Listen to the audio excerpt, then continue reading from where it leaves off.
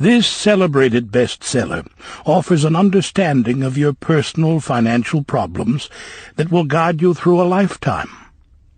The Richest Man in Babylon uses success secrets of the ancients to lead you onto the road of happiness and prosperity. And now, The Richest Man in Babylon. Forward. Our prosperity as a nation depends upon the personal financial prosperity of each of us as individuals. This book deals with the personal successes of each of us. Success means accomplishments as the result of our own efforts and abilities. Proper preparation is the key to our success. Our acts can be no wiser than our thoughts. Our thinking can be no wiser than our understanding. This book of cures for lean purses has been termed a guide to financial understanding. That indeed is its purpose, to offer those who are ambitious for financial success an insight which will aid them to acquire money, to keep money, and to make their surpluses earn more money. In the pages which follow, we are taken back to Babylon, the cradle in which was nurtured the basic principles of finance now recognized and used the world over. To new readers, the author is happy to extend the wish that its pages may contain for them the same inspiration for growing bank accounts, greater financial successes, and the solution of difficult personal financial problems so enthusiastically reported by readers from coast to coast. To the business executives who have distributed these tales in such generous quantities to friends, relatives, employees, and associates, the author takes this opportunity to express his gratitude. No endorsement could be higher than that of practical men who appreciate its teachings because they themselves have worked up to important successes by applying the very principles it advocates.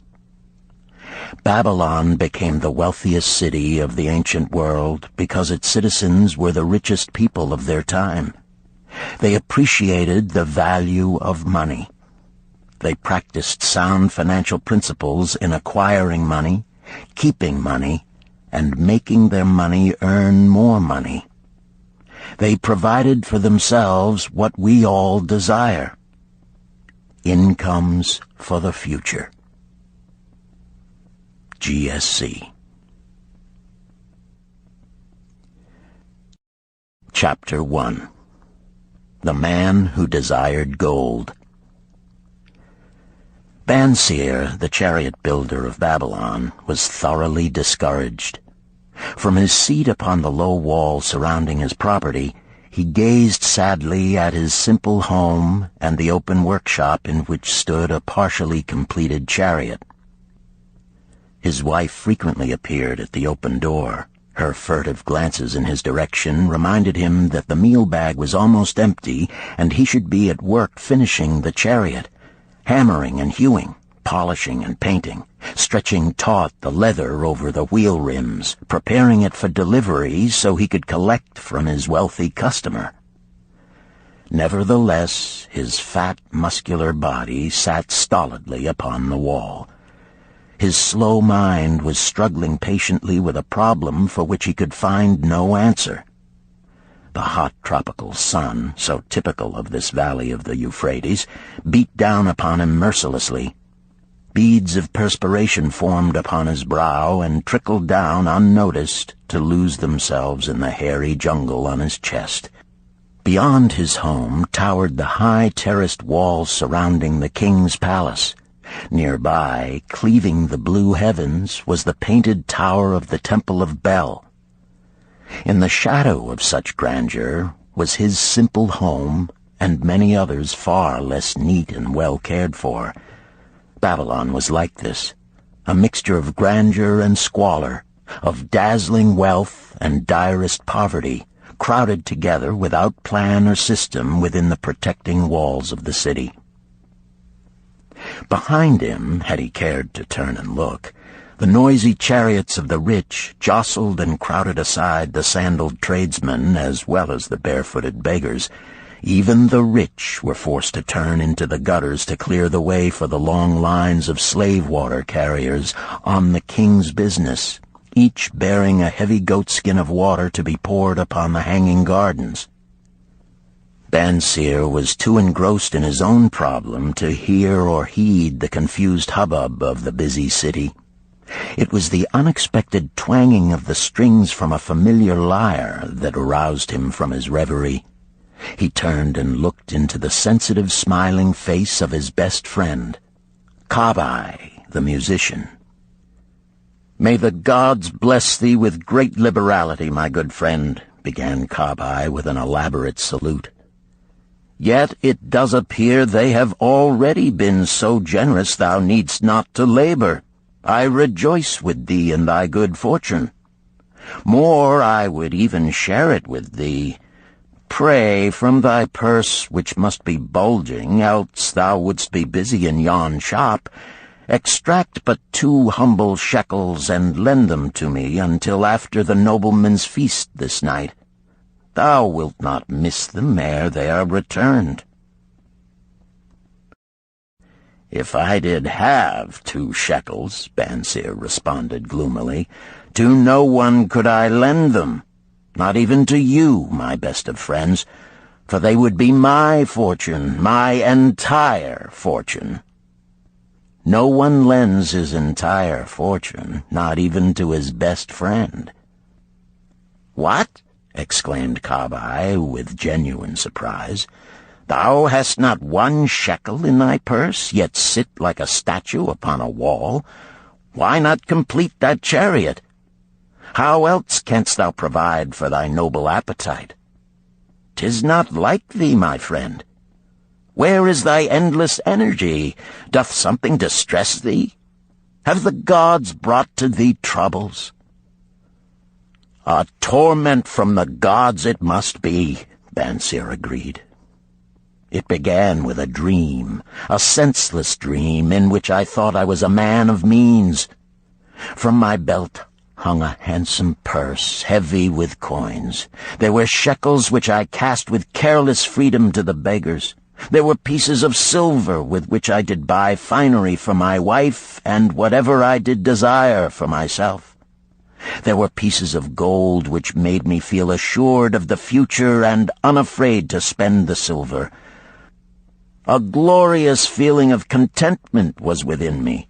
You would not have known me for thy hard-working friend, nor wouldst have known my wife, so free from wrinkles was her face and shining with happiness. She was again the smiling maiden of our early married days." "A pleasant dream indeed," commented Kabai. "But why should such pleasant feelings as it aroused turn thee into a glum statue upon the wall?" "Why, indeed? Because when I awoke and remembered how empty was my purse, a feeling of rebellion swept over me. Let us talk it over together, for, as the sailors do say, we ride in the same boat, we two. As youngsters we went together to the priests to learn wisdom. As young men we shared each other's pleasures. As grown men we have always been close friends. We have been contented subjects of our kind. We have been satisfied to work long hours and spend our earnings freely. We have earned much coin in the years that have passed, yet to know the joys that come from wealth, we must dream about them. Bah! Are we more than dumb sheep? We live in the richest city in all the world. The travelers do say none equals it in wealth. About us is much display of wealth, but of it we ourselves have not. After half a lifetime of hard labor, thou, my best of friends, hast an empty purse, and sayest to me, may I borrow such a trifle as 2 shekels until after the nobleman's feast this night? Then what do I reply? Do I say, here is my purse, its contents will I gladly share? No, I admit that my purse is as empty as thine. What is the matter? Why cannot we acquire silver and gold, more than enough for food and robes? Consider also our sons, Bansier continued. Are they not following in the footsteps of their fathers? Need they and their families, and their sons' families, live all their lives in the midst of such treasures of gold, and yet, like us, be content to banquet upon sour goat's milk and porridge? Never in all the years of our friendship didst thou talk like this before, Bansier. Kabai was puzzled. Never in all those years did I think like this before. From early dawn until darkness stopped me, I have labored to build the finest chariots any man could make, soft-heartedly hoping some day the gods would recognize my worthy deeds and bestow upon me great prosperity. This they have never done. At last I realize this they will never do. Therefore my heart is sad. I wish to be a man of means. I wish to own lands and cattle, to have fine robes and coins in my purse. I am willing to work for these things with all the strength in my back, with all the skill in my hands, with all the cunning in my mind. But I wish my labors to be fairly rewarded. What is the matter with us? Again, I ask you, why cannot we have our just share of the good things so plentiful for those who have the gold with which to buy them? Would I knew the answer, Kabai replied. No better than thou am I satisfied. My earnings from my lyre are quickly gone. Often must I plan and scheme that my family be not hungry. Also within my breast is a deep longing for a lyre large enough that it may truly sing the strains of music that do surge through my mind. With such an instrument could I make music finer than even the king has ever heard before. Such a lyre thou shouldst have. No man in all Babylon could make it sing more sweetly. Could make it sing so sweetly not only the king, but the gods themselves would be delighted. But how mayest thou secure it while we both of us are as poor as the king's slaves? Listen to the bell. Here they come. He pointed to the long column of half-naked, sweating water-bearers plodding laboriously up the narrow street from the river. 5 abreast they marched, each bent under a heavy goatskin of water. A fine figure of a man he who doth lead them, Kabai indicated the wearer of the bell who marched in front without a load. A prominent man in his own country, 'tis easy to see. There are many good figures in the line, Bansier agreed, as good men as we. Tall, blond men from the north, laughing black men from the south, little brown men from the nearer countries, all marching together from the river to the gardens, back and forth, day after day, year after year, naught of happiness to look forward to, beds of straw upon which to sleep, hard grain porridge to eat. Pity the poor brutes, Kabai. Pity them I do, yet thou dost make me see how little better off are we, free men though we call ourselves.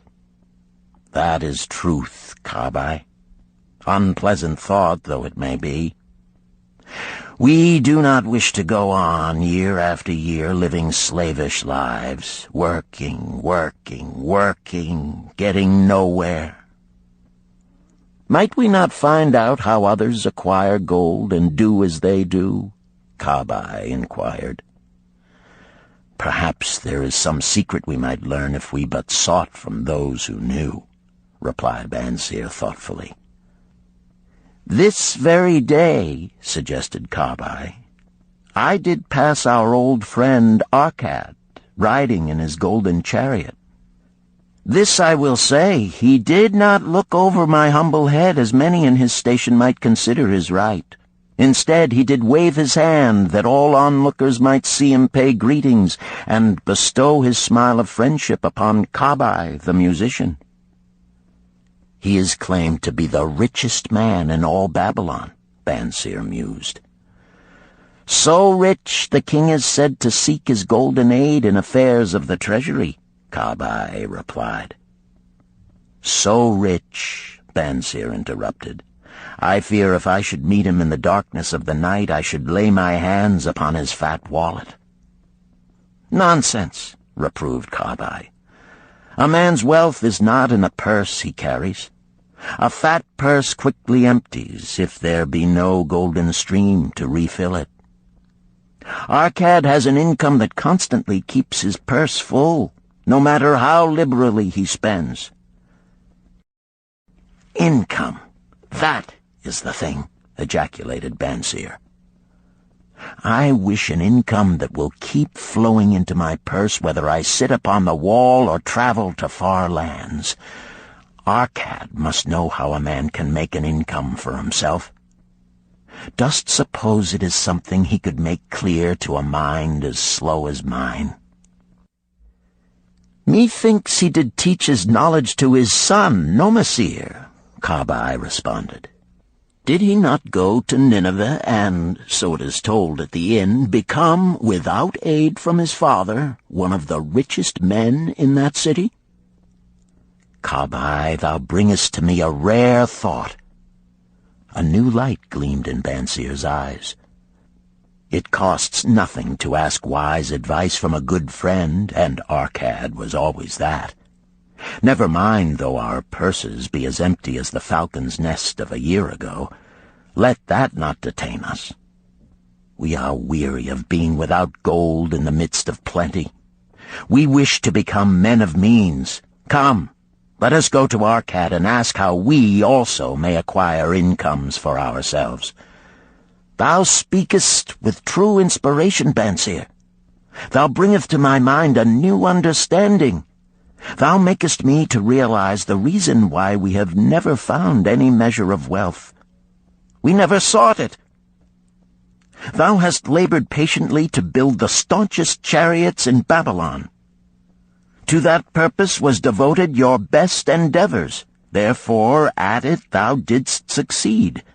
I strove to become a skillful lyre player, and at it I did succeed.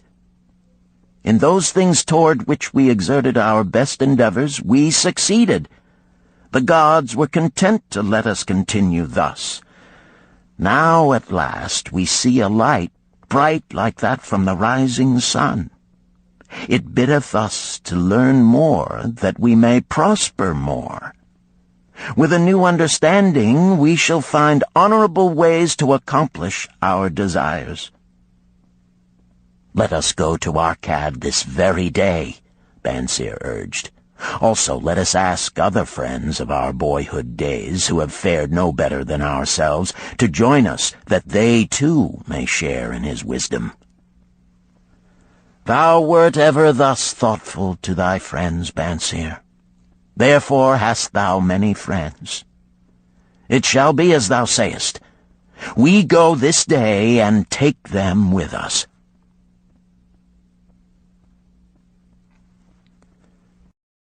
Chapter 2. The Richest Man in Babylon.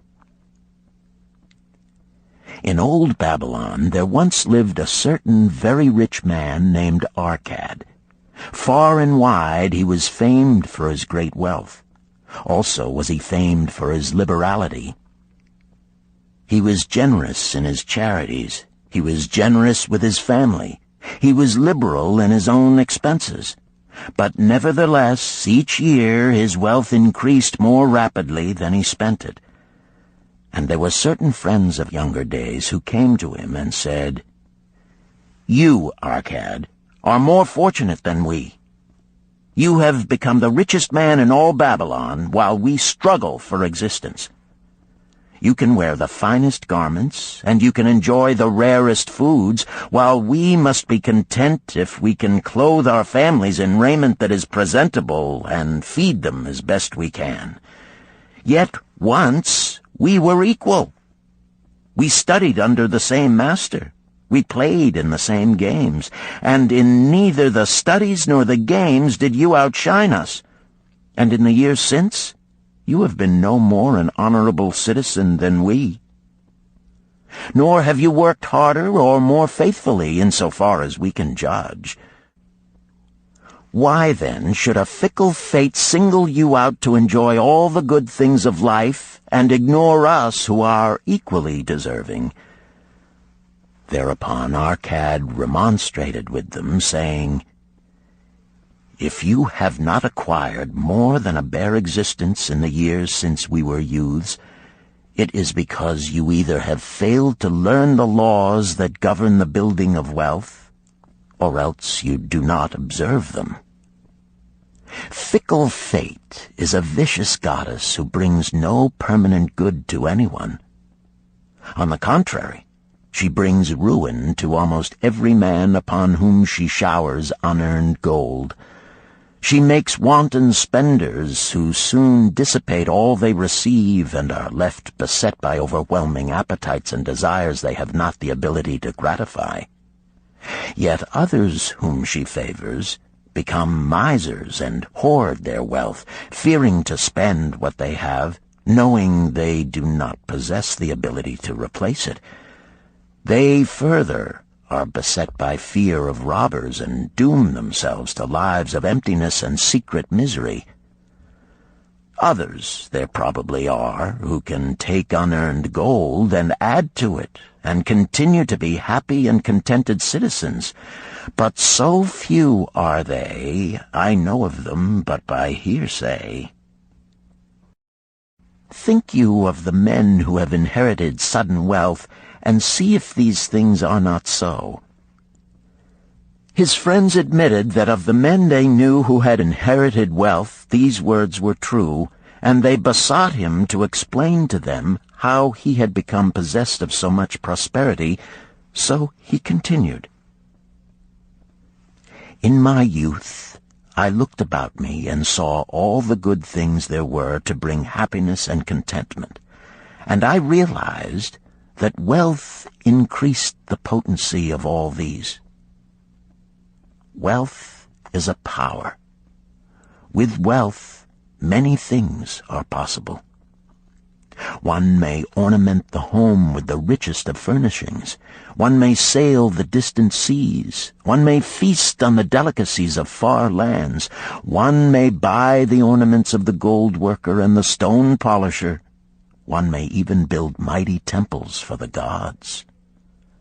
One may do all these things and many others in which there is delight for the senses and gratification for the soul. And when I realized all this, I decided to myself that I would claim my share of the good things of life. I would not be one of those who stand afar off, enviously watching others enjoy. I would not be content to clothe myself in the cheapest raiment that looked respectable. I would not be satisfied with the lot of a poor man. On the contrary, I would make myself a guest at this banquet of good things. Being, as you know, the son of a humble merchant, one of a large family with no hope of an inheritance, and not being endowed, as you have so frankly said, with superior powers or wisdom, I decided that if I was to achieve what I desired, time and study would be required. As for time, all men have it in abundance. You, each of you, have let slip by sufficient time to have made yourselves wealthy.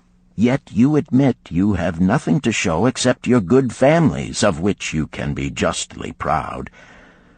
As for study, did not our wise teacher teach us that learning was of two kinds, the one kind being the things we learned and knew, and the other being the training that taught us how to find out what we did not know?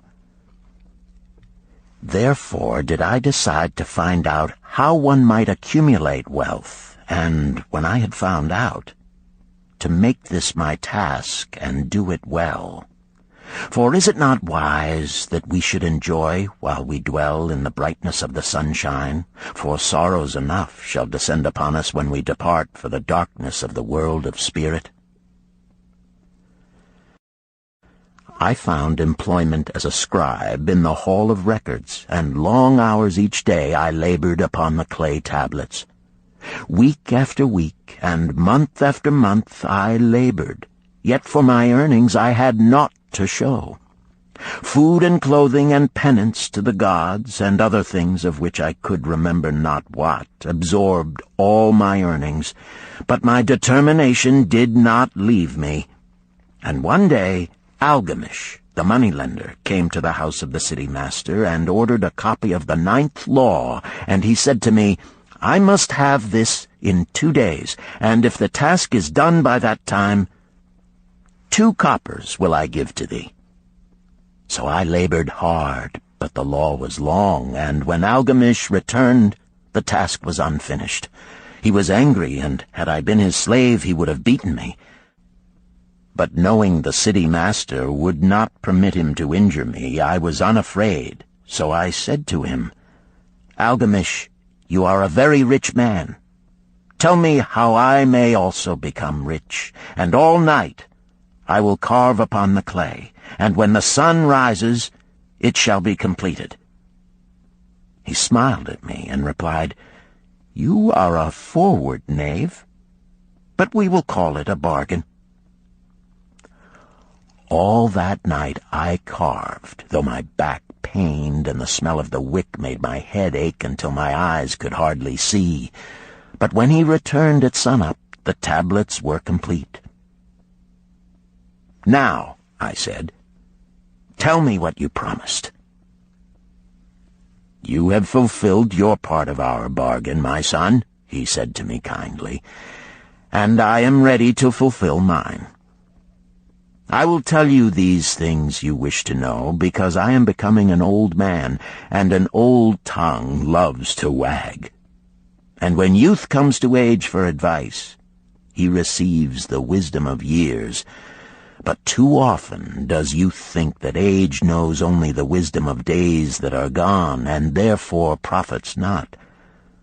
But remember this, the sun that shines today is the sun that shone when thy father was born, and will still be shining when thy last grandchild shall pass into the darkness. The thoughts of youth, he continued, are bright lights that shine forth like the meteors that oft make brilliant the sky. But the wisdom of age is like the fixed stars that shine so unchanged that the sailor may depend upon them to steer his course. Mark you well my words, for if you do not, you will fail to grasp the truth that I will tell you, and you will think that your night's work has been in vain. Then he looked at me shrewdly from under his shaggy brows and said in a low, forceful tone, I've found the road to wealth when I decided that a part of all I earned was mine to keep. And so will you. Then he continued to look at me with a glance that I could feel pierce me, but said no more. Is that all? I asked. That was sufficient to change the heart of a sheep-herder into the heart of a money-lender, he replied. But all I earn is mine to keep, is it not? I demanded. Far from it, he replied. Do you not pay the garment-maker? Do you not pay the sandal-maker? Do you not pay for the things you eat? Can you live in Babylon without spending? What have you to show for your earnings of the past month? What for the past year? Fool! You pay to everyone but yourself. Dullard! You labor for others. As well be a slave and work for what your master gives you to eat and wear. If you did keep for yourself 1/10 of all you earn, how much would you have in 10 years? My knowledge of the numbers did not forsake me, and I answered, "As much as I earn in 1 year." "You speak but half the truth," he retorted. "Every gold piece you save is a slave to work for you. Every copper it earns is its child that also can earn for you. If you would become wealthy, then what you save must earn, and its children must earn, that all may help to give to you the abundance you crave. You think I cheat you for your long night's work," he continued, "but I am paying you 1,000 times over if you have the intelligence to grasp the truth I offer you. A part of all you earn is yours to keep. It should not be less than 1/10, no matter how little you earn. It can be as much more as you can afford. Pay yourself first. Do not buy from the clothes maker and the sandal maker more than you can pay out of the rest and still have enough for food and charity and penance to the gods. Wealth, like a tree, grows from a tiny seed. The first copper you save is the seed from which your tree of wealth shall grow. The sooner you plant that seed, the sooner shall the tree grow. And the more faithfully you nourish and water that tree with consistent savings, the sooner may you bask in contentment beneath its shade." So saying, he took his tablets and went away. I thought much about what he had said to me, and it seemed reasonable, so I decided that I would try it. Each time I was paid, I took 1 from each 10 pieces of copper and hid it away. And strange as it may seem, I was no shorter of funds than before. I noticed little difference as I managed to get along without it. But often I was tempted, as my hoard began to grow, to spend it for some of the good things the merchants displayed, brought by camels and ships from the land of the Phoenicians. But I wisely refrained. A 12th month after Algamish had gone, he again returned and said to me, "Son, have you paid to yourself not less than 1/10 of all you have earned for the past year?" I answered proudly, "Yes, master, I have." "That is good," he answered, beaming upon me. "And what have you done with it?" "I have given it to Asmer, the brickmaker, who told me he was traveling over the far seas, and in Tyre he would buy from me the rare jewels of the Phoenicians. When he returns, we shall sell these at high prices and divide the earnings." "Every fool must learn," he growled. "But why trust the knowledge of a brickmaker about jewels? Would you go to the breadmaker to inquire about the stars? No, by my tunic, you would go to the astrologer if you had power to think. Your savings are gone, youth. You have jerked your wealth tree up by the roots. But plant another. Try again. And next time, if you would have advice about jewels, go to the jewel merchant. If you would know the truth about sheep, go to the herdsman. Advice is one thing that is freely given away, but watch that you take only what is worth having. He who takes advice about his savings from one who is inexperienced in such matters shall pay with his savings for proving the falsity of their opinions." Saying this, he went away. And it was as he said, for the Phoenicians are scoundrels and sold to Asmer worthless bits of glass that looked like gems. But as Algamish had bid me, I again saved each 10th copper, for I now had formed the habit, and it was no longer difficult. Again, 12 months later, Algamish came to the room of the scribes and addressed me. "What progress have you made since last I saw you?" "I have paid myself faithfully," I replied, "and my savings I have entrusted to Agar, the shield-maker, to buy bronze, and each 4th month he does pay me the rental." "That is good. And what do you do with the rental?" I do have a great feast with honey and fine wine and spiced cake. Also I have bought me a scarlet tunic, and some day I shall buy me a young ass upon which to ride." To which Algamish laughed, "You do eat the children of your savings. Then how do you expect them to work for you? And how can they have children that will also work for you? First get thee an army of golden slaves, and then many a rich banquet may you enjoy without regret." So saying, he again went away. Nor did I again see him for 2 years, when he once more returned, and his face was full of deep lines, and his eyes drooped, for he was becoming a very old man. And he said to me, "Arcad, hast thou yet achieved the wealth thou dreamed of?" And I answered, "Not yet all that I desire, but some I have, and it earns more, and its earnings earn more." "And do you still take the advice of brickmakers?" "About brickmaking they give me good advice," I retorted. "Arcad," he continued, "you have learned your lessons well. You first learned to live upon less than you could earn. Next, you learned to seek advice from those who were competent through their own experiences to give it. And lastly, you have learned to make gold work for you. You have taught yourself how to acquire money, how to keep it, and how to use it. Therefore, you are competent for a responsible position.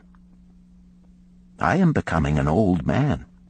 My sons think only of spending and give no thought to earning. My interests are great, and I fear too much for me to look after. If you will go to Nippur and look after my lands there, I shall make you my partner, and you shall share in my estate."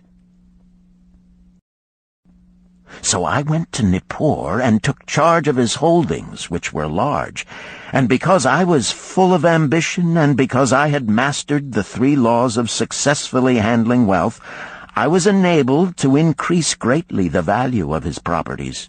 So I prospered much, and when the spirit of Algamish departed for the sphere of darkness, I did share in his estate as he had arranged under the law. So spake Arcad, and when he had finished his tale, one of his friends said, "You were indeed fortunate that Algamish made you an heir." "Fortunate only in that I had the desire to prosper before I first met him. For 4 years did I not prove my definiteness of purpose by keeping 1/10 of all I earned? Would you call a fisherman lucky who for years so studied the habits of the fish that with each changing wind he could cast his nets about them? Opportunity is a haughty goddess who wastes no time with those who are unprepared. You had strong willpower to keep on after you lost your first year's savings. You are unusual in that way," spoke up another. "Willpower," retorted Arcad. "What nonsense! Do you think willpower gives a man the strength to lift a burden the camel cannot carry, or to draw a load the oxen cannot budge? Willpower is but the unflinching purpose to carry a task you set for yourself to fulfillment. If I set for myself a task, be it ever so trifling, I shall see it through. How else shall I have confidence in myself to do important things? Should I say to myself, for 100 days as I walk across the bridge into the city, I will pick from the road a pebble and cast it into the stream? I would do it. If on the 7th day I passed by without remembering, I would not say to myself, tomorrow I will cast 2 pebbles which will do as well. Instead, I would retrace my steps and cast the pebble. Nor on the 20th day would I say to myself, Arcad, this is useless. What does it avail you to cast a pebble every day? Throw in a handful and be done with it. No, I would not say that, nor do it. When I set a task for myself, I complete it. Therefore, I am careful not to start difficult and impractical tasks, because I love leisure." And then another friend spoke up and said, "If what you tell is true, and it does seem, as you have said, reasonable, then being so simple, if all men did it, there would not be enough wealth to go around." "Wealth grows wherever men exert energy," Arcad replied. "If a rich man builds him a new palace, is the gold he pays out gone? No, the brickmaker has part of it, and the laborer has part of it, and the artist has part of it, and everyone who labors upon the house has part of it. Yet, when the palace is completed, is it not worth all it cost? And is the ground upon which it stands not worth more because it is there? And is the ground that adjoins it not worth more because it is there? Wealth grows in magic ways. No man can prophesy the limit of it. Have not the Phoenicians built great cities on barren coasts with the wealth that comes from their ships of commerce on the seas? What then do you advise us to do that we also may become rich?" asked still another of his friends. "The years have passed, and we are no longer young men, and we have nothing put by." "I advise that you take the wisdom of Algamish and say to yourselves, 'A part of all I earn is mine to keep.' Say it in the morning when you first arise, say it at noon, say it at night. Say it each hour of every day. Say it to yourself until the words stand out like letters of fire across the sky. Impress yourself with the idea. Fill yourself with the thought. Then take whatever portion seems wise. Let it be not less than 1/10, and lay it by. Arrange your other expenditures to do this if necessary, but lay by that portion first. Soon you will realize what a rich feeling it is to own a treasure upon which you alone have claim. As it grows, it will stimulate you. A new joy of life will thrill you. Greater efforts will come to you to earn more. For of your increased earnings, will not the same percentage be also yours to keep? Then learn to make your treasure work for you. Make it your slave. Make its children and its children's children work for you. Ensure an income for thy future. Look thou at the aged, and forget not that in the days to come thou also will be numbered among them. Therefore invest thy treasure with greatest caution that it be not lost. Usurious rates of return are deceitful sirens that sing but to lure the unwary upon the rocks of loss and remorse. Provide also that thy family may not want should the gods call thee to their realms. For such protection it is always possible to make provision with small payments at regular intervals. Therefore the provident man delays not in expectation of a large sum becoming available for such a wise purpose. Counsel with wise men. Seek the advice of men whose daily work is handling money. Let them save you from such an error as I myself made in entrusting my money to the judgment of Asmer, the brickmaker. A small return and a safe one is far more desirable than risk. Enjoy life while you are here. Do not overstrain or try to save too much. If 1/10 of all you earn is as much as you can comfortably keep, be content to keep this portion. Live otherwise according to your income, and let not yourself get niggardly and afraid to spend. Life is good, and life is rich with things worthwhile and things to enjoy. His friends thanked him and went away. Some were silent because they had no imagination and could not understand. Some were sarcastic because they thought that one so rich should divide with old friends not so fortunate. But some had in their eyes a new light. They realized that Algamish had come back each time to the room of the scribes because he was watching a man work his way out of darkness into light. When that man had found the light, a place awaited him. No one could fill that place until he had for himself worked out his own understanding, until he was ready for opportunity. These latter were the ones who, in the following years, frequently revisited Arcad, who received them gladly. He counseled with them and gave them freely of his wisdom, as men of broad experience are always glad to do, and he assisted them in so investing their savings that it would bring in a good interest with safety and would neither be lost nor entangled in investments that paid no dividends. The turning point in these men's lives came upon that day when they realized the truth that had come from Algamish to Arcad, and from Arcad to them.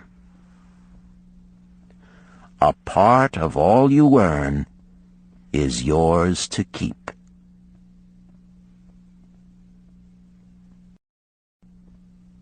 Chapter 3. 7 Cures for a Lean Purse. The glory of Babylon endures. Down through the ages, its reputation comes to us as the richest of cities, its treasures as fabulous. Yet it was not always so. The riches of Babylon were the results of the wisdom of its people. They first had to learn how to become wealthy. When the good King Sargon returned to Babylon after defeating his enemies, the Elamites, he was confronted with a serious situation. The royal chancellor explained it to the king thus: "After many years of great prosperity brought to our people because your majesty built the great irrigation canals and the mighty temples of the gods, now that these works are completed, the people seem unable to support themselves. The laborers are without employment. The merchants have few customers. The farmers are unable to sell their produce. The people have not enough gold to buy food." "But where has all the gold gone that we spent for these great improvements?" demanded the king.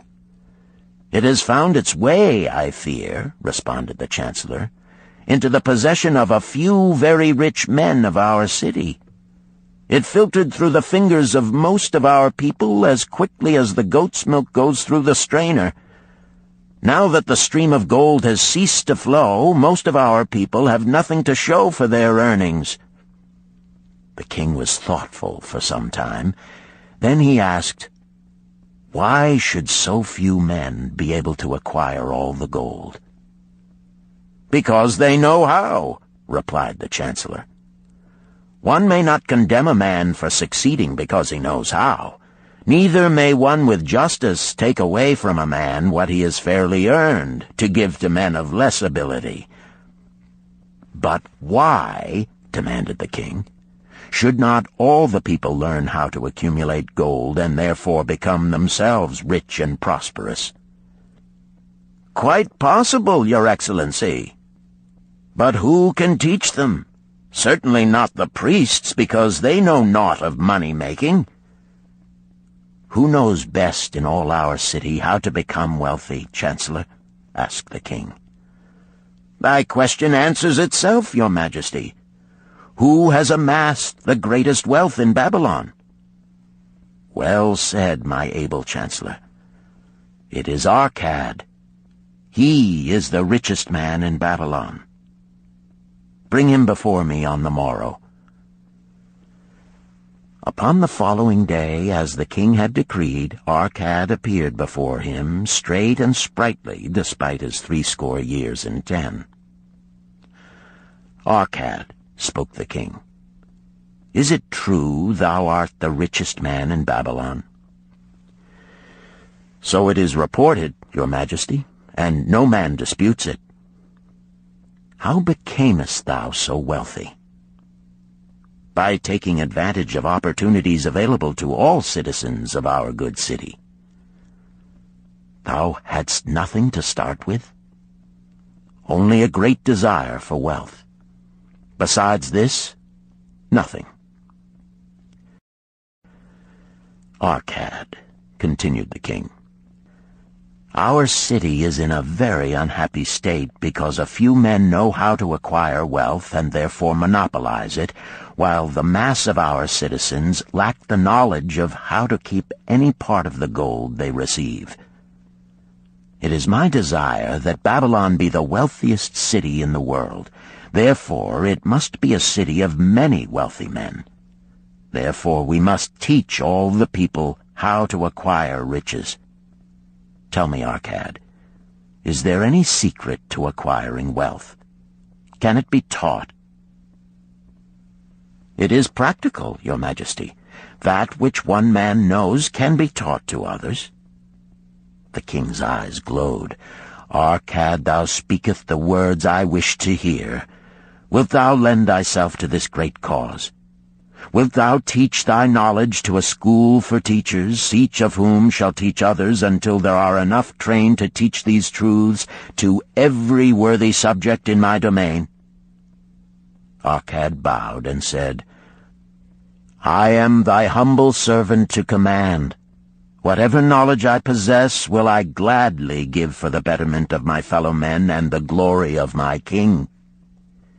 Let your good chancellor arrange for me a class of 100 men, and I will teach them those 7 cures which did fatten my purse, than which there was none leaner in all Babylon. A fortnight later, in compliance with the king's command, the chosen 100 assembled in the great hall of the Temple of Learning, seated upon colorful rings in a semicircle. Arcad sat beside a small tabaret upon which smoked a sacred lamp sending forth a strange and pleasing odor. "Behold the richest man in Babylon," whispered a student, nudging his neighbor as Arcad arose. "He is but a man, even as the rest of us." "As a dutiful subject of our great king," Arcad began, "I stand before you in his service. Because once I was a poor youth who did greatly desire gold, and because I found knowledge that enabled me to acquire it, he asks that I impart unto you my knowledge. I started my fortune in the humblest way. I had no advantage not enjoyed as fully by you and every citizen in Babylon. The first storehouse of my treasure was a well-worn purse. I loathed its useless emptiness. I desired that it be round and full, clinking with the sound of gold. Therefore I sought every remedy for a lean purse. I found 7. To you who are assembled before me shall I explain the 7 cures for a lean purse, which I do recommend to all men who desire much gold. Each day for 7 days will I explain to you one of the 7 remedies. Listen attentively to the knowledge that I will impart. Debate it with me. Discuss it among yourselves. Learn these lessons thoroughly, that ye may also plant in your own purse the seed of wealth. First must each of you start wisely to build a fortune of his own. Then wilt thou be competent, and only then, to teach these truths to others. I shall teach to you in simple ways how to fatten your purses. This is the first step leading to the Temple of Wealth, and no man may climb who cannot plant his feet firmly upon the first step. We shall now consider the first cure. The first cure. Start thy purse to fattening. Arcad addressed the thoughtful man in the second row. My good friend, at what craft workest thou? I, replied the man, am a scribe and carve records upon the clay tablets. Even at such labor did I myself earn my first coppers. Therefore thou hast the same opportunity to build a fortune. He spoke to a florid-faced man farther back. Pray tell also what dost thou to earn thy bread? I, responded this man, am a meat butcher. I do buy the goats the farmers raise, and kill them, and sell the meat to the housewives, and the hides to the sandal makers. Because thou dost also labor and earn, thou hast every advantage to succeed that I did possess. In this way did Arcad proceed to find out how each man labored to earn his living. When he had done questioning them, he said, Now, my students, ye can see that there are many trades and labors at which men may earn coins. Each of the ways of earning is a stream of gold from which the worker doth divert by his labors a portion to his own purse. Therefore into the purse of each of you flows a stream of coins, large or small, according to his ability. Is it not so? Thereupon they agreed that it was so. Then, continued Arcad, if each of you desireth to build for himself a fortune, is it not wise to start by utilizing that source of wealth which he already has established? To this they agreed. Then Arcad turned to a humble man who had declared himself an egg merchant. If thou select one of thy baskets, and put into it each morning 10 eggs, and take out from it each evening 9 eggs, what will eventually happen? It will become in time overflowing. Why? Because each day I put in 1 more egg than I take out. Arcad turned to the class with a smile. Does any man here have a lean purse? First they looked amused, then they laughed. Lastly, they waved their purses in jest. All right, he continued. Now I shall tell thee the first remedy I learned to cure a lean purse. Do exactly as I have suggested to the egg merchant. For every 10 coins thou placest within thy purse, take out for use but 9. Thy purse will start to fatten at once, and its increasing weight will feel good in thy hand and bring satisfaction to thy soul. Deride not what I say because of its simplicity. Truth is always simple. I told thee I would tell how I built my fortune. This was my beginning. I, too, carried a lean purse and cursed it because there was naught within to satisfy my desires. But when I began to take out from my purse but 9 parts of 10 I put in, it began to fatten. So will thine. Now I will tell a strange truth, the reason for which I know not. When I ceased to pay out more than 9/10 of my earnings, I managed to get along just as well. I was not shorter than before. Also, ere long did coins come to me more easily than before. Surely it is a law of the gods that unto him who keepeth and spendeth not a certain part of all his earnings shall gold come more easily. Likewise him whose purse is empty does gold avoid. Which desirest thou the most? Is it the gratification of thy desires of each day, a jewel, a bit of finery, better raiment, more food, things quickly gone and forgotten? Or is it substantial belongings, gold, lands, herds, merchandise, income-bringing investments? The coins thou takest from thy purse bring the first. The coins thou leavest within it will bring the latter.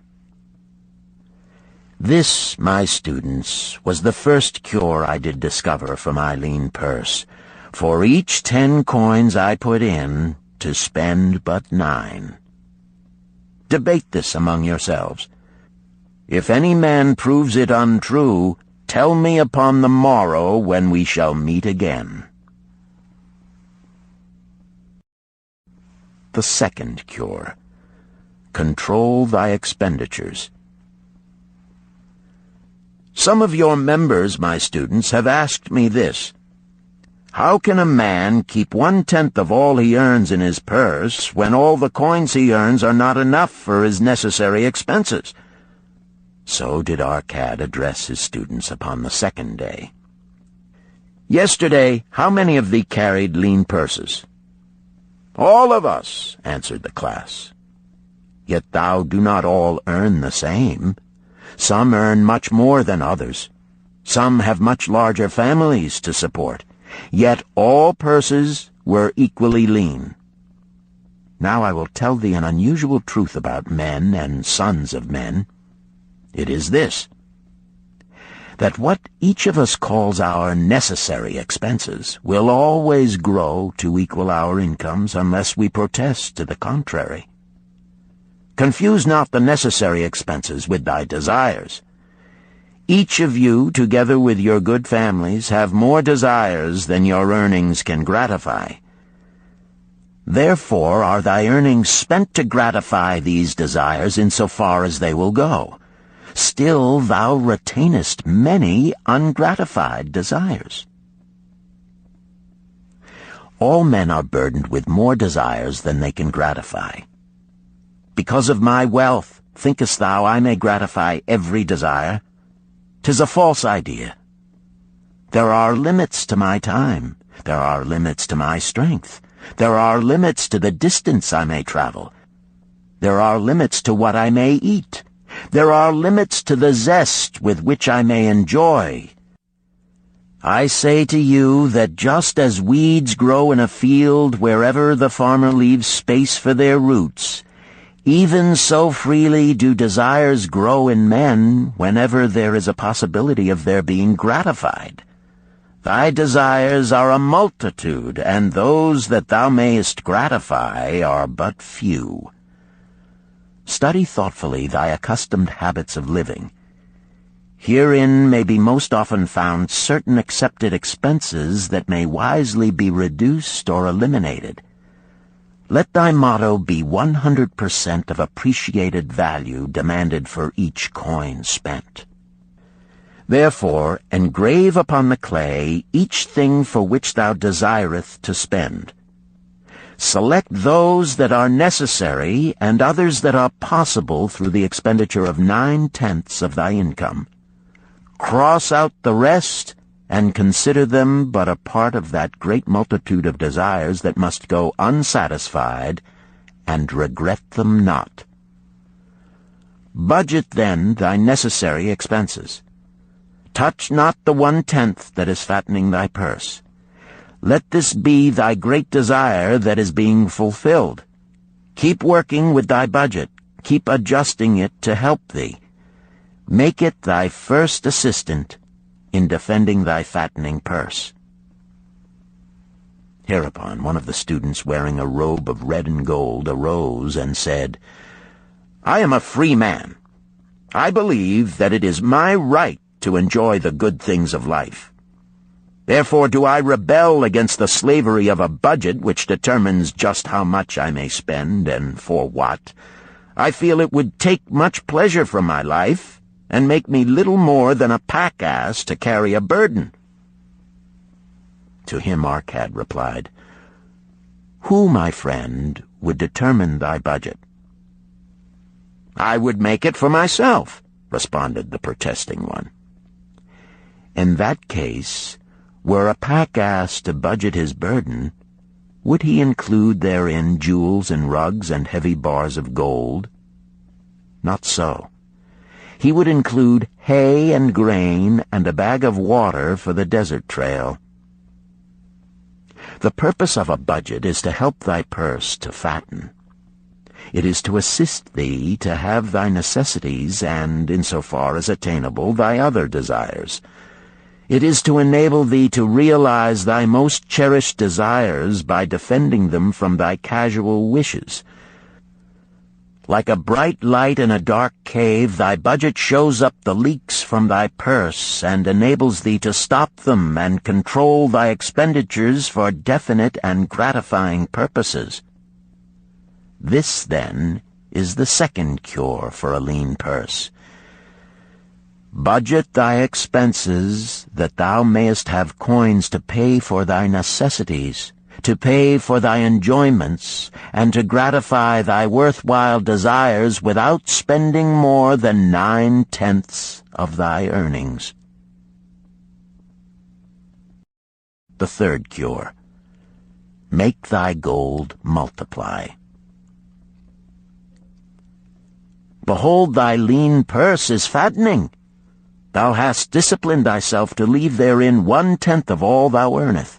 Thou hast controlled thy expenditures to protect thy growing treasure. Next, we will consider means to put thy treasure to labor and to increase.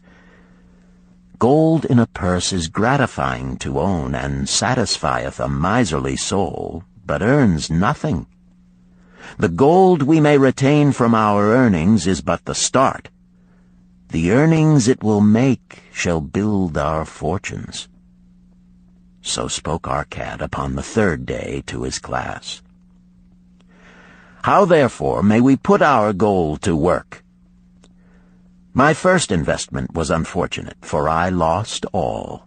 Its tale I will relate later. My first profitable investment was a loan I made to a man named Agar, a shield maker. Once each year did he buy large shipments of bronze brought from across the sea to use in his trade. Lacking sufficient capital to pay the merchants, he would borrow from those who had extra coins. He was an honorable man. His borrowing he would repay, together with a liberal rental as he sold his shields. Each time I loaned to him, I loaned back also the rental he had paid to me. Therefore not only did my capital increase, but its earnings likewise increased. Most gratifying was it to have these sums returned to my purse. I tell you, my students, a man's wealth is not in the coins he carries in his purse. It is the income he buildeth, the golden stream that continually floweth into his purse and keepeth it always bulging. That is what every man desireth. That is what thou, each one of thee, desireth. An income that continueth to come whether thou work or travel. Great income I have acquired, so great that I am called a very rich man. My loans to Agar were my first training in profitable investment. Gaining wisdom from this experience, I extended my loans and investments as my capital increased. From a few sources at first, from many sources later, flowed into my purse a golden stream of wealth available for such wise uses as I should decide. Behold, from my humble earnings, I had begotten a horde of golden slaves, each laboring and earning more gold. As they labored for me, so their children also labored, and their children's children, until great was the income from their combined efforts. Gold increaseth rapidly when making reasonable earnings, as thou wilt see from the following. A farmer, when his first son was born, took 10 pieces of silver to a moneylender and asked him to keep it on rental for his son until he became 20 years of age. This the moneylender did, and agreed the rental should be 1/4 of its value each 4 years. The farmer asked, because this sum he had set aside as belonging to his son, that the rental be added to the principal. When the boy had reached the age of 20 years, the farmer again went to the moneylender to inquire about the silver. The moneylender explained that because this sum had been increased by compound interest, the original 10 pieces of silver had now grown to 30½ pieces. The farmer was well pleased, and because the son did not need the coins, he left them with the moneylender. When the son became 50 years of age, the father meantime having passed to the other world, the moneylender paid the son in settlement 167 pieces of silver. Thus, in 50 years, had the investment multiplied itself at rental almost 17 times. This, then, is the third cure for a lean purse. to put each coin to laboring, that it may reproduce its kind, even as the flocks of the field, and help bring to thee income, a stream of wealth that shall flow constantly into thy purse. The fourth cure. Guard thy treasures from loss. Misfortune loves a shining mark. Gold in a man's purse must be guarded with firmness, else it be lost. Thus it is wise that we must first secure small amounts and learn to protect them before the gods entrust us with larger. So spoke Arcad upon the fourth day to his class.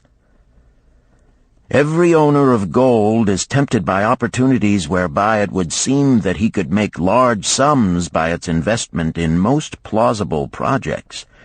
Often friends and relatives are eagerly entering such investment and urge him to follow. The first sound principle of investment is security for thy principal. Is it wise to be intrigued by larger earnings when thy principal may be lost? I say not. The penalty of risk is probable loss. Study carefully, before parting with thy treasure, each assurance that it may be safely reclaimed. Be not misled by thine own romantic desires to make wealth rapidly. Before thou loan it to any man, assure thyself of his ability to repay and his reputation for doing so, that thou mayest not unwittingly be making him a present of thy hard-earned treasure. Before thou entrust it as an investment in any field, acquaint thyself with the dangers which may beset it. My own first investment was a tragedy to me at the time. The guarded savings of a year I did entrust to a brickmaker named Asmer, who was traveling over the far seas, and in Tyre agreed to buy for me the rare jewels of the Phoenicians. These we would sell upon his return and divide the profits. The Phoenicians were scoundrels and sold him bits of glass. My treasure was lost. Today, my training would show to me at once the folly of entrusting a brickmaker to buy jewels. Therefore do I advise thee from the wisdom of my experiences, be not too confident of thine own wisdom in entrusting thy treasures to the possible pitfalls of investments. Better by far to consult the wisdom of those experienced in handling money for profit. Such advice is freely given for the asking, and may readily possess a value equal in gold to the sum thou considerest investing. In truth, such is its actual value if it save thee from loss. This, then, is the fourth cure for a lean purse, and of great importance if it prevent thy purse from being emptied once it has become well filled. Guard thy treasure from loss by investing only where thy principal is safe, where it may be reclaimed if desirable, and where thou wilt not fail to collect a fair rental. Consult with wise men. Secure the advice of those experienced in the profitable handling of gold. Let their wisdom protect thy treasure from unsafe investments. This ends Disc 1. The Richest Man in Babylon, Disc 2. The fifth cure. Make of thy dwelling a profitable investment. If a man setteth aside 9 parts of his earnings upon which to live and enjoy life, and if any part of this 9 parts he can turn into a profitable investment without detriment to his well-being, then so much faster will his treasures grow. So spake Arcad to his class at their 5th lesson. All too many of our men of Babylon do raise their families in unseemly quarters. They do pay to exacting landlords liberal rentals for rooms where their wives have not a spot to raise the blooms that gladden a woman's heart, and their children have no place to play their games except in the unclean alleys. No man's family can fully enjoy life unless they do have a plot of ground wherein children can play in the clean earth, and where the wife may raise not only blossoms but good rich herbs to feed her family. To a man's heart it brings gladness to eat the figs from his own trees and the grapes of his own vines, to own his own domicile and to have it a place he is proud to care for, putteth confidence in his heart and greater effort behind all his endeavors. Therefore do I recommend that every man own the roof that sheltereth him and his. Nor is it beyond the ability of any well-intentioned man to own his home. Hath not our great king so widely extended the walls of Babylon that within them much land is now unused, and may be purchased at sums most reasonable? Also I say to you, my students, that the money-lenders gladly consider the desires of men who seek homes and land for their families. Readily may thou borrow to pay the brickmaker and the builder for such commendable purposes, if thou can show a reasonable portion of the necessary sum which thou thyself hast provided for the purpose. Then when the house be built, thou canst pay the money-lender with the same regularity as thou didst pay the landlord, because each payment will reduce thy indebtedness to the money-lender. A few years will satisfy his loan. Then will thy heart be glad, because thou wilt own in thy own right a valuable property, and thy only cost will be the king's taxes. Also wilt thy good wife go more often to the river to wash thy robes, that each time returning she may bring a goatskin of water to pour upon the growing things. Thus come many blessings to the man who owneth his own house, and greatly will it reduce his cost of living, making available more of his earnings for pleasures and the gratification of his desires. This, then, is the fifth cure for a lean purse. Own thy own home. The sixth cure. Ensure a future income. The life of every man proceedeth from his childhood to his old age. This is the path of life, and no man may deviate from it, unless the gods call him prematurely to the world beyond. Therefore do I say that it behooves a man to make preparation for a suitable income in the days to come, when he is no longer young, and to make preparations for his family, should he be no longer with them to comfort and support them. This lesson shall instruct thee in providing a full purse when time has made thee less able to earn. So Arcad addressed his class upon the sixth day. The man who, because of his understanding of the laws of wealth, acquireth a growing surplus, should give thought to those future days. He should plan certain investments or provisions that may endure safely for many years, yet will be available when the time arrives which he has so wisely anticipated. There are diverse ways by which a man may provide with safety for his future. He may provide a hiding place and there bury a secret treasure. Yet no matter with what skill it be hidden, it may nevertheless become the loot of thieves. For this reason I recommend not this plan. A man may buy houses or lands for this purpose. If wisely chosen as to their usefulness and value in the future, they are permanent in their value and their earnings, or their sale will provide well for his purpose. A man may loan a small sum to the moneylender and increase it at regular periods. The rental which the moneylender adds to this will largely add to its increase. I do know a sandal-maker named Ansan, who explained to me not long ago that each week for 8 years he had deposited with his moneylender 2 pieces of silver. The moneylender had but recently given him an accounting over which he greatly rejoiced. The total of his small deposits with their rental at the customary rate of 1/4 their value for each 4 years had now become 1,040 pieces of silver.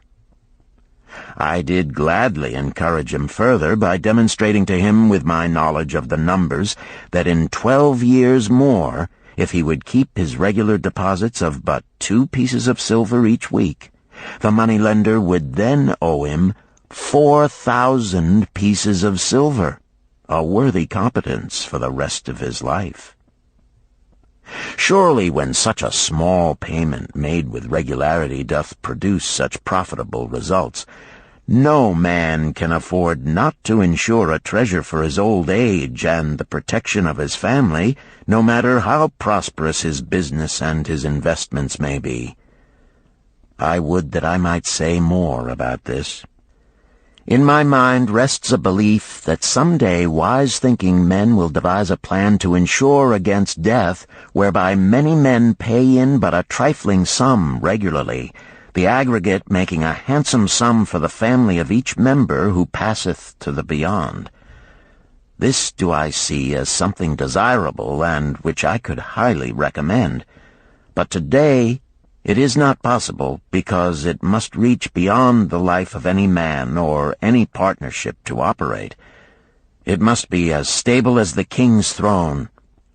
Some day do I feel that such a plan shall come to pass, and be a great blessing to many men, because even the first small payment will make available a snug fortune for the family of a member, should he pass on. But because we live in our own day, and not in the days which are to come, must we take advantage of those means and ways of accomplishing our purposes. Therefore do I recommend to all men that they, by wise and well-thought-out methods, do provide against a lean purse in their mature years. For a lean purse to a man no longer able to earn, or to a family without its head, is a sore tragedy. This, then, is the 6th cure for a lean purse. Provide in advance for the needs of thy growing age and the protection of thy family. The 7th cure. Increase thy ability to earn. This day do I speak to thee, my students, of one of the most vital remedies for a lean purse. Yet I will not talk of gold, but of yourselves, of the men beneath the robes of many colors who do sit before me. I will talk to you of those things within the minds and lives of men which do work for or against their success. So did Arcad address his class upon the 7th day. Not long ago came to me a young man seeking to borrow. When I questioned him the cause of his necessity, he complained that his earnings were insufficient to pay his expenses. Thereupon I explained to him, this being the case, he was a poor customer for the moneylender, as he possessed no surplus earning capacity to repay the loan. What you need, young man, I told him, is to earn more coins. What dost thou to increase thy capacity to earn? All that I can do, he replied. 6 times within 2 moons have I approached my master to request my pay be increased, but without success. No man can go oftener than that. We may smile at his simplicity, yet he did possess one of the vital requirements to increase his earnings. Within him was a strong desire to earn more, a proper and commendable desire. Preceding accomplishment must be desire. Thy desires must be strong and definite. General desires are but weak longings. For a man to wish to be rich is of little purpose. For a man to desire 5 pieces of gold is a tangible desire which he can press to fulfillment. After he has backed his desire for 5 pieces of gold with strength of purpose to secure it, next he can find similar ways to obtain 10 pieces, and then 20 pieces, and later 1,000 pieces, and, behold, he has become wealthy. In learning to secure his one definite small desire, he hath trained himself to secure a larger one. This is the process by which wealth is accumulated, first in small sums, then in larger ones as a man learns and becomes more capable. Desires must be simple and definite. They defeat their own purpose should they be too many, too confusing, or beyond a man's training to accomplish. As a man perfecteth himself in his calling, even so doth his ability to earn increase. In those days when I was a humble scribe carving upon the clay for a few coppers each day, I observed that other workers did more than I, and were paid more. Therefore did I determine that I would be exceeded by none. Nor did it take long for me to discover the reason for their greater success. More interest in my work, more concentration upon my task, more persistence in my effort, and, behold, few men could carve more tablets in a day than I. With reasonable promptness my increased skill was rewarded, nor was it necessary for me to go 6 times to my master to request recognition. The more of wisdom we know, the more we may earn. That man who seeks to learn more of his craft shall be richly rewarded. If he is an artisan, he may seek to learn the methods and the tools of those most skillful in the same line. If he laboreth at the law or at healing, he may consult and exchange knowledge with others of his calling. If he be a merchant, he may continually seek better goods that can be purchased at lower prices.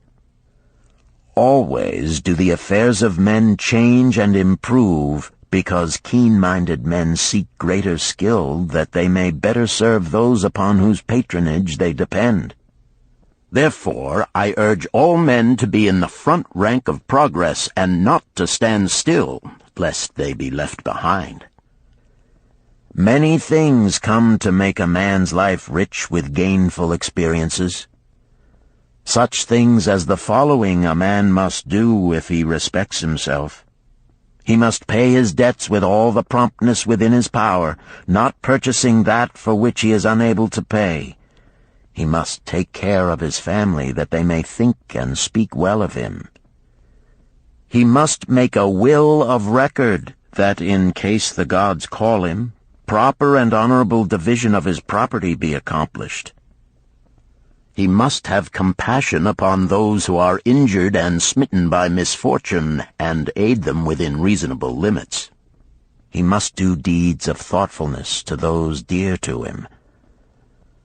Thus, the 7th and last remedy for a lean purse is to cultivate thy own powers, to study and become wiser, to become more skillful, to so act as to respect thyself.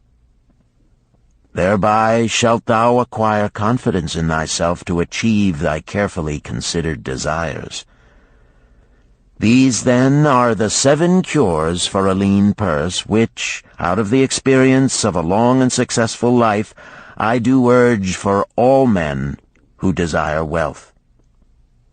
There is more gold in Babylon, my students, than thou dreamest of. There is abundance for all. Go thou forth and practice these truths, that thou mayest prosper and grow wealthy, as is thy right.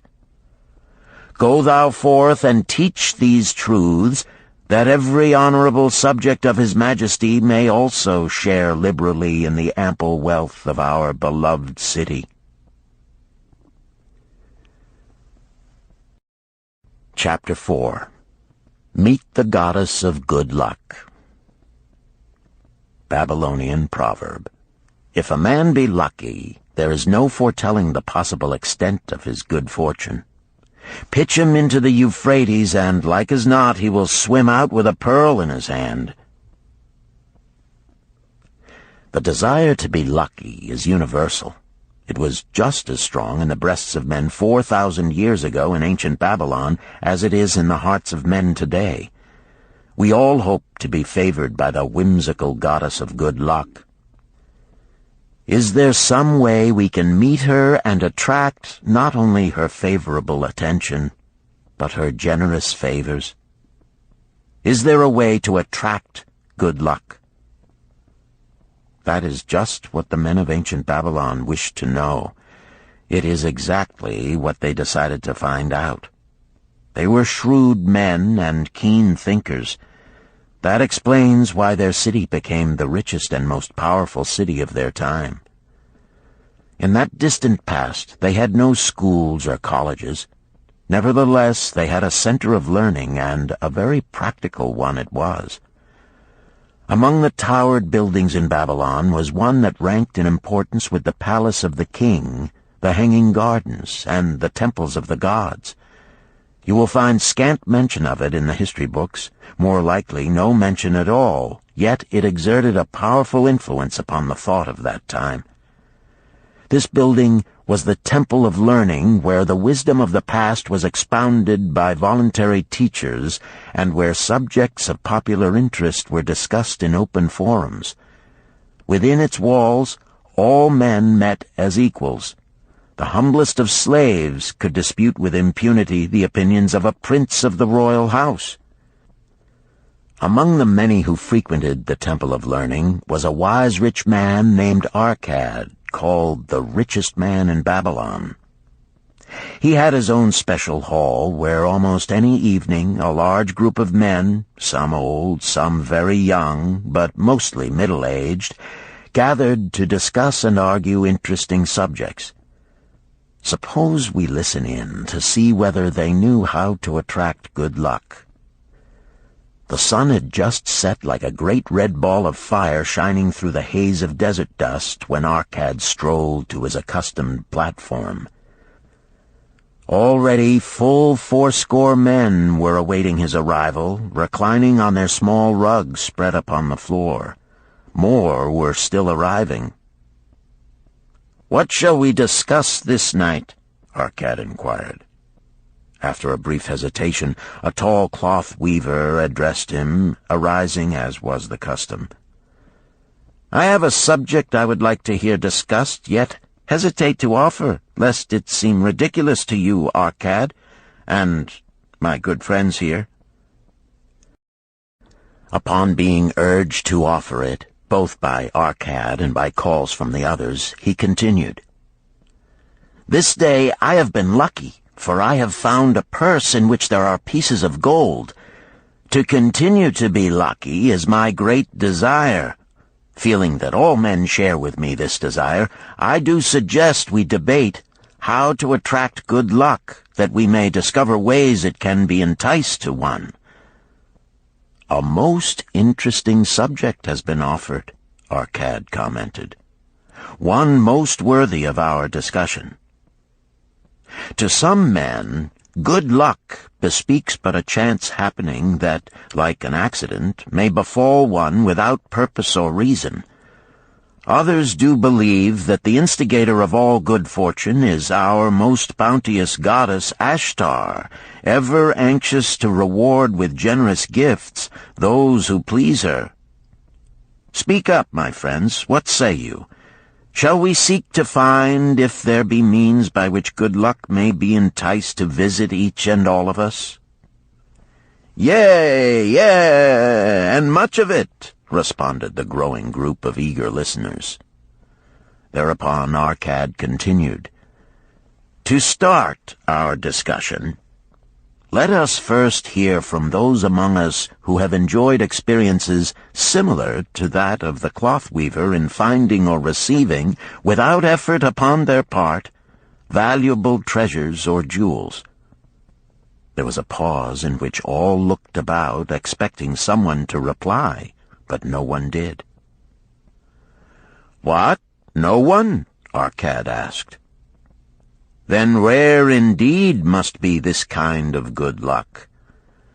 Who now will offer a suggestion as to where we shall continue our search?" "That I will do," spoke a well-robed young man, arising. "When a man speaketh of luck, is it not natural that his thoughts turn to the gaming tables? Is it not there we find many men courting the favor of the goddess in hope she will bless them with rich winnings?" As he resumed his seat, a voice called, "Do not stop! Continue thy story. Tell us, didst thou find favor with the goddess at the gaming tables? Did she turn the cubes with red side up, so thou filled thy purse at the dealer's expense? Or did she permit the blue sides to come up, so the dealer raked in thy hard-earned pieces of silver?" The young man joined the good-natured laughter, then replied, "I am not averse to admitting she seemed not to know I was even there. But how about the rest of you? Have you found her waiting about such places to roll the cubes in your favor? We are eager to hear as well as to learn." "A wise start," broke in Arcad. "We meet here to consider all sides of each question. To ignore the gaming table would be to overlook an instinct common to most men, the love of taking a chance with a small amount of silver in the hope of winning much gold." "That doth remind me of the races but yesterday," called out another listener. "If the goddess frequents the gaming tables, certainly she does not overlook the races where the gilded chariots and the foaming horses offer far more excitement. Tell us honestly, Arcad, didst she whisper to you to place your bet upon those gray horses from Nineveh yesterday? I was standing just behind thee, and could scarce believe my ears when I heard thee place thy bet upon the grays. Thou knowest as well as any of us that no team in all Assyria can beat our beloved bays in a fair race. Didst the goddess whisper in thy ear to bet upon the grays, because at the last turn the inside black would stumble and so interfere with our bays that the grays would win the race and score an unearned victory?" Arcad smiled indulgently at the banter.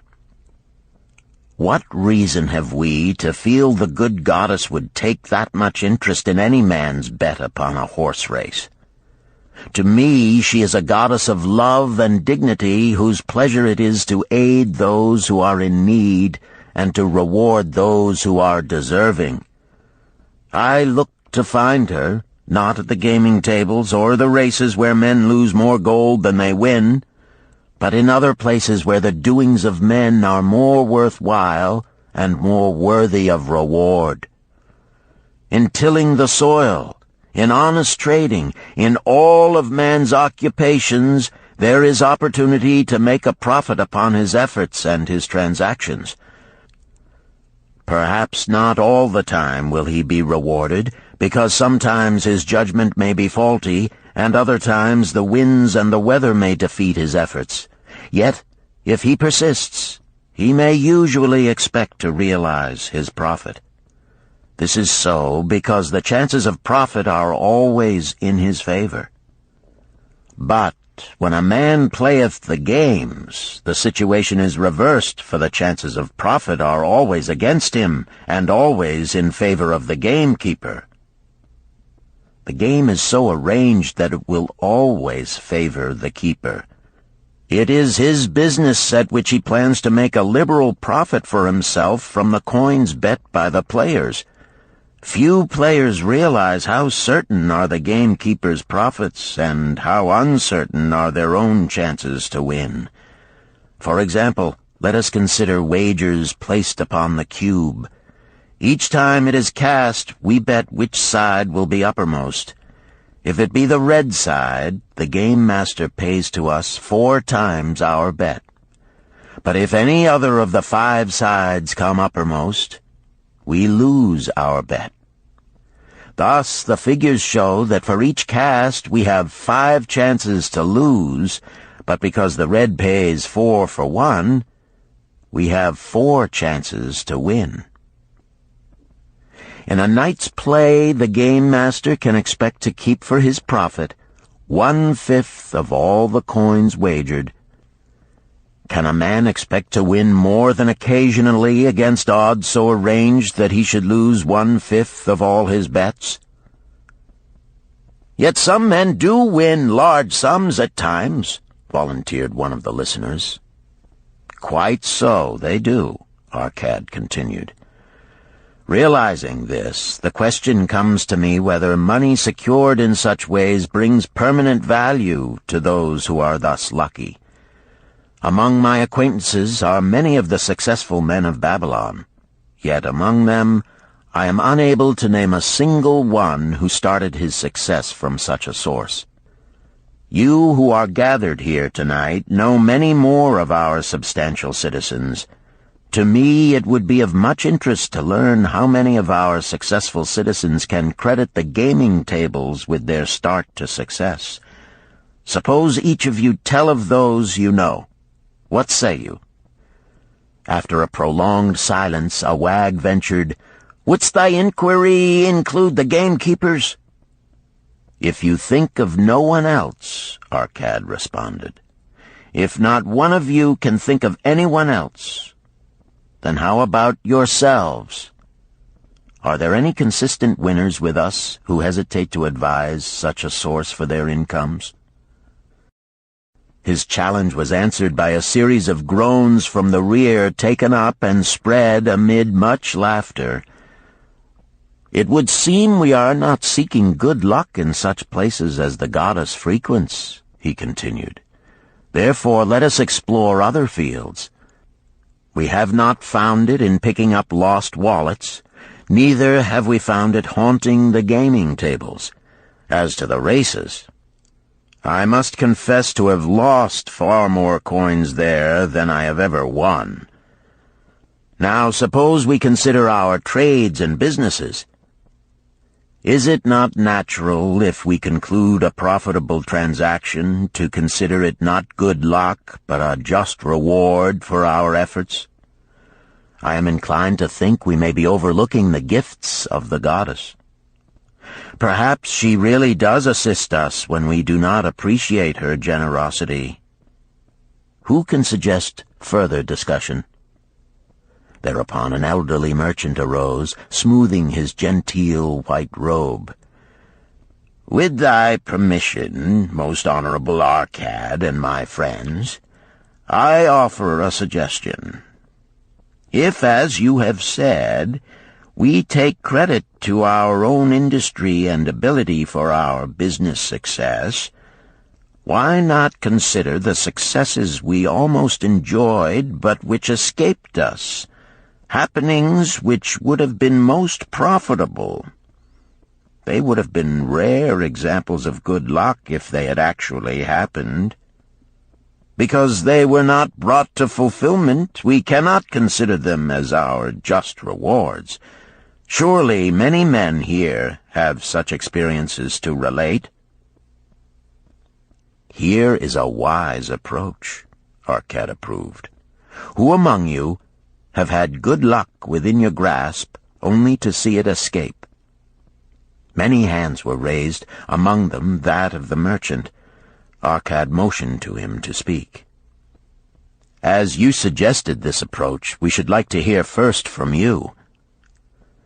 "I will gladly relate a tale," he resumed, "that doth illustrate how closely unto a man good luck may approach, and how blindly he may permit it to escape, much to his loss and later regret.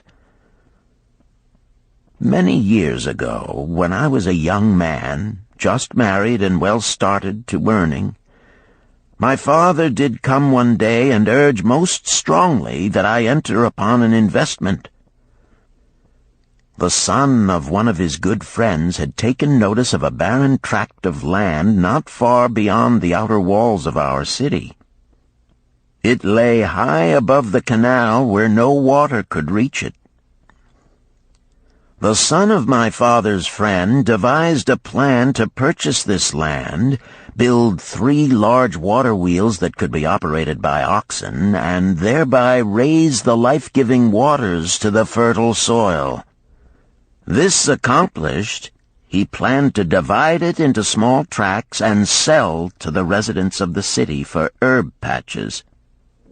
The son of my father's friend did not possess sufficient gold to complete such an undertaking. Like myself, he was a young man earning a fair sum. His father, like mine, was a man of large family and small means. He therefore decided to interest a group of men to enter the enterprise with him. The group was to comprise 12, each of whom must be a money earner and agree to pay 1/10 of his earnings into the enterprise until the land was made ready for sale. All would then share justly in the profits in proportion to their investment. Thou, my son, bespoke my father unto me, art now in thy young manhood. It is my deep desire that thou begin the building of a valuable estate for thyself, that thou mayest become respected among men. I desire to see thou profit from a knowledge of the thoughtless mistakes of thy father.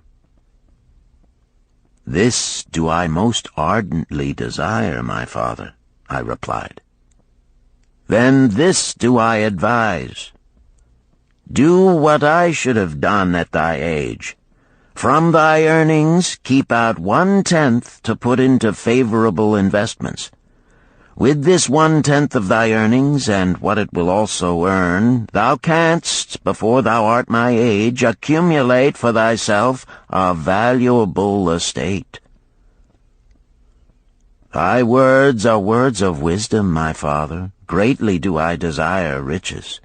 Yet there are many uses to which my earnings are called. Therefore do I hesitate to do as thou dost advise. I am young. There is plenty of time. So I thought at thy age, yet behold, many years have passed, and I have not yet made the beginning. We live in a different age, my father. I shall avoid thy mistakes. Opportunity stands before thee, my son. It is offering a chance that may lead to wealth. I beg of thee, do not delay. Go upon the morrow to the son of my friend, and bargain with him to pay 10% of thy earnings into this investment. Go promptly upon the morrow. Opportunity waits for no man. Today it is here, soon it is gone, therefore delay not. In spite of the advice of my father, I did hesitate. There were beautiful new robes just brought by the tradesmen from the east, robes of such richness and beauty my good wife and I felt we must each possess one. Should I agree to pay 1/10 of my earnings into the enterprise, we must deprive ourselves of these and other pleasures we dearly desired. I delayed making a decision until it was too late, much to my subsequent regret. The enterprise did prove to be more profitable than any man had prophesied. This is my tale, showing how I did permit good luck to escape. In this tale, we see how good luck waits to come to that man who accepts opportunity, commented a swarthy man of the desert. To the building of an estate, there must always be the beginning. That start may be a few pieces of gold or silver which a man diverts from his earnings to his first investment. I, myself, am the owner of many herds. The start of my herds I did begin when I was a mere boy, and did purchase with 1 piece of silver a young calf. This, being the beginning of my wealth, was of great importance to me. To take his first start to building an estate is as good luck as can come to any man. With all men, that first step, which changes them from men who earn from their own labor to men who draw dividends from the earnings of their gold, is important. Some fortunately take it when young and thereby outstrip in financial success those who do take it later, or those unfortunate men, like the father of this merchant, who never take it. Had our friend the merchant taken this step in his early manhood when this opportunity came to him, this day he would be blessed with much more of this world's goods. Should the good luck of our friend the cloth weaver cause him to take such a step at this time, it will indeed be but the beginning of much greater good fortune. "Thank you. I like to speak also," a stranger from another country arose. "I am a Syrian. Not so well do I speak your tongue. I wish to call this friend, the merchant, a name. Maybe you think it not polite, this name. Yet I wish to call him that. But, alas, I not know your word for it. If I do call it in Syrian, you will not understand. Therefore, please, some good gentleman, tell me that right name you call man who puts off doing those things that mighty good for him." "Procrastinator!" called a voice. "That's him!" shouted the Syrian, waving his hands excitedly. "He accepts not opportunity when she comes. He waits. He says, I have much business right now. By and by I talk to you. Opportunity she will not wait for such slow fellow. She thinks if a man desires to be lucky he will step quick. Any man who not step quick when opportunity comes. He, big procrastinator like our friend, this merchant." The merchant arose and bowed good-naturedly in response to the laughter. "My admiration to thee, stranger within our gates, who hesitates not to speak the truth." And now let us hear another tale of opportunity. Who has for us another experience? Demanded Arcad. "I have," responded a red-robed man of middle age. "I am a buyer of animals, mostly camels and horses. Sometimes I do also buy the sheep and goats. The tale I am about to relate will tell truthfully how opportunity came one night when I did least expect it. Perhaps for this reason I did let it escape. Of this you shall be the judge. Returning to the city one evening after a disheartening 10 days' journey in search of camels, I was much angered to find the gates of the city closed and locked. While my slaves spread our tent for the night, which we looked to spend with little food and no water, I was approached by an elderly farmer who, like ourselves, found himself locked outside. "Honored sir," he addressed me, "from thy appearance I do judge thee to be a buyer. If this be so, much would I like to sell to thee the most excellent flock of sheep just driven up. Alas, my good wife lies very sick with the fever. I must return with all haste. Buy thou my sheep, that I and my slaves may mount our camels and travel back without delay." So dark it was that I could not see his flock, but from the bleating I did know it must be large. Having wasted 10 days searching for camels I could not find, I was glad to bargain with him. In his anxiety he did set a most reasonable price. I accepted, well knowing my slaves could drive the flock through the city gates in the morning and sell at a substantial profit. The bargain concluded, I called my slaves to bring torches that we might count the flock which the farmer declared to contain 900. I shall not burden you, my friends, with a description of our difficulty in attempting to count so many thirsty, restless, milling sheep. It proved to be an impossible task. Therefore, I bluntly informed the farmer I would count them at daylight and pay him then. "Please, most honorable sir," he pleaded, Pay me but 2/3 of the price tonight, that I may be on my way. I will leave my most intelligent and educated slave to assist to make the count in the morning. He is trustworthy, and to him thou canst pay the balance." But I was stubborn and refused to make payment that night. Next morning, before I awoke, the city gates opened, and 4 buyers rushed out in search of flocks. They were most eager and willing to pay high prices, because the city was threatened with siege and food was not plentiful. Nearly 3 times the price at which he had offered the flock to me did the old farmer receive for it. Thus was rare good luck allowed to escape. "Here is a tale most unusual," commented Arcad. "What wisdom doth it suggest?"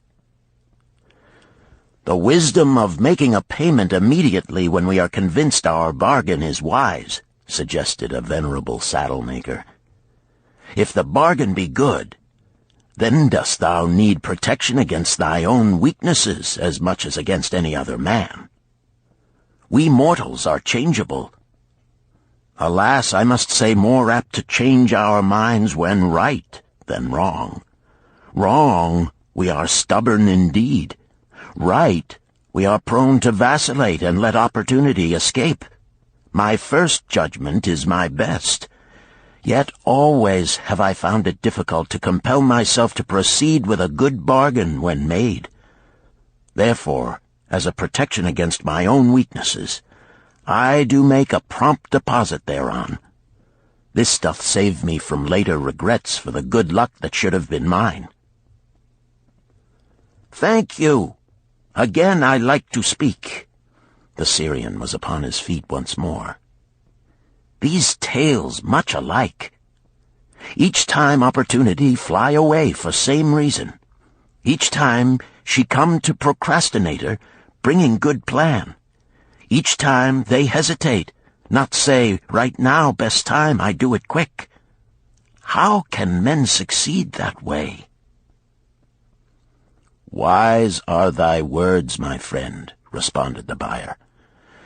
"Good luck fled from procrastination in both these tales. Yet this is not unusual. The spirit of procrastination is within all men. We desire riches, yet how often, when opportunity doth appear before us, that spirit of procrastination from within doth urge various delays in our acceptance. In listening to it, we do become our own worst enemies. In my younger days, I did not know it by this long word our friend from Syria doth enjoy. I did think at first it was my own poor judgment that did cause me loss at many profitable trades. Later I did credit it to my stubborn disposition. At last I did recognize it for what it was, a habit of needless delaying where action was required, action prompt and decisive. How I did hate it when its true character stood revealed. With the bitterness of a wild ass hitched to a chariot, I did break loose from this enemy to my success. "Thank you. I like ask question from Mr. Merchant," the Syrian was speaking. "You wear fine robes, not like those of poor man. You speak like successful man. Tell us, do you listen now when procrastination whispers in your ear?" "Like our friend the buyer, I also had to recognize and conquer procrastination," responded the merchant. "To me, it proved to be an enemy ever watching and waiting to thwart my accomplishments. The tale I did relate is but one of many similar instances I could tell to show how it drove away my opportunities. 'Tis not difficult to conquer once understood. No man willingly permits the thief to rob his bins of grain, nor does any man willingly permit an enemy to drive away his customers and rob him of his profits. When once I did recognize that such acts as these my enemy was committing, with determination I conquered him. So must every man master his own spirit of procrastination before he can expect to share in the rich treasures of Babylon. What sayest, Arcad? Because thou art the richest man in Babylon, many do proclaim thee to be the luckiest. Dost agree with me that no man can arrive at a full measure of success until he hath completely crushed the spirit of procrastination within him? It is even as thou sayest, Arcad admitted. During my long life, I have watched generation following generation, marching forward along those avenues of trade, science, and learning that lead to success in life. Opportunities came to all these men.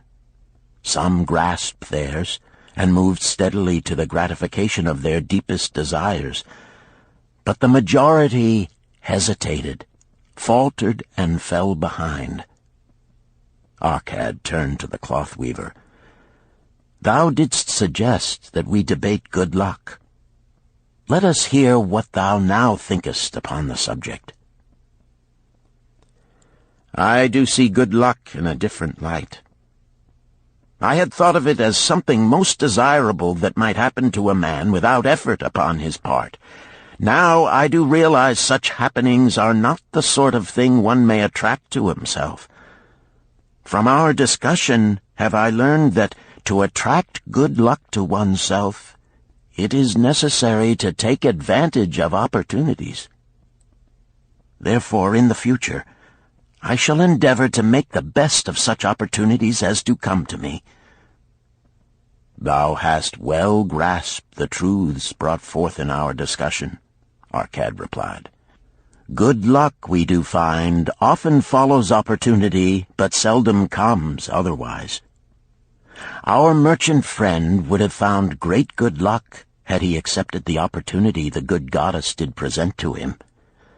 Our friend the buyer likewise would have enjoyed good luck had he completed the purchase of the flock and sold at such a handsome profit. We did pursue this discussion to find a means by which good luck could be enticed to us. I feel that we have found the way. Both the tales did illustrate how good luck follows opportunity. Herein lies a truth that many similar tales of good luck, won or lost, could not change. The truth is this: good luck can be enticed by accepting opportunity. Those eager to grasp opportunities for their betterment do attract the interest of the good goddess. She is ever anxious to aid those who please her. Men of action please her best. Action will lead thee forward to the successes thou dost desire. Men of action are favored by the goddess of good luck.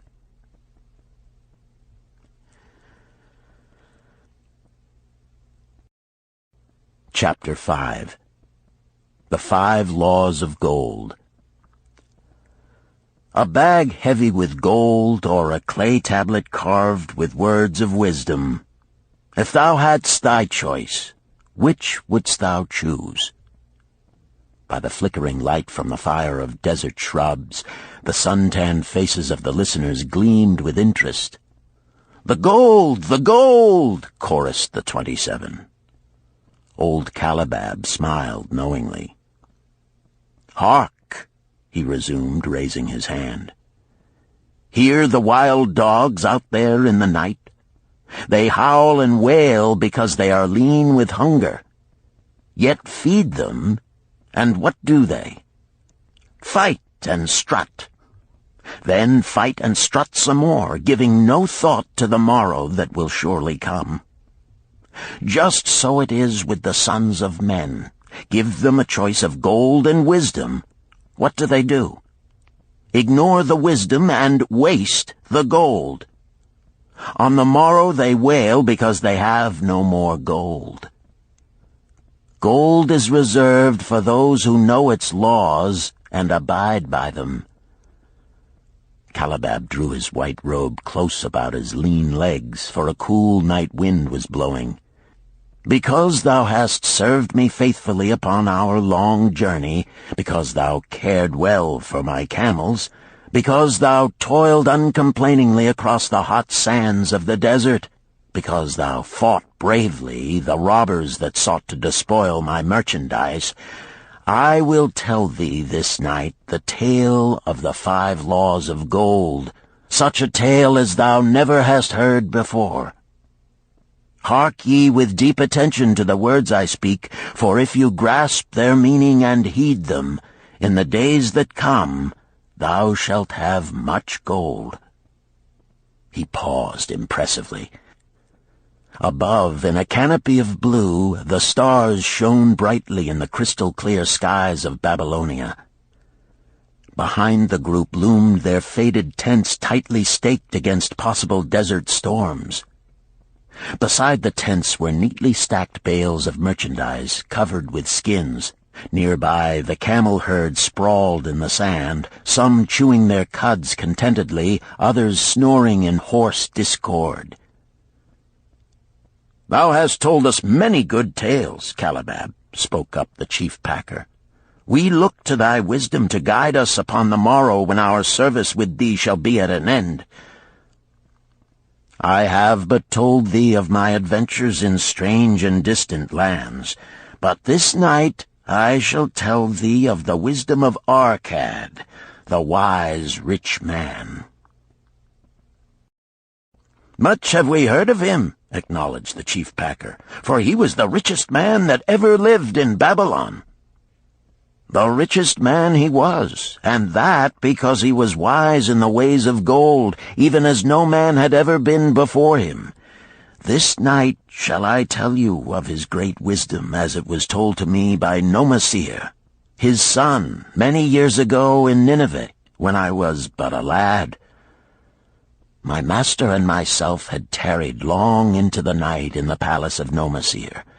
I had helped my master bring great bundles of fine rugs, each one to be tried by Nomasir until his choice of colors was satisfied. At last he was well pleased, and commanded us to sit with him and to drink a rare vintage, odorous to the nostrils and most warming to my stomach, which was unaccustomed to such a drink. Then did he tell us this tale of the great wisdom of Arkad, his father, even as I shall tell it to you. In Babylon it is the custom, as you know, that the sons of wealthy fathers live with their parents in expectation of inheriting the estate. Arkad did not approve of this custom. Therefore, when Nomasir reached the man's estate, he sent for the young man and addressed him. "My son, it is my desire that thou succeed to my estate. Thou must, however, first prove that thou art capable of wisely handling it. Therefore, I wish that thou go out into the world and show thy ability both to acquire gold and to make thyself respected among men. To start thee well, I will give thee 2 things of which I myself was denied when I started as a poor youth to build up a fortune. First, I give thee this bag of gold. If thou use it wisely, it will be the basis of thy future success. Second, I give thee this clay tablet upon which is carved the 5 laws of gold. If thou dost but interpret them in thy own acts, they shall bring thee competence and security. 10 years from this day come thou back to the house of thy father and give account of thyself. If thou prove worthy, I will then make thee the heir to my estate. Otherwise I will give it to the priests that they may barter for my soul the kind consideration of the gods." So Nomasir went forth to make his own way, taking his bag of gold the clay tablet carefully wrapped in silken cloth, his slave, and the horses upon which they rode. The 10 years passed, and Nomasir, as he had agreed, returned to the house of his father, who provided a great feast in his honor, to which he invited many friends and relatives. After the feast was over, the father and mother mounted their throne-like seats at one side of the great hall, and Nomasir stood before them to give an account of himself as he had promised his father. It was evening. The room was hazy with smoke from the wicks of the oil lamps that but dimly lighted it. Slaves in white woven jackets and tunics fanned the humid air rhythmically with long-stemmed palm leaves. A stately dignity colored the scene. The wife of Nomasir and his 2 young sons, with friends and other members of the family, sat upon rugs behind him, eager listeners. "My father," he began deferentially, "I bow before thy wisdom. 10 years ago, when I stood at the gates of manhood, thou bade me go forth and become a man among men, instead of remaining a vassal to thy fortune. Thou gave me liberally of thy gold. Thou gave me liberally of thy wisdom. Of the gold, alas, I must admit of a disastrous handling. It fled indeed from my inexperienced hands, even as a wild hare flees at the first opportunity from the youth who captures it." The father smiled indulgently. "Continue, my son. Thy tale interests me in all its details." I decided to go to Nineveh, as it was a growing city, believing that I might find there opportunities. I joined a caravan, and among its members made numerous friends. 2 well-spoken men who had a most beautiful white horse, as fleet as the wind, were among these. As we journeyed, they told me in confidence that in Nineveh was a wealthy man who owned a horse so swift that it had never been beaten. Its owner believed that no horse living could run with greater speed. Therefore would he wager any sum, however large, that his horse could outspeed any horse in all Babylonia. Compared to their horse, so my friend said, it was but a lumbering ass that could be beaten with ease. They offered, as a great favor, to permit me to join them in a wager. I was quite carried away with the plan. Our horse was badly beaten, and I lost much of my gold. The father laughed. Later, I discovered that this was a deceitful plan of these men, and they constantly journeyed with caravans seeking victims. You see, the man in Nineveh was their partner and shared with them the bets he won. This shrewd deceit taught me my first lesson in looking out for myself. I was soon to learn another, equally bitter. In the caravan was another young man with whom I became quite friendly. He was the son of wealthy parents and, like myself, journeying to Nineveh to find a suitable location. Not long after our arrival, he told me that a merchant had died, and his shop with its rich merchandise and patronage could be secured at a paltry price. Saying that we would be equal partners, but first he must return to Babylon to secure his gold, he prevailed upon me to purchase the stock with my gold, agreeing that his would be used later to carry on our venture.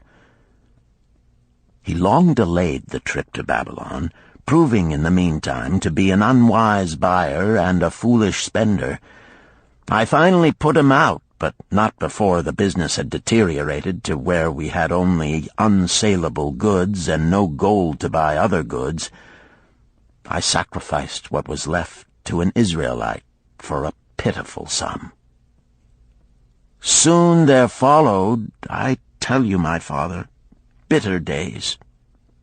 I sought employment and found it not, for I was without trade or training that would enable me to earn. I sold my horses, I sold my slave. I sold my extra robes that I might have food and a place to sleep, but each day grim want crouched closer. But in those bitter days I remembered thy confidence in me, my father. Thou hadst sent me forth to become a man, and this I was determined to accomplish. The mother buried her face and wept softly. At this time I bethought me of the table thou had given to me, upon which thou had carved the 5 laws of gold. Thereupon I read most carefully thy words of wisdom, and realized that had I but sought wisdom first, my gold would not have been lost to me. I learned by heart each law, and determined that when once more the goddess of good fortune smiled upon me, I would be guided by the wisdom of age, and not by the inexperience of youth. For the benefit of you who are seated here this night, I will read the wisdom of my father as engraved upon the clay tablet which he gave to me 10 years ago. The 5 laws of gold. 1. Gold cometh gladly and in increasing quantity to any man who will put by not less than 1/10 of his earnings to create an estate for his future and that of his family. 2. Gold laboreth diligently and contentedly for the wise owner who finds for it profitable employment, multiplying even as the flocks of the field. 3. Gold clingeth to the protection of the cautious owner who invests it under the advice of men wise in its handling. 4. Gold slippeth away from the man who invests it in businesses or purposes with which he is not familiar, or which are not approved by those skilled in its keep. 5. Gold flees the man who would force it to impossible earnings, or who followeth the alluring advice of tricksters and schemers, or who trusts it to his own inexperience and romantic desires in investment. These are the 5 laws of gold as written by my father. I do proclaim them as of greater value than gold itself, as I will show by the continuance of my tale. He again faced his father. I have told thee of the depth of poverty and despair to which my inexperience brought me. However, there is no chain of disasters that will not come to an end. Mine came when I secured employment managing a crew of slaves working upon the new outer wall of the city. Profiting from my knowledge of the first law of gold, I saved a copper from my first earnings, adding to it at every opportunity until I had a piece of silver. It was a slow procedure, for one must live. I did spend grudgingly, I admit, because I was determined to earn back before the 10 years were over as much gold as you, my father, had given to me. One day the slave-master with whom I had become quite friendly said to me, "Thou art a thrifty youth who spends not wantonly what he earns. Hast thou gold put by that is not earning?" "Yes," I replied. "It is my greatest desire to accumulate gold, to replace that which my father gave to me and which I have lost. 'Tis a worthy ambition, I will grant. And do you know that the gold which you have saved can work for you and earn much more gold?" "Alas, my experience has been bitter, for my father's gold has fled from me, and I am in much fear lest my own do the same." "If thou hast confidence in me, I will give thee a lesson in the profitable handling of gold," he replied. "Within a year the outer wall will be complete and ready for the great gates of bronze that will be built at each entrance to protect the city from the king's enemies. In all Nineveh there is not enough metal to make these gates, and the king has not thought to provide it. Here is my plan. A group of us will pool our gold and send a caravan to the mines of copper and tin which are distant, and bring to Nineveh the metal for the gates. When the king says, 'Make the great gates,' we alone can supply the metal, and a rich price he will pay. If the king will not buy from us, we will yet have the metal which can be sold for a fair price." In his offer, I recognized an opportunity to abide by the third law and invest my savings under the guidance of wise men. Nor was I disappointed. Our pool was a success, and my small store of gold was greatly increased by the transaction. In due time I was accepted as a member of this same group in other ventures. They were men wise in the profitable handling of gold. They talked over each plan presented with great care before entering upon it. They would take no chance on losing their principal or tying it up in unprofitable investments from which their gold could not be recovered. Such foolish things as the horse race and the partnership into which I had entered with my inexperience would have had scant consideration with them. They would have immediately pointed out their weaknesses. Through my association with these men, I learned to safely invest gold to bring profitable returns.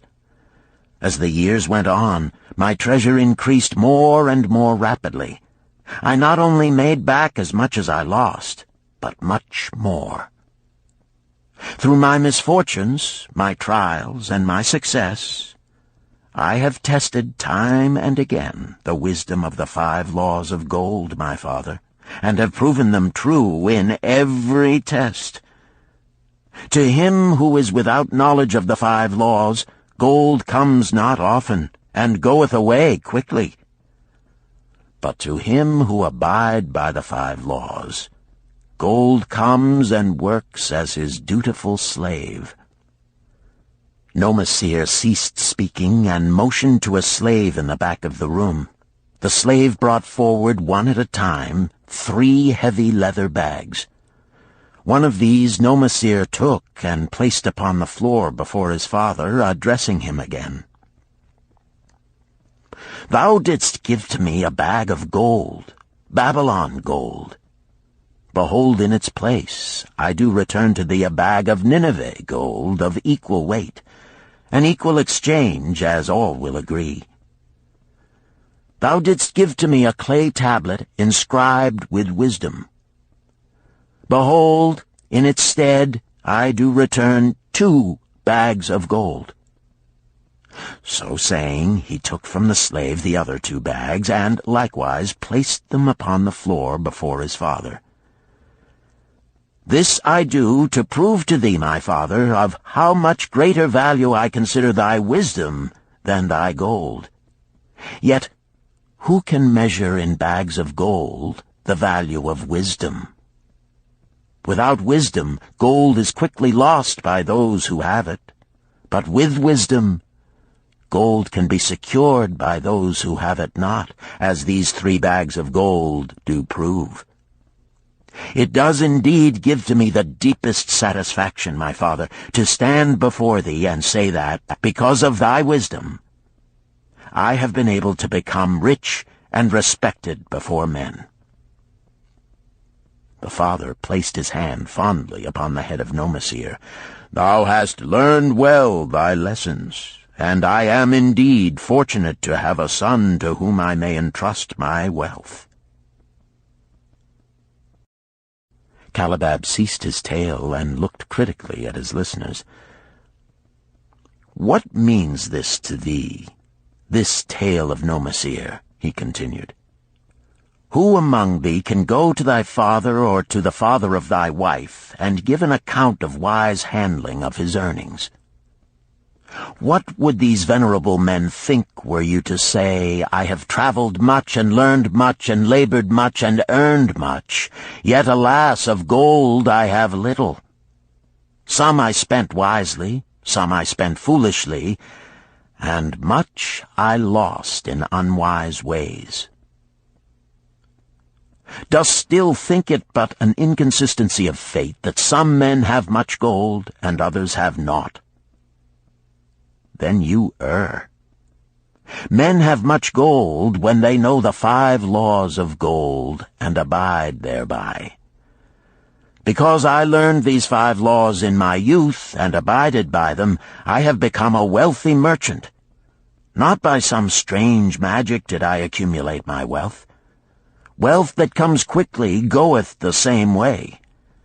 Wealth that stayeth to give enjoyment and satisfaction to its owner comes gradually, because it is a child born of knowledge and persistent purpose. To earn wealth is but a slight burden upon the thoughtful man. Bearing the burden consistently from year to year accomplishes the final purpose. The 5 laws of gold offer to thee a rich reward for their observance. Each of these 5 laws is rich with meaning, and lest thou overlook this in the briefness of my tale, I will now repeat them. I do know them each by heart, because in my youth I could see their value and would not be content until I knew them word for word. The first law of gold. Gold cometh gladly and in increasing quantity to any man who will put by not less than 1/10 of his earnings to create an estate for his future and that of his family. Any man who will put by 1/10 of his earnings consistently and invest it wisely will surely create a valuable estate that will provide an income for him in the future and further guarantee safety for his family in case the gods call him to the world of darkness. This law always saith that gold cometh gladly to such a man. I can truly certify this in my own life. The more gold I accumulate, the more readily it comes to me, and in increased quantities. The gold which I save earns more, even as yours will, and its earnings earn more, and this is the working out of the first law. The second law of gold. Gold laboreth diligently and contentedly for the wise owner who finds for it profitable employment, multiplying even as the flocks of the field. Gold indeed is a willing worker. It is ever eager to multiply when opportunity presents itself. To every man who hath a store of gold set by, opportunity comes for its most profitable use. As the years pass, it multiplies itself in surprising fashion. The third law of gold.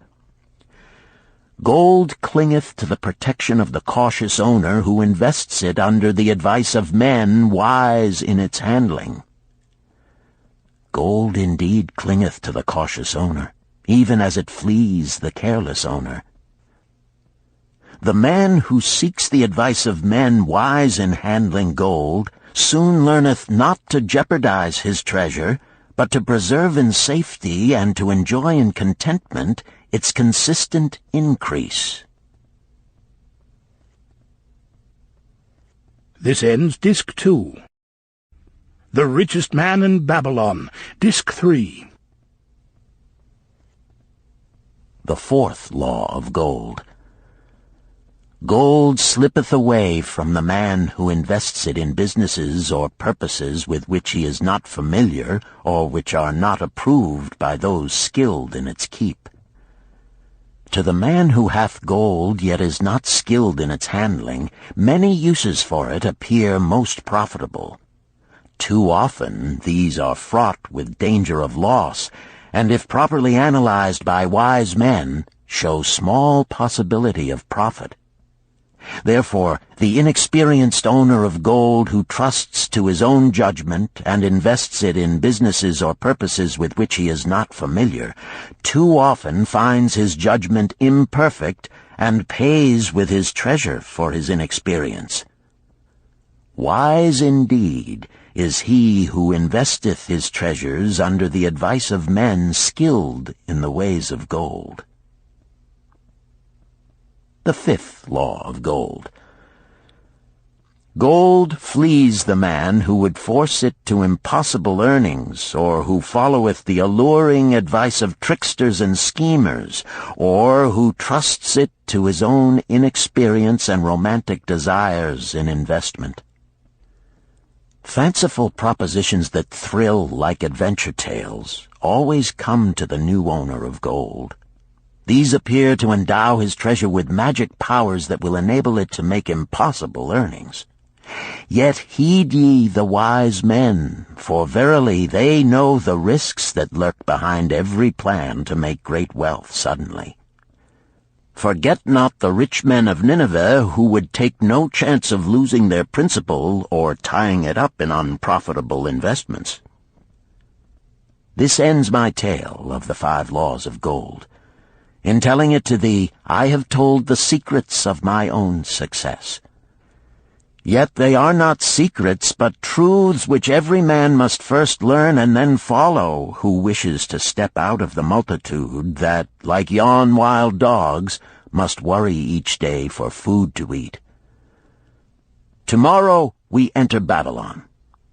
Look, see the fire that burns eternal above the temple of Bel? We are already in sight of the golden city. Tomorrow each of thee shall have gold, the gold thou hast so well earned by thy faithful services. 10 years from this night, what can you tell about this gold? If there be men among you who, like Nomasir, will use a portion of their gold to start for themselves an estate and be thenceforth wisely guided by the wisdom of Arcad, 10 years from now, 'tis a safe wager, like the son of Arcad, they will be rich and respected among men. Our wise acts accompany us through life to please us and to help us. Just as surely our unwise acts follow us to plague and torment us. Alas, they cannot be forgotten. In the front rank of the torments that do follow us are the memories of the things we should have done, of the opportunities which came to us, and we took not. Rich are the treasures of Babylon, so rich no man can count their value in pieces of gold. Each year they grow richer and more valuable. Like the treasures of every land, they are a reward, a rich reward, awaiting those men of purpose who determine to secure their just share. In the strength of thine own desires is a magic power. Guide this power with thy knowledge of the 5 laws of gold, and thou shalt share the treasures of Babylon.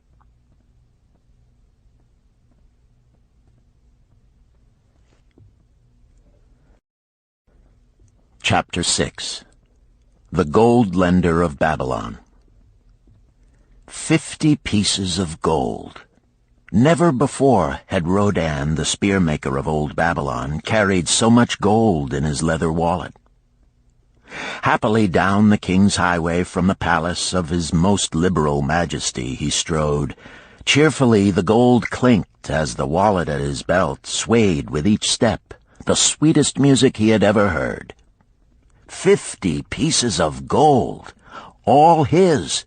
He could hardly realize his good fortune. What power in those clinking discs! They could purchase anything he wanted.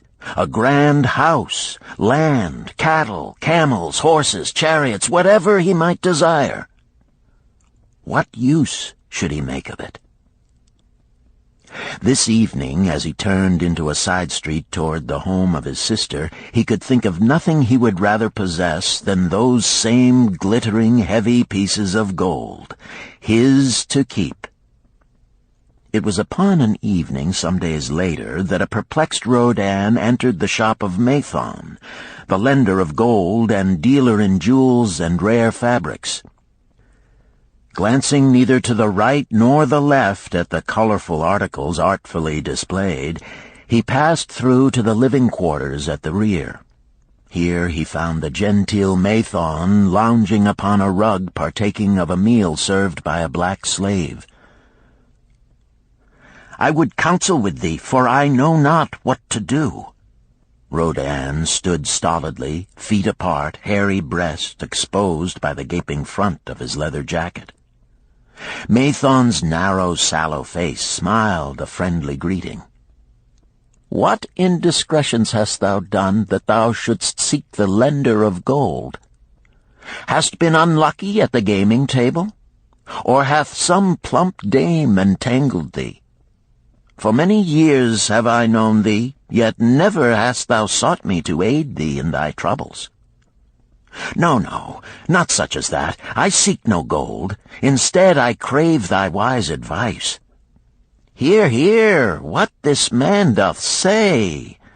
No one comes to the lender of gold for advice. My ears must play me false. They listen true. Can this be so? Rodan, the spear-maker, doth display more cunning than all the rest, for he comes to Mathon not for gold, but for advice.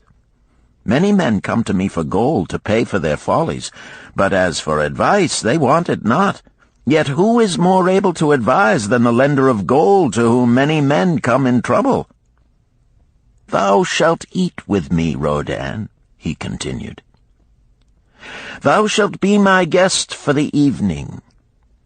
Ando, he commanded of the black slave, draw up a rug for my friend Rodan, the spear-maker, who comes for advice. He shall be mine honored guest. Bring to him much food, and get for him my largest cup. Choose well of the best wine, that he may have satisfaction in the drinking. Now tell me, what troubles thee?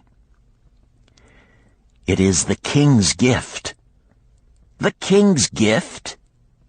The king did make thee a gift, and it gives thee trouble? What manner of gift?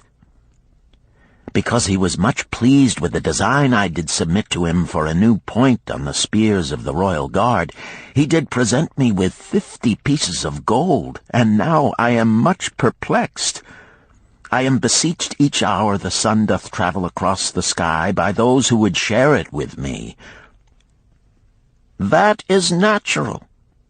More men want gold than have it, and would wish one who comes by it easily to divide.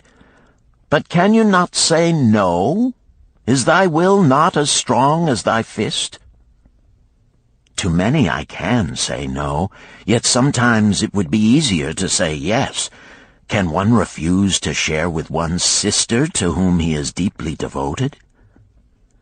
Surely thy own sister would not wish to deprive thee of enjoying thy reward? But it is for the sake of Araman, her husband, whom she wishes to see a rich merchant. She does feel that he has never had a chance, and she beseeches me to loan to him this gold, that he may become a prosperous merchant and repay me from his profits. My friend, resumed Mathon, 'tis a worthy subject thou bringest to discuss. Gold bringeth unto its possessor responsibility and a changed position with his fellow men. It bringeth fear lest he lose it, or it be tricked away from him. It bringeth a feeling of power and ability to do good. Likewise, it bringeth opportunities whereby his very good intentions may bring him into difficulties. Didst ever hear of the farmer of Nineveh who could understand the language of animals? I wot not, for 'tis not the kind of tale men like to tell over the bronze-caster's forge. I will tell it to thee, for thou shouldst know that to borrowing and lending there is more than the passing of gold from the hands of one to the hands of another. This farmer, who could understand what the animals said to each other, did linger in the farmyard each evening just to listen to their words. One evening he did hear the ox bemoaning to the ass the hardness of his lot. I do labor pulling the plow from morning until night, no matter how hot the day, or how tired my legs, or how the bow doth chafe my neck, still must I work. But you are a creature of leisure. You are trapped with a colorful blanket and do nothing more than carry our master about where he wishes to go. When he goes nowhere, you do rest and eat the green grass all the day." Now the ass, in spite of his vicious heels, was a goodly fellow and sympathized with the ox.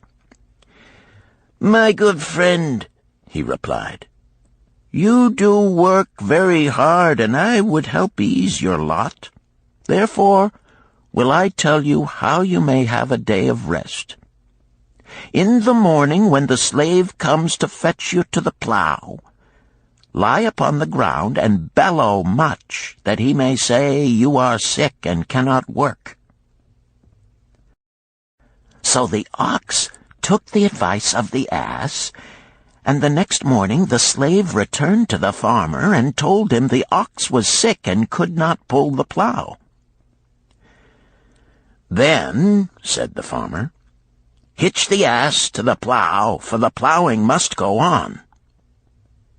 All that day, the ass, who had only intended to help his friend, found himself compelled to do the ox's task. When night came and he was released from the plow, his heart was bitter, and his legs were weary, and his neck was sore where the bow had chafed it. The farmer lingered in the barnyard to listen. The ox began first. "You are my good friend. Because of your wise advice, I have enjoyed a day of rest." "And I," retorted the ass, "am like many another simple-hearted one who starts to help a friend and ends up by doing his task for him.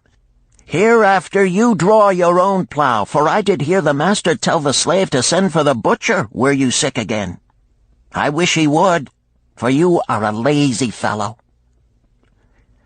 Thereafter they spoke to each other no more. This ended their friendship.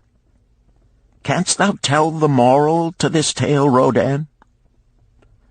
"'Tis a good tale," responded Rodan, "but I see not the moral." "I thought not that you would, but it is there, and simple too. Just this: if you desire to help thy friend, do so in a way that will not bring thy friend's burdens upon thyself." "I had not thought of that. It is a wise moral.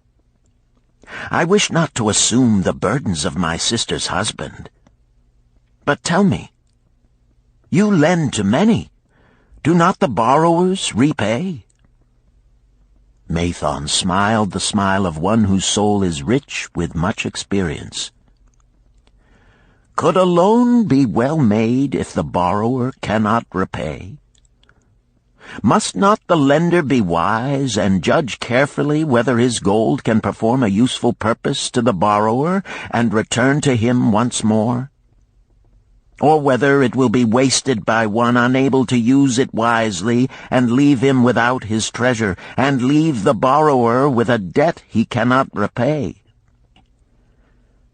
I will show to thee the tokens in my token chest, and let them tell thee some of their stories." Into the room he brought a chest as long as his arm, covered with red pigskin and ornamented with bronze designs.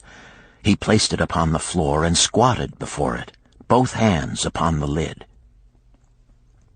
"From each person to whom I lend, I do exact a token for my token chest, to remain there until the loan is repaid. When they repay, I give it back. But if they never repay, it will always remind me of one who was not faithful to my confidence. The safest loans, my token box tells me, are to those whose possessions are of more value than the one they desire. They own lands or jewels or camels or other things which could be sold to repay the loan. Some of the tokens given to me are jewels of more value than the loan. Others are promises that if the loan be not repaid as agreed, they will deliver to me certain property settlement. On loans like those I am assured that my gold will be returned with the rental thereon, for the loan is based on property. In another class are those who have the capacity to earn. They are such as you, who labor or serve and are paid. They have income. And if they are honest and suffer no misfortune, I know that they also can repay the gold I loan them and the rental to which I am entitled. Such loans are based on human effort. Others are those who have neither property nor assured earning capacity. Life is hard, and there will always be some who cannot adjust themselves to it. Alas for the loans I make them! Even though they be no larger than a pence, my token box may censure me in the years to come unless they be guaranteed by good friends of the borrower who know him honorable. Mathon released the clasp and opened the lid. Rodan leaned forward eagerly. At the top of the chest, a bronze neckpiece lay upon a scarlet cloth. Mathon picked up the piece and patted it affectionately. "This shall always remain in my token chest, because the owner has passed on into the great darkness. I treasure it, his token, and I treasure his memory, for he was my good friend. We traded together with much success until out of the East he brought a woman to wed, beautiful, but not like our women, a dazzling creature.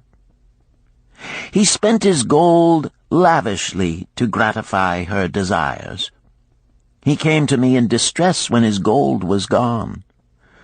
I counseled with him.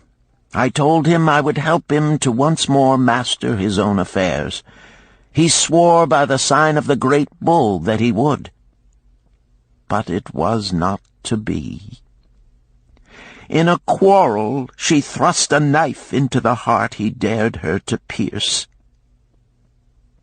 "And she?" questioned Rodan.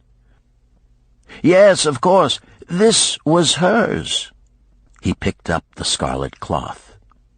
"In bitter remorse she threw herself into the Euphrates. These 2 loans will never be repaid. The chest tells you, Rodan, that humans in the throes of great emotions are not safe risks for the gold lender. Here, now, this is different." He reached for a ring carved of oxbone. "This belongs to a farmer. I buy the rugs of his women. The locusts came, and they had not food. I helped him, and when the new crop came, he repaid me. Later he came again and told of strange goats in a distant land, as described by a traveler.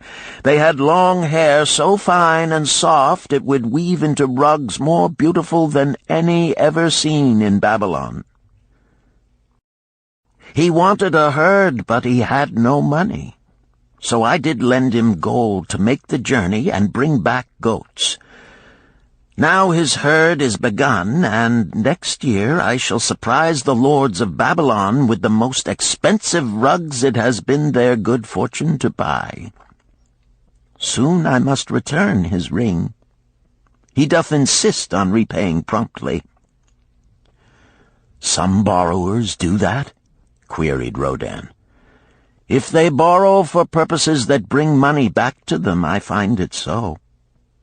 But if they borrow because of their indiscretions, I warn thee to be cautious if thou wouldst ever have thy gold back in hand again."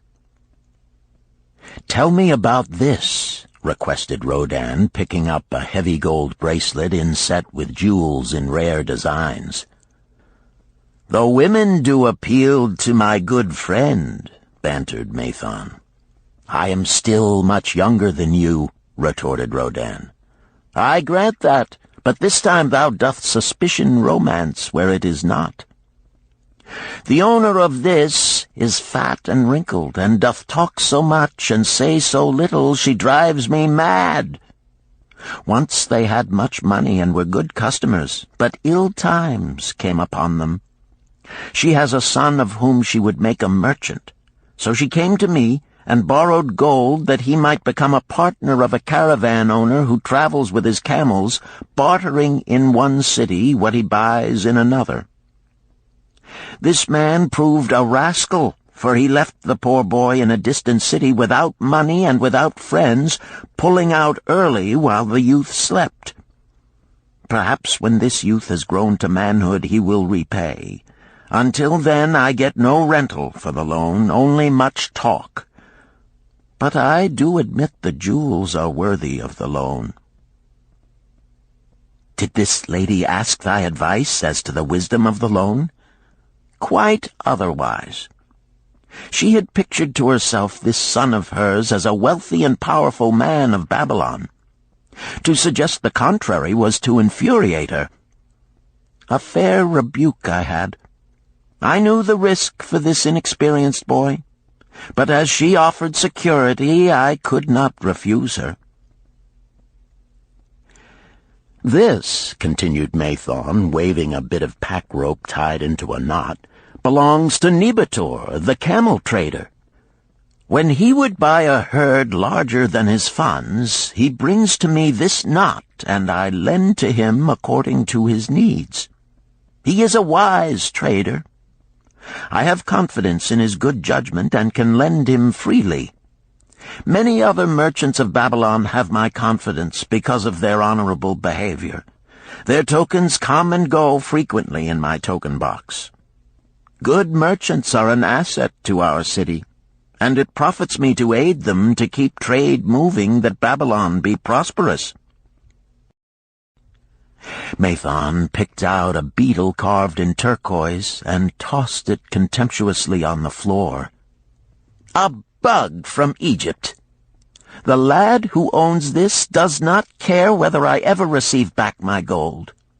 When I reproach him, he replies, 'How can I repay when ill fate pursues me? You have plenty more.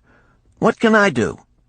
The token is his father's, a worthy man of small means who did pledge his land and herd to back his son's enterprises. The youth found success at first, and then was overzealous to gain great wealth. His knowledge was immature. His enterprises collapsed. Youth is ambitious. Youth would take shortcuts to wealth and the desirable things for which it stands. To secure wealth quickly, youth often borrows unwisely. Youth, never having had experience, cannot realize that hopeless debt is like a deep pit into which one may descend quickly, and where one may struggle vainly for many days.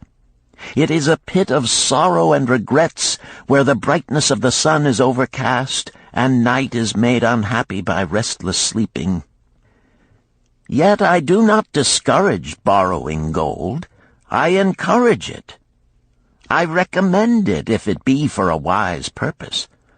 I myself made my first real success as a merchant with borrowed gold. Yet what should the lender do in such a case? The youth is in despair and accomplishes nothing. He is discouraged. He makes no effort to repay. My heart turns against depriving the father of his land and cattle." "You tell me much that I am interested to hear," ventured Rodin, "but I hear no answer to my question. Should I lend my 50 pieces of gold to my sister's husband? They mean much to me." "Thy sister is a sterling woman whom I do much esteem. Should her husband come to me and ask to borrow 50 pieces of gold, I should ask him for what purpose he would use it. If he answered that he desired to become a merchant like myself and deal in jewels and rich furnishings, I would say, 'What knowledge have you of the ways of trade? Do you know where you can buy at lowest cost? Do you know where you can sell at a fair price? Could he say yes to these questions? No, he could not, Rodin admitted. He has helped me much in making spears, and he has helped some in the shops. Then would I say to him that his purpose was not wise. Merchants must learn their trade. His ambition, though worthy, is not practical, and I would not lend him any gold. But supposing he could say, yes, I have helped merchants much. I know how to travel to Smyrna and to buy at low cost the rugs the housewives weave. I also know many of the rich people of Babylon to whom I can sell these at a large profit. Then I would say, your purpose is wise and your ambition honorable. I shall be glad to lend you the 50 pieces of gold if you can give me security that they will be returned. But would he say, I have no security other than that I am an honored man and will pay you well for the loan? Then would I reply, I treasure much each piece of gold. Were the robbers to take it from you as you journeyed to Smyrna, or take the rugs from you as you returned, then you would have no means of repaying me, and my gold would be gone. Gold, you see, Rodin, is the merchandise of the lender of money. It is easy to lend. If it is lent unwisely, then it is difficult to get back. The wise lender wishes not the risk of the undertaking, but the guarantee of safe repayment.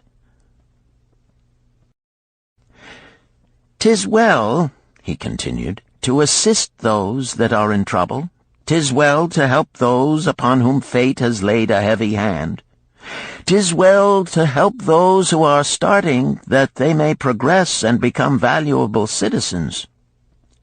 But help must be given wisely, lest, like the farmer's ass, in our desire to help, we but take upon ourselves the burden that belongs to another."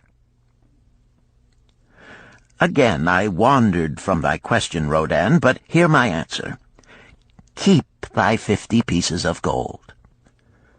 What thy labor earns for thee and what is given thee for reward is thine own, and no man can put an obligation upon thee to part with it unless it do be thy wish. If thee wouldst lend it so that it may earn thee more gold, then lend with caution and in many places.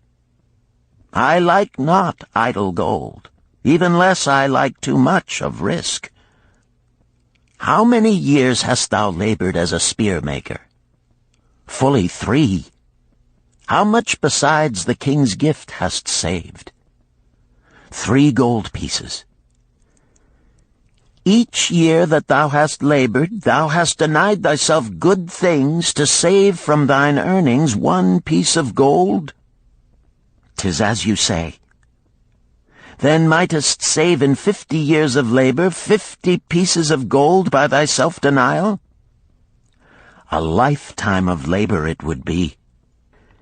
Thinkest thou thy sister would wish to jeopardize the savings of 50 years of labor over the bronze melting pot, that her husband might experiment on being a merchant? Not if I spoke in your words.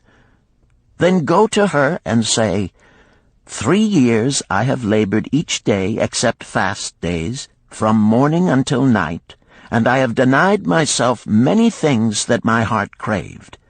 For each year of labor and self-denial, I have to show 1 piece of gold. Thou art my favored sister, and I wish that thy husband may engage in business in which he will prosper greatly. If he will submit to me a plan that seems wise and possible to my friend Mathon, then will I gladly lend to him my savings of an entire year, that he may have an opportunity to prove that he can succeed. Do that, I say, and if he has within him the soul to succeed, he can prove it. If he fails, he will not owe thee more than he can hope some day to repay. I am a gold lender because I own more gold than I can use in my own trade. I desire my surplus gold to labor for others and thereby earn more gold. I do not wish to take risk of losing my gold, for I have labored much and denied myself much to secure it. Therefore I will no longer lend any of it where I am not confident that it is safe and will be returned to me. Neither will I lend it where I am not convinced that its earnings will be promptly paid to me. I have told to thee, Rodan, a few of the secrets of my token chest. From them you may understand the weakness of men and their eagerness to borrow that which they have no certain means to repay. From this you can see how often their high hopes of the great earnings they could make if they but had gold are but false hopes they have not the ability or training to fulfill. Thou, Rodan, now have gold which thou shouldst put to earning more gold for thee. Thou art about to become, even as I, a gold lender.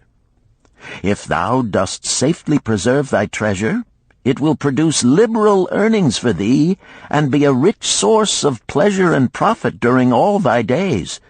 But if thou dost let it escape from thee, it will be a source of constant sorrow and regret as long as thy memory doth last.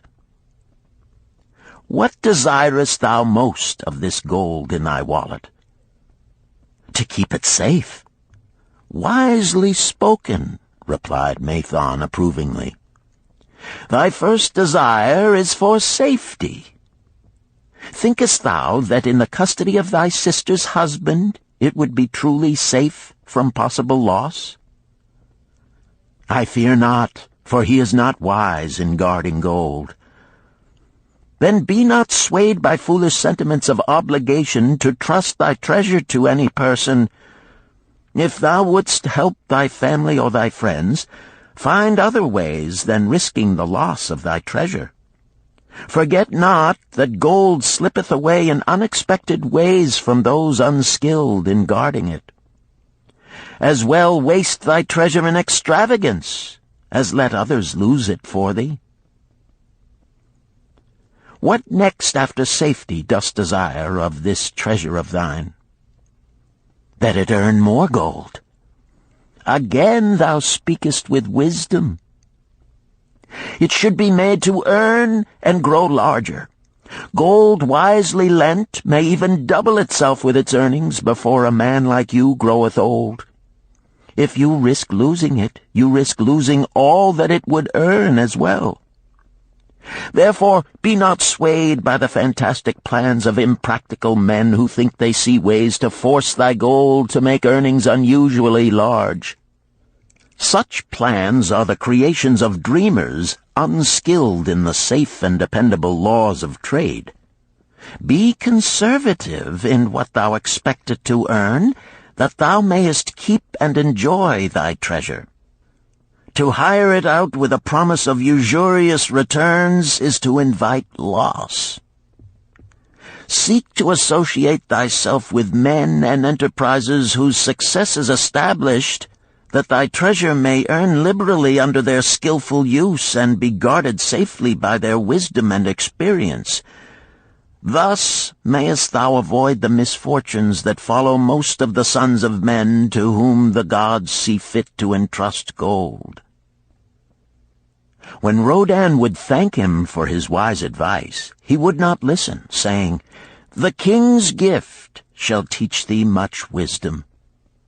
If wouldst keep thy 50 pieces of gold, thou must be discreet indeed. Many uses will tempt thee. Much advice will be spoken to thee. Numerous opportunities to make large profits will be offered thee. The stories from my token box should warn thee, before thou let any piece of gold leave thy pouch, to be sure that thou hast a safe way to pull it back again. Should my further advice appeal to thee, return again. It is gladly given. Ere thou goest, read this which I have carved beneath the lid of my token box. It applies equally to the borrower and the lender." Better a little caution than a great regret.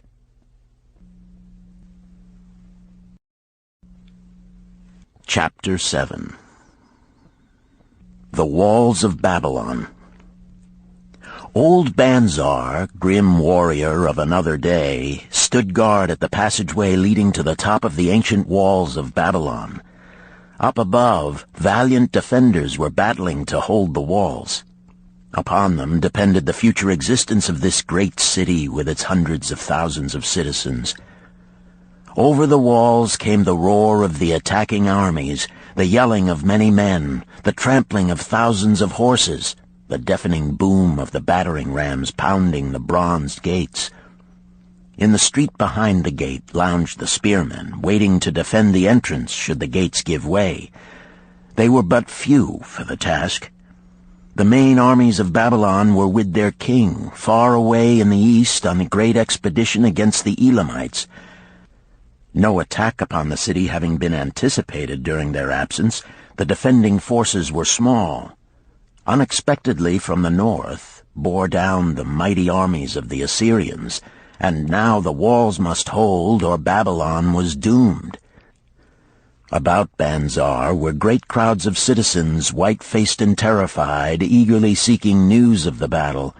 With hushed awe they viewed the stream of wounded and dead being carried or led out of the passageway. Here was the crucial point of attack.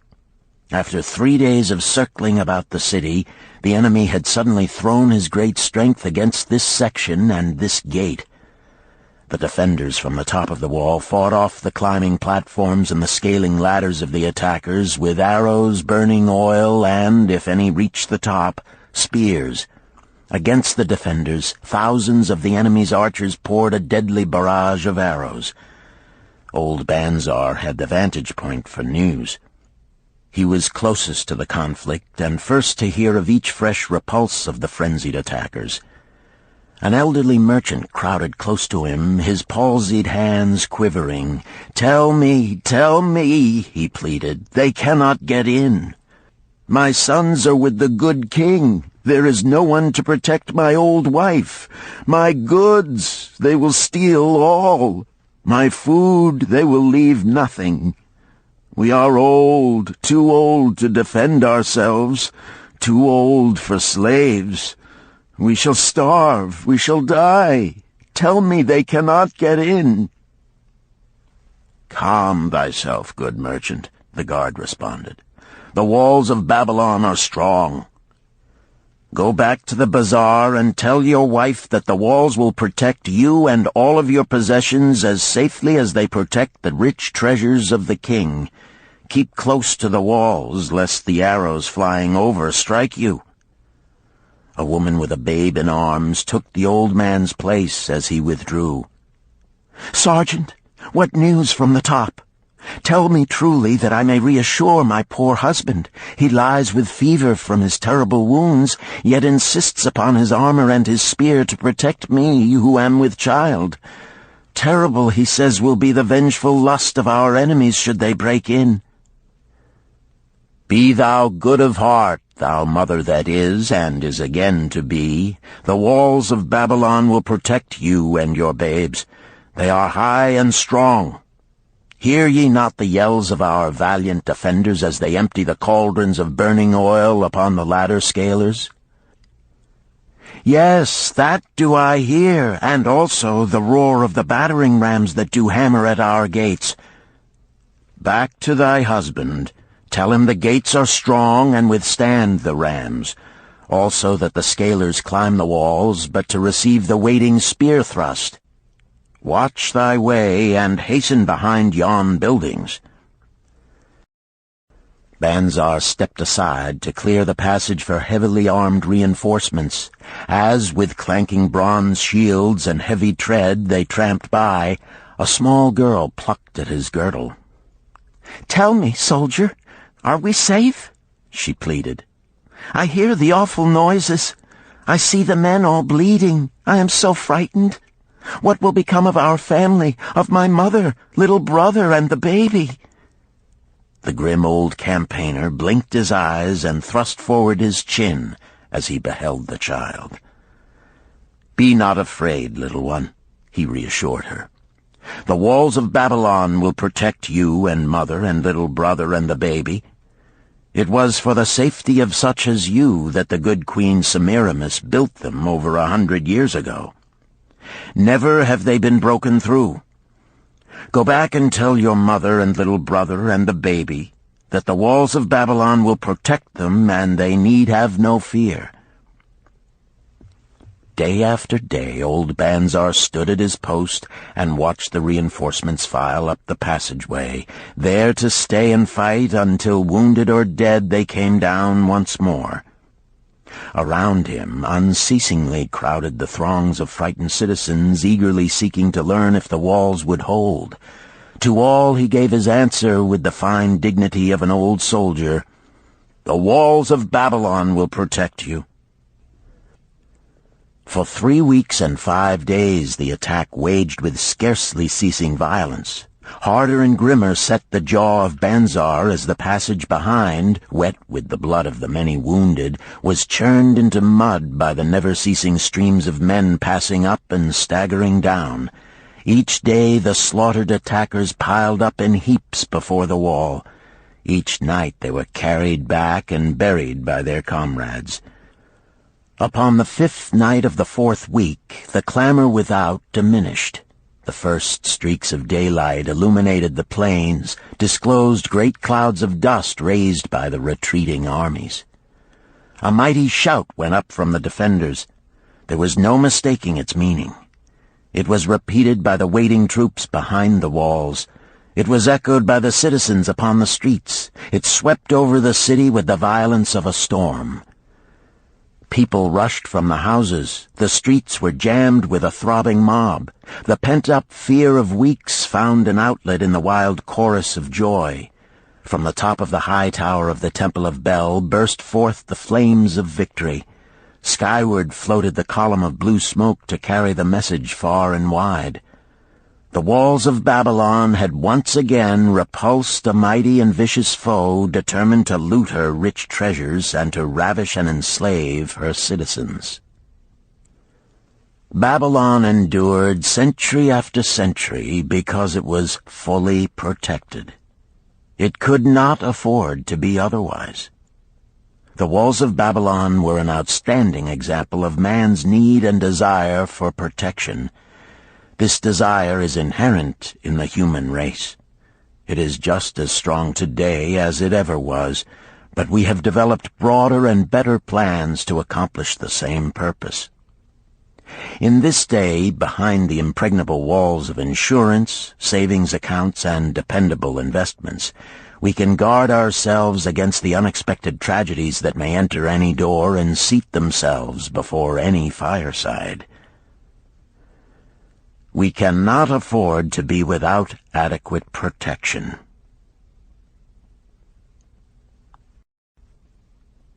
Chapter 8. The Camel Trader of Babylon. The hungrier one becomes, the clearer one's mind works. Also, the more sensitive one becomes to the odors of food. Tarkad, the son of Azure, certainly thought so. For 2 whole days he had tasted no food except 2 small figs purloined from over the wall of a garden. Not another could he grab before the angry woman rushed forth and chased him down the street. Her shrill cries were still ringing in his ears as he walked through the marketplace. They helped him to restrain his restless fingers from snatching the tempting fruits from the baskets of the market women. Never before had he realized how much food was brought to the markets of Babylon and how good it smelled. Leaving the market, he walked across to the inn and paced back and forth in front of the eating house. Perhaps here he might meet someone he knew, someone from whom he could borrow a copper that would gain him a smile from the unfriendly keeper of the inn and, with it, a liberal helping. Without the copper, he knew all too well how unwelcome he would be. In his abstraction, he unexpectedly found himself face to face with the one man he wished most to avoid, the tall, bony figure of Dabasir, the camel trader. Of all the friends and others from whom he had borrowed small sums, Dabasir made him feel the most uncomfortable because of his failure to keep his promises to repay promptly. Dabasir's face lighted up at the sight of him. "Ha! 'Tis Tarkad, just the one I have been seeking, that he might repay the 2 pieces of copper which I lent him a moon ago. Also the piece of silver which I lent to him before that. We are well met. I can make good use of the coins this very day. What say, boy, what say?" Tarkad stuttered, and his face flushed. He had naught in his empty stomach to nerve him to argue with the outspoken Dabasir. "I am sorry, very sorry," he mumbled weakly. "But this day I have neither the copper nor the silver with which I could repay." "Then get it," Dabasir insisted. "Surely thou canst get hold of a few coppers and a piece of silver to repay the generosity of an old friend of thy father, who aided thee whence thou wast in need." "'Tis because ill fortune does pursue me that I cannot pay." "Ill fortune? Wouldst blame the gods for thine own weakness? Ill fortune pursues every man who thinks more of borrowing than of repaying. Come with me, boy, while I eat. I am hungry, and I would tell thee a tale." Tarkad flinched from the brutal frankness of Dabasir, but here at least was an invitation to enter the coveted doorway of the eating-house. Dabasir pushed him to a far corner of the room where they seated themselves upon small rugs. When Koskor, the proprietor, appeared smiling, Dabasir addressed him with his usual freedom. "Fat lizard of the desert, bring to me a leg of the goat, very brown, with much juice, and bread and all of the vegetables, for I am hungry and want much food. Do not forget my friend here. Bring to him a jug of water. Have it cooled, for the day is hot." Tarkad's heart sank. Must he sit here and drink water while he watched this man devour an entire goat leg? He said nothing. He thought of nothing he could say. Dabasir, however, knew no such thing as silence. Smiling and waving his hand good-naturedly to the other customers, all of whom knew him, he continued. "I did hear from a traveler just returned from Urfa of a certain rich man who has a piece of stone cut so thin that one can look through it. He put it in the window of his house to keep out the rains. It is yellow, so this traveler does relate, and he was permitted to look through it, and all the outside world looks strange and not like it really is. What say you to that, Tarkad? Thinkest all the world could look to a man a different color from what it is?" "I dare say," responded the youth, much more interested in the fat leg of goat placed before Dabasir. "Well, I know it to be true, for I, myself, have seen the world all of a different color from what it really is, and the tale I am about to tell relates how I came to see it in its right color once more." "Dabasir will tell a tale," whispered a neighboring diner to his neighbor, and dragged his rug close. Other diners brought their food and crowded in a semicircle. They crunched noisily in the ears of Tarkad and brushed him with their meaty bones. He alone was without food. Dabasir did not offer to share with him, nor even motion him to a small corner of the hard bread that was broken off and had fallen from the platter to the floor. "The tale that I am about to tell," began Dabasir, pausing to bite a goodly chunk from the goat leg, "relates to my early life and how I came to be a camel trader. Didst anyone know that I once was a slave in Syria?" A murmur of surprise ran through the audience, to which Dabasir listened with satisfaction. "When I was a young man," continued Dabasir after another vicious onslaught on the goat leg, "I learned the trade of my father, the making of saddles. I worked with him in his shop and took to myself a wife. Being young and not greatly skilled, I could earn but little, just enough to support my excellent wife in a modest way. I craved good things which I could not afford. Soon I found that the shopkeepers would trust me to pay later, even though I could not pay at the time. Being young and without experience, I did not know that he who spends more than he earns is sowing the winds of needless self-indulgence from which he is sure to reap the whirlwinds of trouble and humiliation. So I indulged my whims for fine raiment and bought luxuries for my good wife and our home beyond our means. I paid as I could, and for a while all went well. But in time I discovered I could not use my earnings both to live upon and to pay my debts. Creditors began to pursue me to pay for my extravagant purchases, and my life became miserable. I borrowed from my friends, but could not repay them either. Things went from bad to worse. My wife returned to her father, and I decided to leave Babylon and seek another city where a young man might have better chances. For 2 years I had a restless and unsuccessful life working for caravan traders. From this I fell in with a set of likable robbers who scoured the desert for unarmed caravans. Such deeds were unworthy of the son of my father, but I was seeing the world through a colored stone and did not realize to what degradation I had fallen. We met with success on our first trip, capturing a rich haul of gold and silks and valuable merchandise. This loot we took to Ganir and squandered. The second time we were not so fortunate. Just after we had made our capture, we were attacked by the spearsmen of a native chief to whom the caravans paid for protection. Our 2 leaders were killed, and the rest of us were taken to Damascus, where we were stripped of our clothing and sold as slaves. I was purchased for 2 pieces of silver by a Syrian desert chief. With my hair shorn and but a loincloth to wear, I was not so different from the other slaves. Being a reckless youth, I thought it merely an adventure until my master took me before his 4 wives and told them they could have me for a eunuch. Then, indeed, did I realize the hopelessness of my situation. These men of the desert were fierce and warlike. I was subject to their will without weapons or means of escape. Fearful I stood as those 4 women looked me over.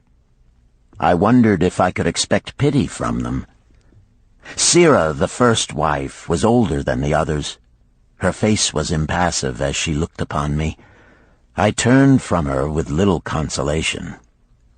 The next was a contemptuous beauty who gazed at me as indifferently as if I had been a worm of the earth. The 2 younger ones tittered as though it were all an exciting joke. It seemed an age that I stood waiting sentence. Each woman appeared willing for the others to decide. Finally, Sirah spoke up in a cold voice. "Of eunuchs we have plenty, but of camel-tenders we have few, and they are a worthless lot. Even this day I would visit my mother who is sick with the fever, and there is no slave I would trust to lead my camel. Ask this slave if he can lead a camel." My master thereupon questioned me, "What know you of camels?" Striving to conceal my eagerness, I replied, "I can make them kneel, I can load them, I can lead them on long trips without tiring. If need be, I can repair their trappings." "The slave speaks forward enough," observed my master. "If thou so desire, Sirah, take this man for thy camel-tender." So I was turned over to Sirah, and that day I led her camel upon a long journey to her sick mother. I took the occasion to thank her for her intercession, and also to tell her that I was not a slave by birth, but the son of a freeman, an honorable saddle-maker of Babylon. I also told her much of my story. Her comments were disconcerting to me, and I pondered much afterward on what she said. How can you call yourself a free man when your weakness has brought you to this? If a man has in himself the soul of a slave, will he not become one, no matter what his birth, even as water seeks its level?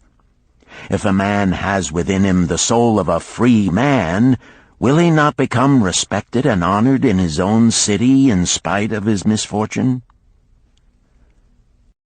For over a year I was a slave and lived with the slaves, but I could not become as one of them.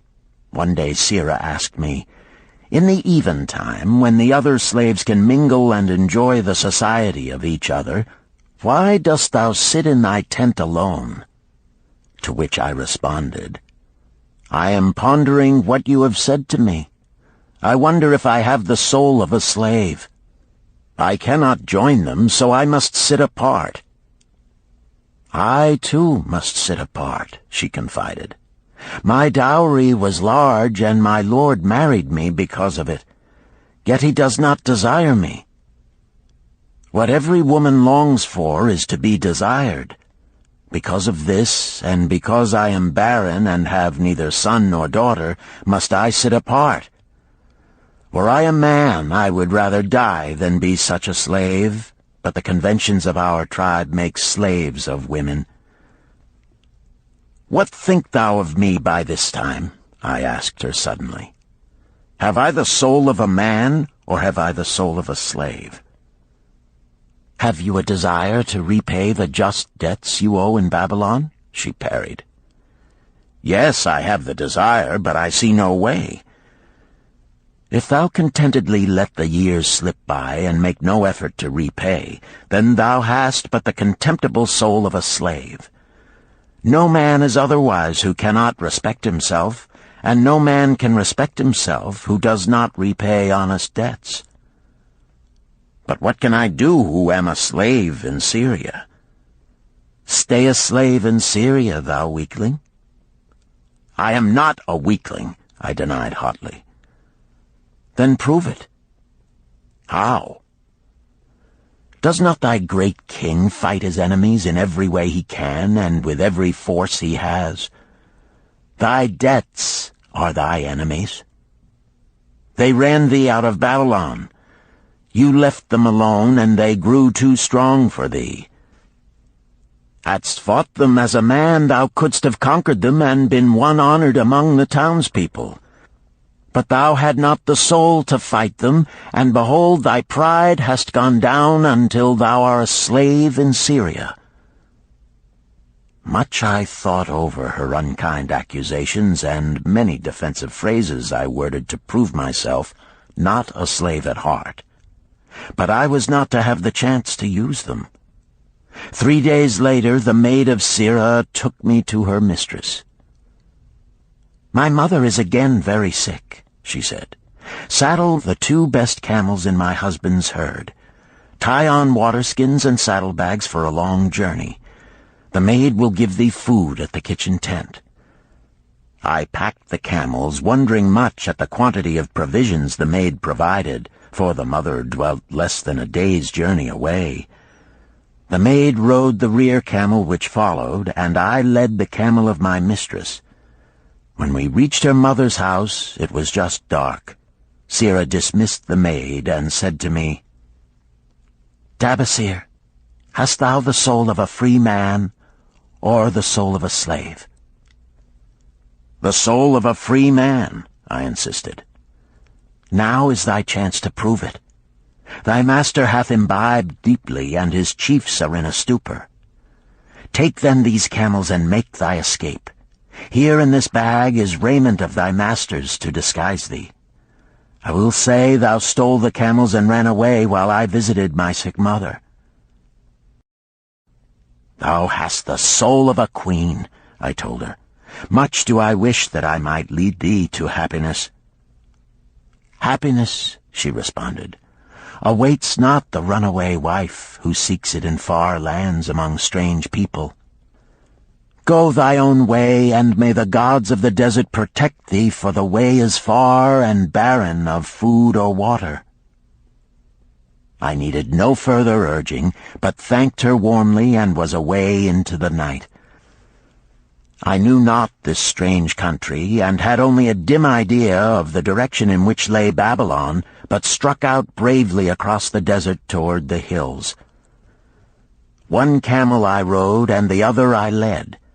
All that night I traveled, and all the next day, urged on by the knowledge of the terrible fate that was meted out to slaves who stole their master's property and tried to escape. Late that afternoon I reached a rough country as uninhabitable as the desert. The sharp rocks bruised the feet of my faithful camels, and soon they were picking their way slowly and painfully along. I met neither man nor beast, and could well understand why they shunned this inhospitable land. It was such a journey from then on as few men lived to tell of. Day after day we plodded along. Food and water gave out. The heat of the sun was merciless. At the end of the 9th day I slid from the back of my mount with the feeling that I was too weak to ever remount, and I would surely die, lost in this abandoned country. I stretched out upon the ground and slept, not waking until the first gleam of daylight. I sat up and looked about me. There was a coolness in the morning air. My camels lay dejected not far away. About me was a vast waste of broken country covered with rock and sand and thorny things. No sign of water, not to eat for man or camel. Could it be that in this peaceful quiet I faced my end? My mind was clearer than it had ever been before. My body now seemed of little importance. My parched and bleeding lips, my dry and swollen tongue, my empty stomach, all had lost their supreme agonies of the day before. I looked across into the uninviting distance, and once again came to me the question, have I the soul of a slave or the soul of a free man? Then, with clearness, I realized that if I had the soul of a slave, I should give up, lie down in the desert and die, a fitting end for a runaway slave. But if I had the soul of a free man, what then? Surely I would force my way back to Babylon, repay the people who had trusted me, bring happiness to my wife who truly loved me, and bring peace and contentment to my parents. Thy debts are thine enemies who have run thee out of Babylon, Sirrah had said. Yes, it was so. Why had I refused to stand my ground like a man? Why had I permitted my wife to go back to her father? Then a strange thing happened. All the world seemed to be of a different color, as though I had been looking at it through a colored stone which had suddenly been removed. At last I saw the true values in life. Die in the desert, not I. With a new vision I saw the things that I must do. First, I would go back to Babylon and face every man to whom I owed an unpaid debt. I should tell them that after years of wandering and misfortune, I had come back to pay my debts as fast as the gods would permit. Next, I should make a home for my wife and become a citizen of whom my parents should be proud. My debts were my enemies, but the men I owed were my friends, for they had trusted me and believed in me. I staggered weakly to my feet. What mattered hunger? What mattered thirst? They were but incidents on the road to Babylon. Within me surged the soul of a free man going back to conquer his enemies and reward his friends. I thrilled with the great resolve. The glazed eyes of my camels brightened at the new note in my husky voice. With great effort, after many attempts, they gained their feet. With pitiful perseverance, they pushed on toward the north, where something within me said we would find Babylon. We found water. We passed into a more fertile country where were grass and fruit. We found the trail to Babylon because the soul of a free man looks at life as a series of problems to be solved, and solves them. while the soul of a slave whines, "What can I do who am but a slave?" How about thee, Tarkad? Does thy empty stomach make thy head exceedingly clear? Art ready to take the road that leads back to self-respect? Canst thou see the world in its true color? Hast thou the desire to pay thy honest debts, however many they may be, and once again be a man respected in Babylon? Moisture came to the eyes of the youth. He rose eagerly to his knees. "Thou hast shown me a vision. Already I feel the soul of a free man surge within me." "But how fared you upon your return?" questioned an interested listener. "Where the determination is, the way can be found," Dabasir replied. "I now had the determination, so I set out to find a way. First I visited every man to whom I was indebted, and begged his indulgence until I could earn that with which to repay. Most of them met me gladly. Several reviled me, but others offered to help me. One indeed did give me the very help I needed. It was Mathon, the gold lender. Learning that I had been a camel tender in Syria, he sent me to old Nebator, the camel trader, just commissioned by our good king to purchase many herds of sound camels for the great expedition. With him, my knowledge of camels I put to good use. Gradually, I was able to repay every copper and every piece of silver. Then at last I could hold up my head and feel that I was an honorable man among men." Again Dabasir turned to his food. "Kaskor, thou snail," he called loudly to be heard in the kitchen. "The food is cold. Bring me more meat fresh from the roasting. Bring thou also a very large portion for Tarkad, the son of my old friend, who is hungry and shall eat with me." So ended the tale of Dabasir, the camel trader of old Babylon. He found his own soul when he realized a great truth, a truth that had been known and used by wise men long before his time. It has led men of all ages out of difficulties and into success, and it will continue to do so for those who have the wisdom to understand its magic power. It is for any man to use who reads these lines. Where the determination is, the way can be found.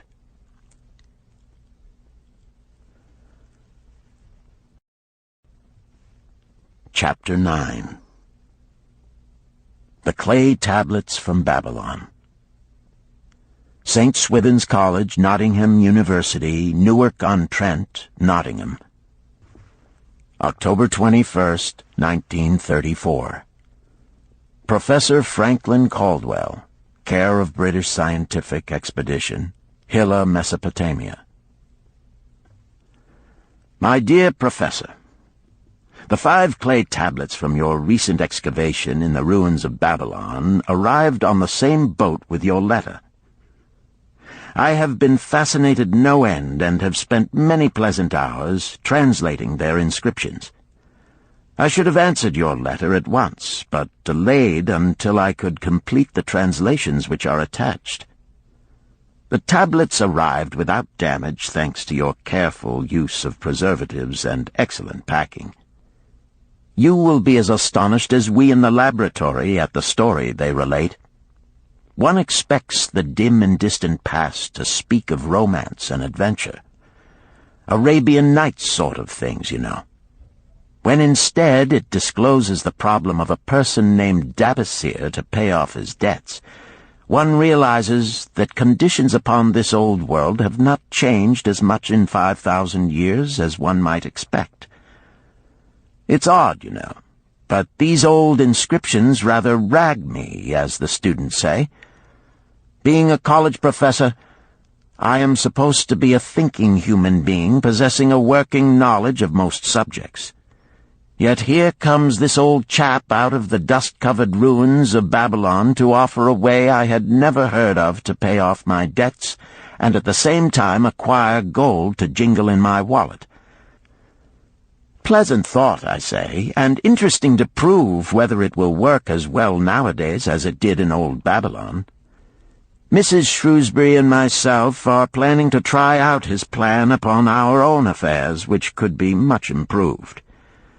Wishing you the best of luck in your worthy undertaking, and waiting eagerly another opportunity to assist, I am, yours sincerely, Alfred H. Shrewsbury, Department of Archaeology. Tablet 1.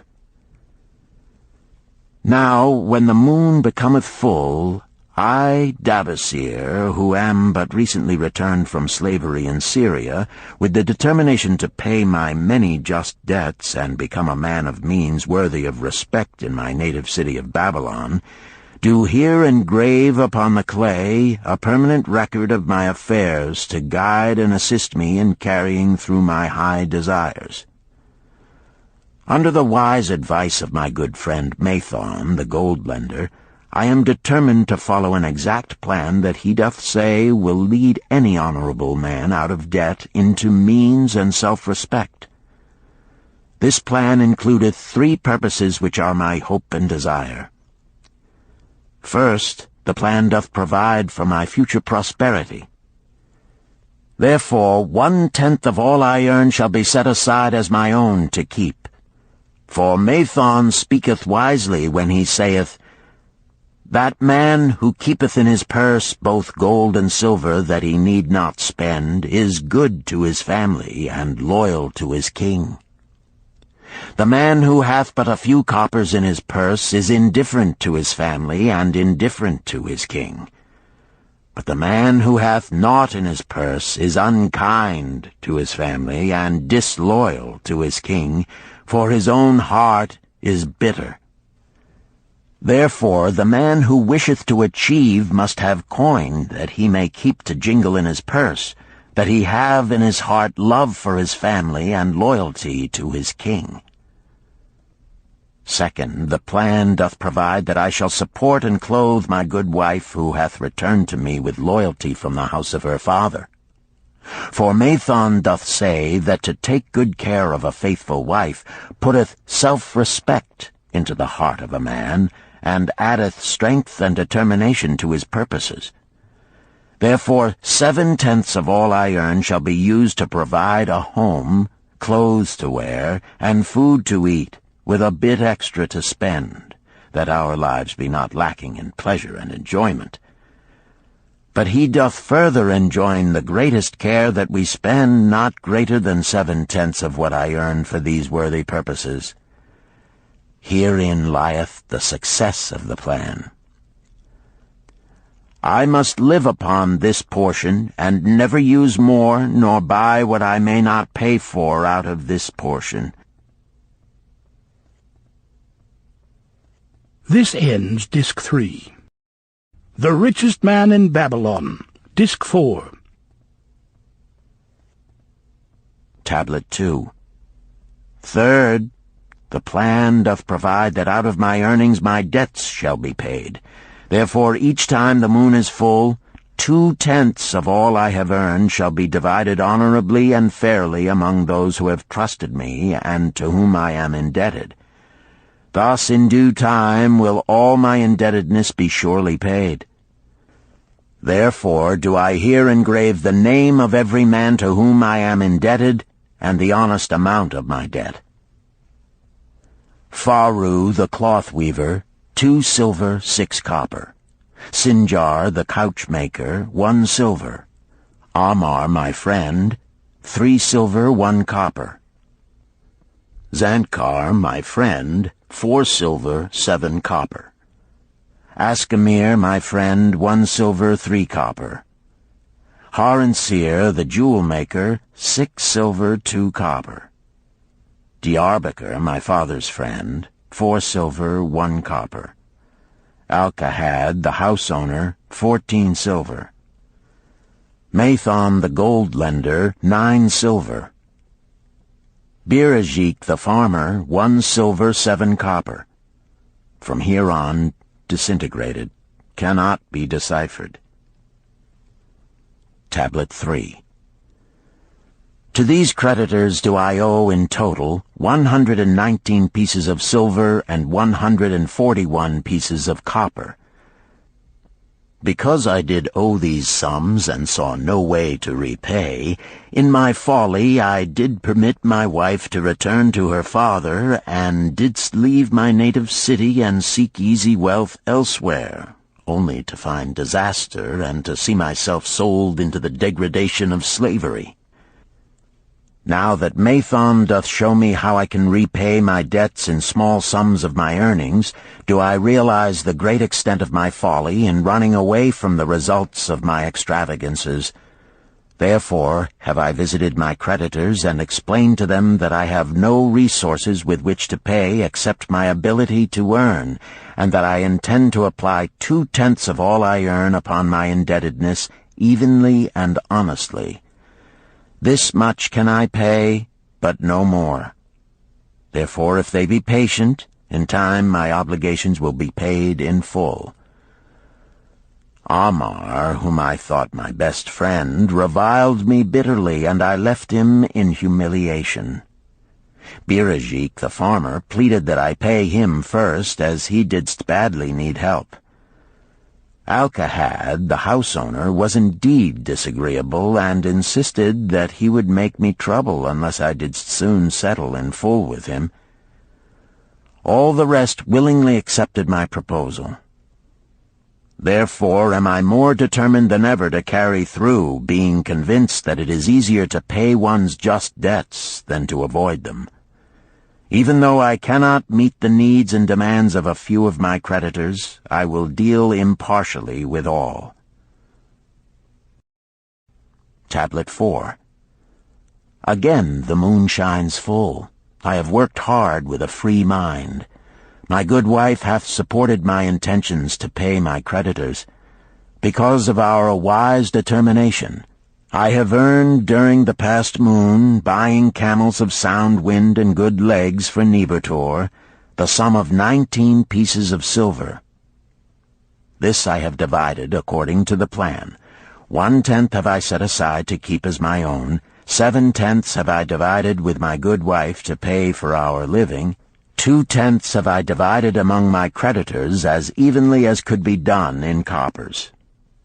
I did not see Amar, but left it with his wife. Birajik was so pleased that he would kiss my hand. Old Alcahad alone was grouchy and said I must pay faster. To which I replied that if I were permitted to be well fed and not worried, that alone would enable me to pay faster. All the others thanked me and spoke well of my efforts.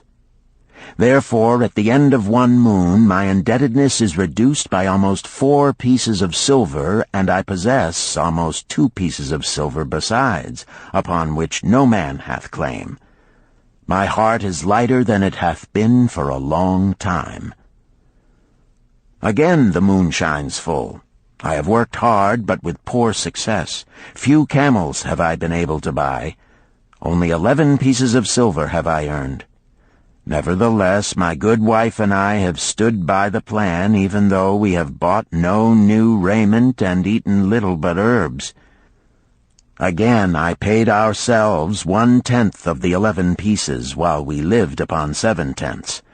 I was surprised when Amar commended my payment, even though small. So did Birajik. Alcahad flew into a rage, but when told to give back his portion if he did not wish it, he became reconciled. The others, as before, were content. Again the moon shines full, and I am greatly rejoiced. I intercepted a fine herd of camels and bought many sound ones, therefore my earnings were 42 pieces of silver. This moon my wife and myself have bought much-needed sandals and raiment. Also we have dined well on meat and fowl. More than 8 pieces of silver we have paid to our creditors.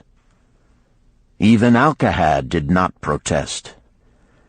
Great is the plan, for it leadeth us out of debt, and giveth us wealth which is ours to keep.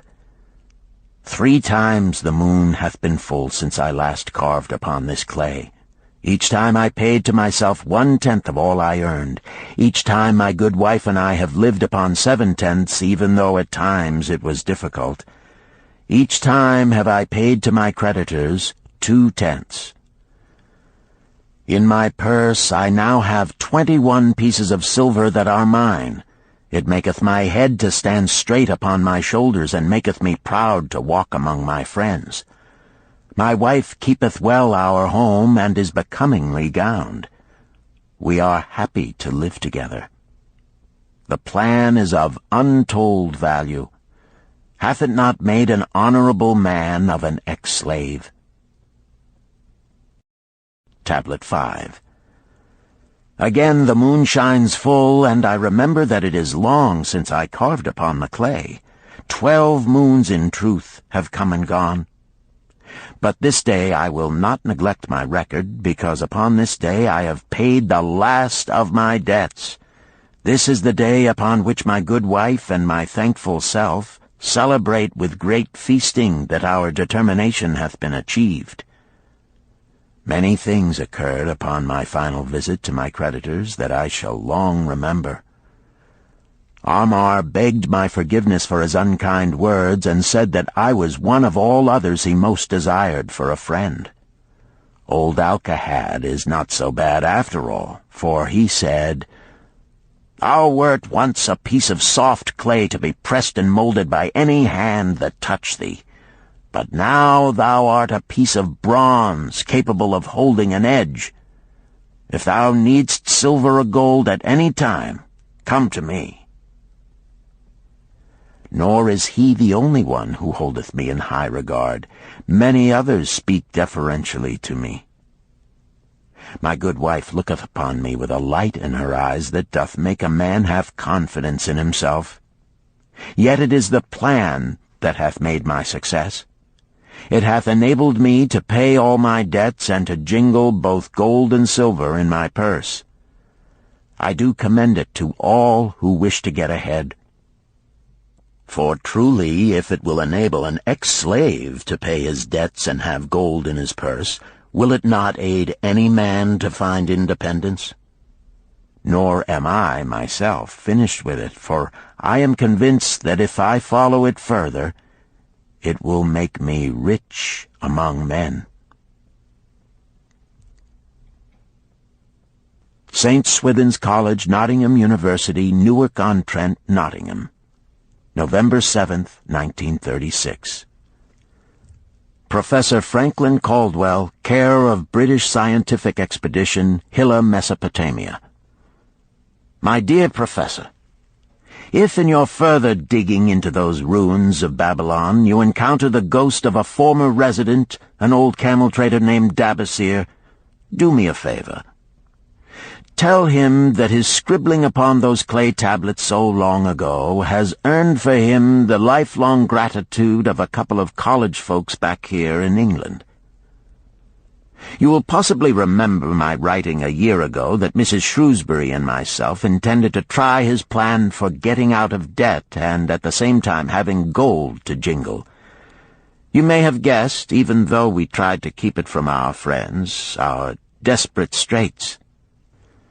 We were frightfully humiliated for years by a lot of old debts, and worried sick for fear some of the tradespeople might start a scandal that would force me out of the college.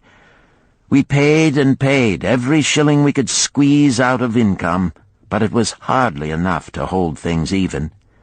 Besides, we were forced to do all our buying where we could get further credit regardless of higher costs.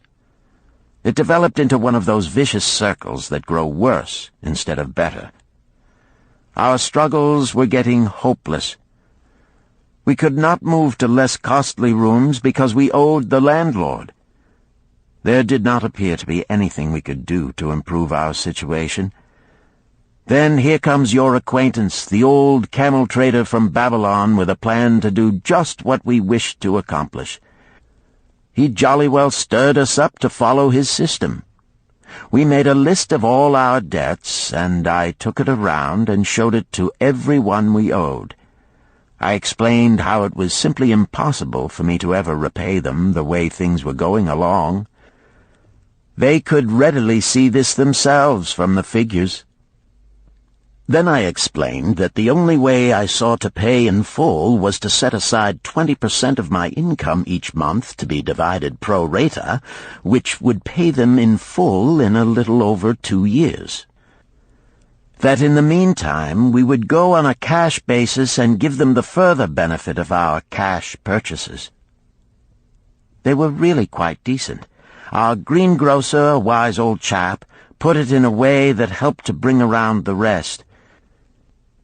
If you pay for all you buy and then pay some on what you owe, that is better than you have done, for you ain't paid down the account none in 3 years. Finally, I secured all their names to an agreement binding them not to molest us as long as the 20% of income was paid regularly. Then we began scheming on how to live upon 70%. We were determined to keep that extra 10% to jingle. The thought of silver and possibly gold was most alluring. It was like having an adventure to make the change. We enjoyed figuring this way and that to live comfortably upon that remaining 70%. We started with rent and managed to secure a fair reduction. Next, we put our favorite brands of tea and such under suspicion, and were agreeably surprised how often we could purchase superior qualities at less cost. It is too long a story for a letter, but anyhow it did not prove difficult. We managed, and right cheerfully at that. What a relief it proved to have our affairs in such a shape we were no longer persecuted by past due accounts. I must not neglect, however, to tell you about that extra 10% we were supposed to jingle. Well, we did jingle it for some time. Now, don't laugh too soon. You see, that is the sporty part. It is the real fun to start accumulating money that you do not want to spend. There is more pleasure in running up such a surplus than there could be in spending it. After we had jingled to our heart's content, we found a more profitable use for it. We took up an investment upon which we could pay that 10% each month. This is proving to be the most satisfying part of our regeneration. It is the first thing we pay out of my check. There is a most gratifying sense of security to know our investment is growing steadily. By the time my teaching days are over, it should be a snug sum, large enough so the income will take care of us from then on. All this out of my same old check. Difficult to believe, yet absolutely true. All our debts being gradually paid, and at the same time our investment increasing. Besides, we get along financially even better than before. Who would believe there could be such a difference in results between following a financial plan and just drifting along? At the end of the next year, when all our old bills shall have been paid, we will have more to pay upon our investment besides some extra for travel. We are determined never again to permit our living expenses to exceed 70% of our income. Now you can understand why we would like to extend our personal thanks to that old chap whose plan saved us from our hell on earth. He knew. He had been through it all. He wanted others to benefit from his own bitter experiences. That is why he spent tedious hours carving his message upon the clay. He had a real message for fellow sufferers, a message so important that after 5,000 years it has risen out of the ruins of Babylon just as true and just as vital as the day it was buried. Yours sincerely, Alfred H. Shrewsbury, Department of Archaeology. Chapter 10. The Luckiest Man in Babylon.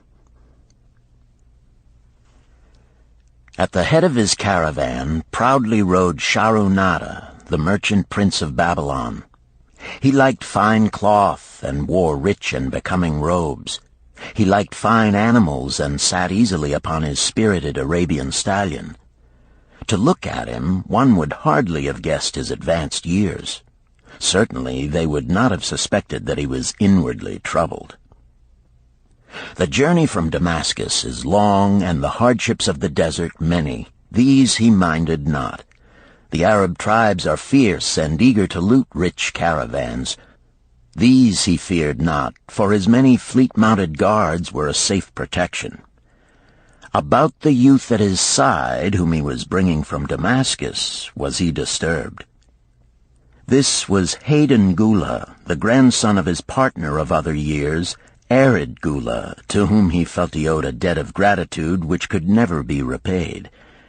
He would like to do something for this grandson, but the more he considered this, the more difficult it seemed because of the youth himself. Eyeing the young man's rings and earrings, he thought to himself, "He thinks jewels are for men. Still, he has his grandfather's strong face. But his grandfather wore no such gaudy robes. Yet I sought him to come, hoping I might help him get a start for himself and get away from the wreck his father has made of their inheritance." Hayden Gula broke in upon his thoughts. "Why dost thou work so hard, riding always with thy caravan upon its long journeys? Dost thou never take time to enjoy life?" Shahrunada smiled. "To enjoy life?" he repeated. "What wouldst thou do to enjoy life if thou wert Shahrunada?" "If I had wealth equal to thine, I would live like a prince. Never across the hot desert would I ride. I would spend the shekels as fast as they came to my purse. I would wear the richest of robes and the rarest of jewels. That would be a life to my liking, a life worth living." Both men laughed. "Thy grandfather wore no jewels," Shahrunada spoke before he thought, then continued jokingly, "Wouldst thou leave no time for work?" "Work was made for slaves," Hayden Gula responded. Shahrunada bit his lip but made no reply, riding in silence until the trail led them to the slope. Here he reined his mount, and pointing to the green valley far away, "See, there is the valley. Look far down, and thou canst faintly see the walls of Babylon. The tower is the temple of Bel. If thine eyes are sharp, thou mayest even see the smoke from the eternal fire upon its crest." "So that is Babylon? Always have I longed to see the wealthiest city in all the world," Hayden Gula commented. "Babylon, where my grandfather started his fortune. Would he were still alive, we would not be so sorely pressed.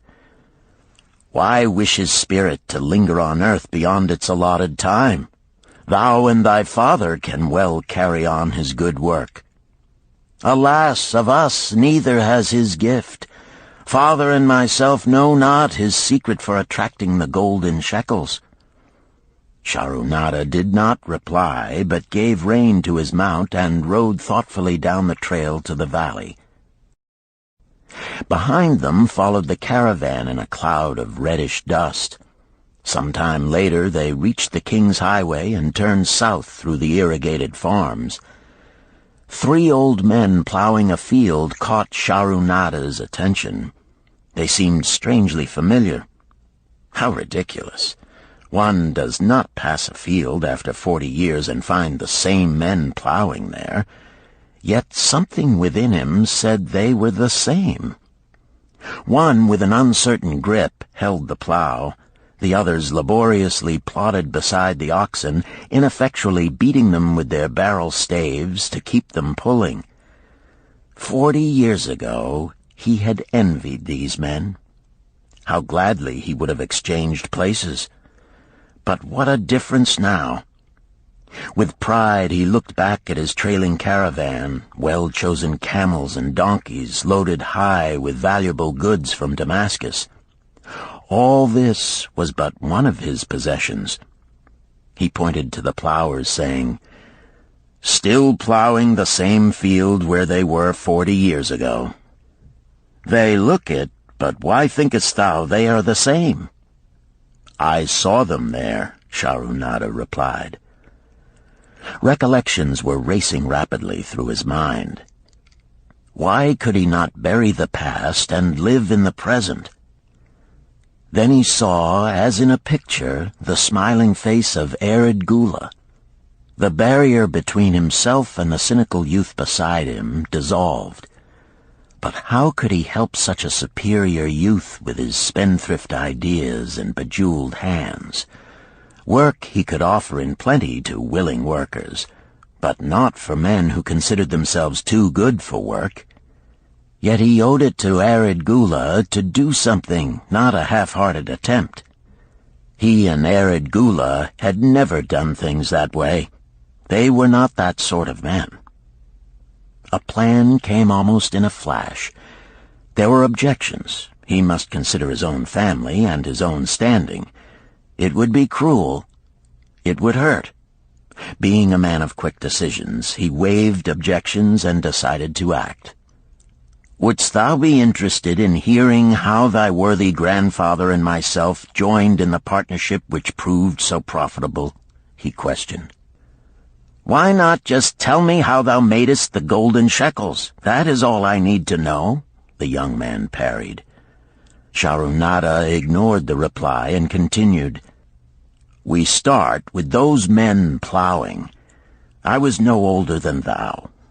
As the column of men in which I marched approached, good old Megiddo, the farmer, scoffed at the slipshod way in which they plowed. Megiddo was chained next to me. 'Look at the lazy fellows,' he protested. 'The plow holder makes no effort to plow deep, nor do the beaters keep the oxen in the furrow. How can they expect to raise a good crop with poor plowing?' "'Didst thou say Megiddo was chained to thee?' Hayden Gula asked in surprise. "'Yes, with bronze collars about our necks and a length of heavy chain between us. Next to him was Zabado, the sheep thief. I had known him in Harun. At the end was a man we called Pirate because he told us not his name. We judged him as a sailor as he had entwined serpents tattooed upon his chest in sailor fashion. The column was made up thus, so the men could walk in fours." "Thou wert chained as a slave?" Hayden Gula asked incredulously. "Did not thy grandfather tell thee I was once a slave? He often spoke of thee, but never hinted of this. He was a man thou couldst trust with innermost secrets. Thou, too, are a man I may trust, am I not right?" Sharunada looked him squarely in the eye. "Thou mayest rely upon my silence, but I am amazed. Tell me, how didst thou come to be a slave?" Sharunada shrugged his shoulders. "Any man may find himself a slave. It was a gaming house and barley beer that brought me disaster. I was the victim of my brother's indiscretions. In a brawl he killed his friend. I was bonded to the widow by my father, desperate to keep my brother from being prosecuted under the law. When my father could not raise the silver to free me, she in anger sold me to the slave dealer." "What a shame and injustice," Hayden Gula protested. "But tell me, how didst thou regain freedom?" "We shall come to that, but not yet. Let us continue my tale. As we passed, the plowers jeered at us. One did doff his ragged hat and bow low, calling out, 'Welcome to Babylon, guests of the king! He waits for thee on the city walls where the banquet is spread, mud bricks and onion soup.' With that, they laughed uproariously. Pirate flew into a rage and cursed them roundly. "What do those men mean by the king awaiting us on the walls?" I asked him. "To the city walls ye march to carry bricks until the back breaks. Maybe they beat thee to death before it breaks. They won't beat me. I'll kill 'em." Then Megiddo spoke up. "It doesn't make sense to me to talk of masters beating willing, hard-working slaves to death. Masters like good slaves and treat them well." "Who wants to work hard?" commented Zabato. "Those plowers are wise fellows. They're not breaking their backs, just letting on as if they be." "Thou can't get ahead by shirking," Megiddo protested. "If thou plow a hectare, that's a good day's work, and any master knows it. But when thou plow only a half, that's shirking. I don't shirk. I like to work, and I like to do good work, for work is the best friend I've ever known. It has brought me all the good things I've had, my farm and cows and crops, everything." "Yea, and where be these things now?" scoffed Zabato. "I figure it pays better to be smart and get by without working. You watch Zabato. If we're sold to the walls, he'll be carrying the water bag or some easy job, when thou, who like to work, will be breaking thy back carrying bricks." He laughed his silly laugh. Terror gripped me that night. I could not sleep. I crowded close to the guard rope, and when the others slept, I attracted the attention of Godoso, who was doing the first guard watch. He was one of those brigand Arabs, the sort of rogue who, if he robbed thee of thy purse, would think he must also cut thy throat. "Tell me, Godoso," I whispered, "when we get to Babylon, will we be sold to the walls?" "Why want to know?" he questioned cautiously. "Canst thou not understand?" I pleaded. "I am young. I want to live. I don't want to be worked or beaten to death on the walls. Is there any chance for me to get a good master?" He whispered back, "I tell something. Thou good fellow, give Godoso no trouble. Most times we go first to slave market. Listen now. When buyers come, tell 'em you good worker, like to work hard for good master, make 'em want to buy. You not make 'em buy, next day you carry brick. Mighty hard work." After he walked away, I lay in the warm sand looking up at the stars and thinking about work. What Megiddo had said about it being his best friend made me wonder if it would be my best friend. Certainly it would be if it helped me out of this. When Megiddo awoke, I whispered my good news to him. It was our one ray of hope as we marched toward Babylon. Late in the afternoon, we approached the walls and could see the lines of men, like black ants, climbing up and down the steep diagonal paths. As we drew closer, we were amazed at the thousands of men working.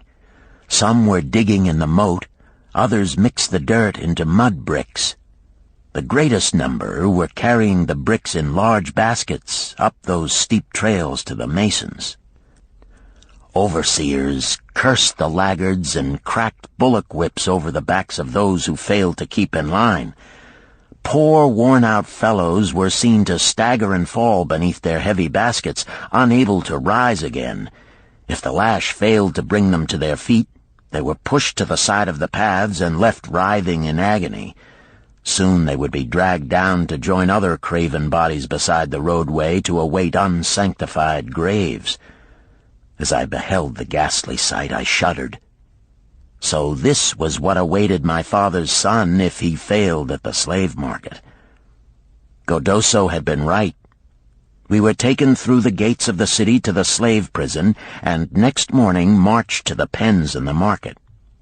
Here the rest of the men huddled in fear, and only the whips of our guard could keep them moving so the buyers could examine them. Megiddo and myself eagerly talked to every man who permitted us to address him. The slave dealer brought soldiers from the king's guard who shackled Pirate and brutally beat him when he protested. As they led him away, I felt sorry for him. Megiddo felt that we would soon part. When no buyers were near, he talked to me earnestly to impress upon me how valuable work would be to me in the future. Some men hate it. They make it their enemy. Better to treat it like a friend. Make thyself like it. Don't mind because it is hard. If thou thinkest about what a good house thou build, then who cares if the beams are heavy and it is far from the well to carry the water for the plaster? Promise me, boy, if thou get a master, work for him as hard as thou canst. If he does not appreciate all thou do, never mind. Remember, work well done does good to the man who does it. It makes him a better man. He stopped as a burly farmer came to the enclosure and looked at us critically. Megiddo asked about his farm and crops, soon convincing him that he would be a valuable man. After violent bargaining with the slave dealer, the farmer drew a fat purse from beneath his robe, and soon Megiddo had followed his new master out of sight. A few other men were sold during the morning. At noon, Godoso confided to me that the dealer was disgusted and would not stay over another night, but would take all who remained at sundown to the king's buyer. I was becoming desperate when a fat, good-natured man walked up to the wall and inquired if there was a baker among us. I approached him, saying, "Why should a good baker like thyself seek another baker of inferior ways? Would it not be easier to teach a willing man like myself thy skilled ways? Look at me. I am young, strong, and like to work. Give me a chance, and I will do my best to earn gold and silver for thy purse." He was impressed by my willingness, and began bargaining with the dealer, who had never noticed me since he had bought me, but now waxed eloquent on my abilities, good health, and good disposition. I felt like a fat ox being sold to a butcher. At last, much to my joy, the deal was closed. I followed my new master away, thinking I was the luckiest man in Babylon. My new home was much to my liking. Nananeid, my master, taught me how to grind the barley in the stone bowl that stood in the courtyard, how to build the fire in the oven, and then how to grind very fine the sesame flour for the honey cakes. I had a couch in the shed where his grain was stored. The old slave housekeeper, Swasti, fed me well and was pleased at the way I helped her with the heavy tasks. Here was the chance I had longed for to make myself valuable to my master, and, I hoped, to find a way to earn my freedom. I asked Nananeid to show me how to knead the bread and to bake. This he did, much pleased at my willingness. Later, when I could do this well, I asked him to show me how to make the honey cakes, and soon I was doing all the baking. My master was glad to be idle, but Swasti shook her head in disapproval. "No work to do is bad for any man," she declared. I felt it was time for me to think of a way by which I might start to earn coins to buy my freedom. As the baking was finished at noon, I thought Nananeid would approve if I found profitable employment for the afternoons and might share my earnings with me. Then the thought came to me, why not bake more of the honey cakes and peddle them to hungry men upon the streets of the city? I presented my plan to Nananeid this way. "If I can use my afternoons after the baking is finished to earn for thee coins, would it be only fair for thee to share my earnings with me, that I might have money of my own to spend for those things which every man desires and needs?" Fair enough," he admitted. When I told him of my plan to peddle our honey cakes, he was well pleased. "Here is what we will do," he suggested. "Thou sellest them at 2 for a penny, then half of the pennies will be mine to pay for the flour and the honey and the wood to bake them. Of the rest I shall take half, and thou shalt keep half." I was much pleased by this generous offer that I might keep for myself 1/4 of my sales. That night I worked late to make a tray upon which to display them. Nananeid gave me one of his worn robes that I might look well, and Swasti helped me patch it and wash it clean. The next day I baked an extra supply of honey cakes. They looked brown and tempting upon the tray as I went along the street, loudly calling my wares. At first no one seemed interested, and I became discouraged. I kept on, and later in the afternoon, as men became hungry, the cakes began to sell, and soon my tray was empty. Nananeid was well pleased with my success and gladly paid me my share. I was delighted to own pennies. Megiddo had been right when he said a master appreciated good work from his slaves. That night I was so excited over my success I could hardly sleep, and tried to figure how much I could earn in a year and how many years would be required to buy my freedom. As I went forth with my tray of cakes every day, I soon found regular customers. One of these was none other than thy grandfather, Arid Gula. He was a rug merchant and sold to the housewives, going from one end of the city to the other, accompanied by a donkey loaded high with rugs and a black slave to tend it. He would buy 2 cakes for himself and 2 for his slave, always tarrying to talk with me while they ate them. Thy grandfather said something to me one day that I shall always remember. "I like thy cakes, boy. But better still, I like the fine enterprise with which thou offerest them. Such spirit can carry thee far on the road to success." But how canst thou understand, Hayden Gula, what such words of encouragement could mean to a slave boy, lonesome in a great city, struggling with all he had in him to find a way out of his humiliation? As the months went by, I continued to add pennies to my purse. It began to have a comforting weight upon my belt. Work was proving to be my best friend, just as Megiddo had said. I was happy, but Swasti was worried. "Thy master, I fear to have him spend so much time at the gaming houses," she protested. I was overjoyed one day to meet my friend Megiddo upon the street. He was leading 3 donkeys loaded with vegetables to the market. "I am doing mighty well," he said. "My master does appreciate my good work, for now I am a foreman. See, he does trust the marketing to me. And also he is sending for my family. Work is helping me to recover from my great trouble. Someday it will help me to buy my freedom and once more own a farm of my own." Time went on, and Nananeid became more and more anxious for me to return from selling. He would be waiting when I returned, and would eagerly count and divide our money.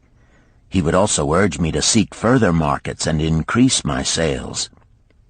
Often I went outside the city gates to solicit the overseers of the slaves building the walls. I hated to return to the disagreeable sights, but found the overseers liberal buyers. One day I was surprised to see Zabado waiting in line to fill his basket with bricks. He was gaunt and bent, and his back was covered with welts and sores from the whips of the overseers. I was sorry for him, and handed him a cake which he crushed into his mouth like a hungry animal. Seeing the greedy look in his eyes, I ran before he could grab my tray.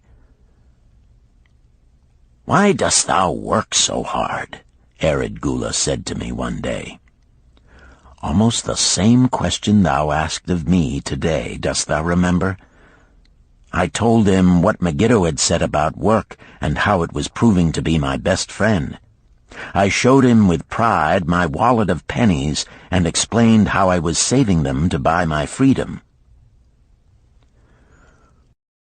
"When thou art free, what wilt thou do?" he inquired. "Then," I answered, "I intend to become a merchant." At that he confided in me, something I had never suspected. "Thou knowest not that I also am a slave. I am in partnership with my master." "Stop," demanded Hayden Gula. "I will not listen to lies defaming my grandfather. He was no slave." His eyes blazed in anger. Sharunada remained calm. "I honor him for rising above his misfortune and becoming a leading citizen of Damascus. Art thou his grandson, cast of the same mold? Art thou man enough to face true facts, or dost thou prefer to live under false illusions?" Hayden Gula straightened in his saddle. In a voice suppressed with deep emotion, he replied, "My grandfather was beloved by all. Countless were his good deeds. When the famine came, did not his gold buy grain in Egypt, and did not his caravan bring it to Damascus and distribute it to the people so none would starve? Now thou sayest he was but a despised slave in Babylon. Had he remained a slave in Babylon, that he might well have been despised, but when, through his own efforts, he became a great man in Damascus, the gods indeed condoned his misfortunes and honored him with their respect," Sharunada replied. "After telling me that he was a slave," Sharunada continued, "he explained how anxious he had been to earn his freedom. Now that he had enough money to buy this, he was much disturbed as to what he should do. He was no longer making good sales and feared to leave the support of his master." I protested his indecision. "Cling no longer to thy master. Get once again the feeling of being a free man. Act like a free man and succeed like one. Decide what thou desirest to accomplish, and then work will aid thee to achieve it." He went on his way, saying he was glad I had shamed him for his cowardice. One day I went outside the gates again, and was surprised to find a great crowd gathering there. When I asked a man for an explanation, he replied, "Hast thou not heard? An escaped slave who murdered one of the king's guards has been brought to justice and will this day be flogged to death for his crime. Even the king himself is to be here." So dense was the crowd about the flogging post, I feared to go near lest my tray of honey cakes be upset. Therefore I climbed up the unfinished wall to see over the heads of the people. I was fortunate in having a view of Nebuchadnezzar himself as he rode by in his golden chariot. Never had I beheld such grandeur, such robes and hangings of gold cloth and velvet. I could not see the flogging, though I could hear the shrieks of the poor slave. I wondered how one so noble as our handsome king could endure to see such suffering, yet when I saw he was laughing and joking with his nobles, I knew he was cruel and understood why such inhuman tasks were demanded of the slaves building the walls. After the slave was dead, his body was hung upon a pole by a rope attached to his leg so all might see. As the crowd began to thin, I went close. On the hairy chest, I saw tattooed 2 entwined serpents. It was Pirate. The next time I met Arid Gula, he was a changed man. Full of enthusiasm, he greeted me. "Behold, the slave thou knewest is now a free man. There was magic in thy words. Already my sales and my profits are increasing. My wife is overjoyed. She was a free woman, the niece of my master. She much desires that we move to a strange city where no man shall know I was once a slave. Thus our children shall be above reproach for their father's misfortune. Work has become my best helper. It has enabled me to recapture my confidence and my skill to sell." I was overjoyed that I had been able, even in a small way, to repay him for the encouragement he had given me. One evening Swasti came to me in deep distress. "Thy master is in trouble. I fear for him. Some months ago he lost much at the gaming tables. He pays not the farmer for his grain, nor his honey. He pays not the money-lender. They are angry and threaten him." "Why should we worry over his folly? We are not his keepers," I replied thoughtlessly. "Foolish youth, thou understandest not. To the moneylender didst he give thy title to secure a loan? Under the law he can claim thee and sell thee. I know not what to do. He is a good master. Why, oh, why should such trouble come upon him? Not were Swasti's fears groundless. While I was doing the baking next morning, the moneylender returned with a man he called Sasi. This man looked me over and said I would do. The moneylender waited not for my master to return, but told Swasti to tell him he had taken me. With only the robe on my back and the purse of pennies hanging safely from my belt, I was hurried away from the unfinished baking. I was whirled away from my dearest hopes as the hurricane snatches the tree from the forest and casts it into the surging sea. Again a gaming house and barley beer had caused me disaster. Sasi was a blunt, gruff man.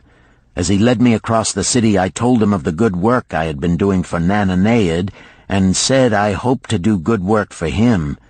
His reply offered no encouragement. I like not this work. My master likes it not. The king has told him to send me to build a section of the Grand Canal. Master tells Sasi to buy more slaves, work hard, and finish quick. Bah! How can any man finish a big job quick? Picture a desert with not a tree, just low shrubs and a sun burning with such fury the water in our barrels became so hot we could scarcely drink it.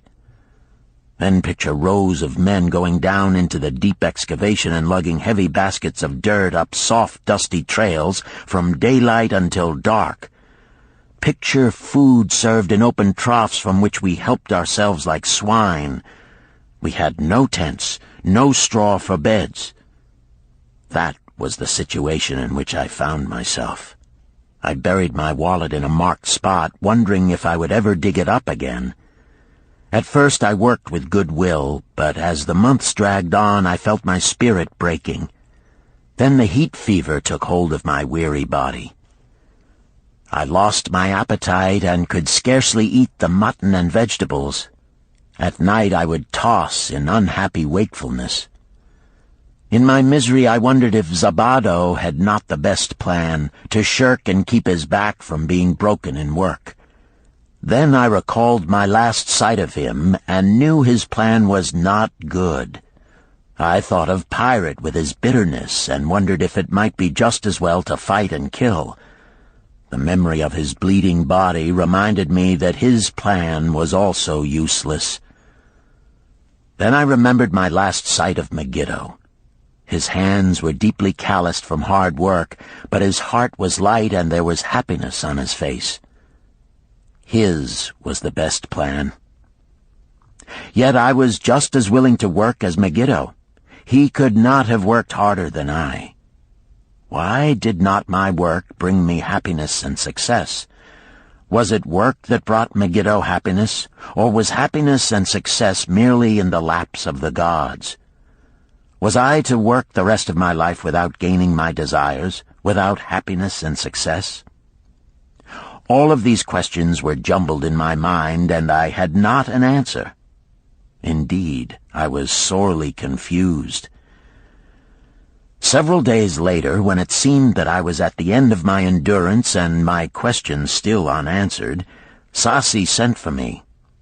A messenger had come from my master to take me back to Babylon. I dug up my precious wallet, wrapped myself in the tattered remnants of my robe, and was on my way. As we rode, the same thoughts of a hurricane whirling me hither and thither kept racing through my feverish brain. I seemed to be living the weird words of a chant from my native town of Harun. Besetting a man like a whirlwind, driving him like a storm, whose course no one can follow, whose destiny no one can foretell. Was I destined to be ever thus punished for I knew not what? What new miseries and disappointments awaited me? When we rode to the courtyard of my master's house, imagine my surprise when I saw Erid Gula awaiting me. He helped me down and hugged me like a long-lost brother. As we went our way, I would have followed him as a slave should follow his master, but he would not permit me. He put his arm about me, saying, "I hunted everywhere for thee. When I had almost given up hope, I did meet Swasti, who told me of the money-lender who directed me to thy noble owner.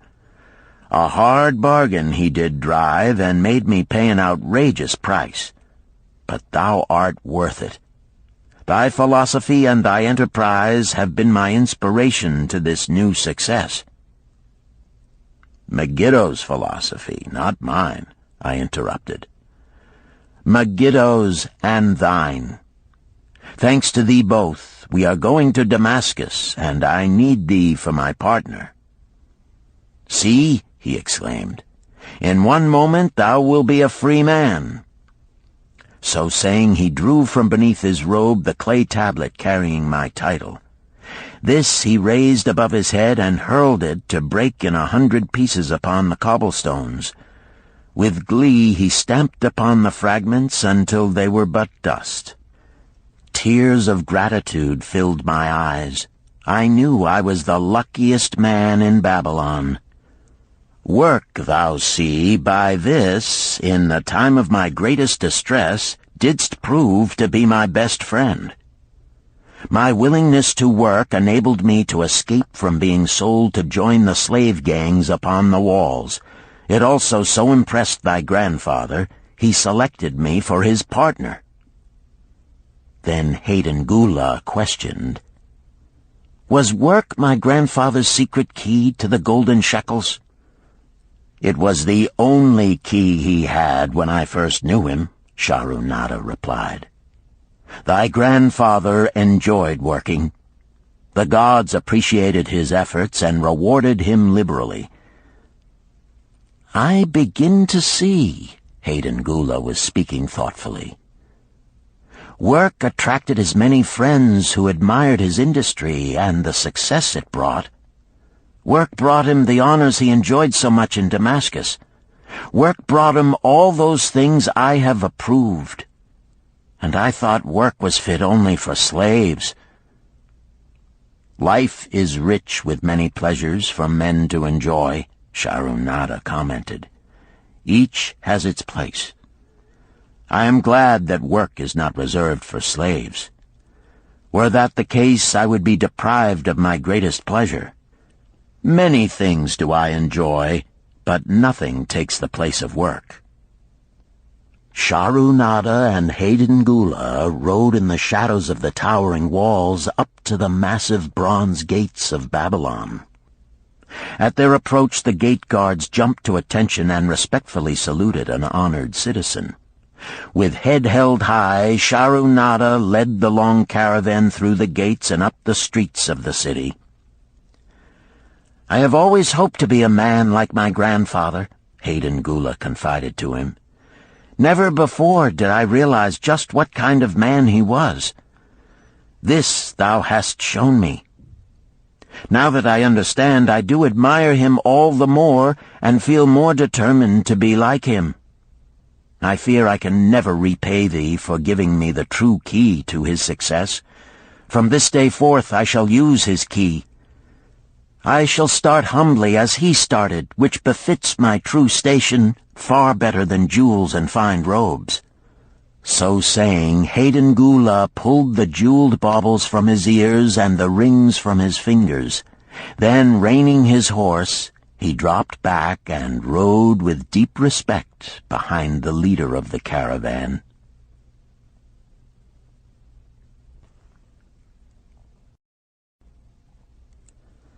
Chapter 11.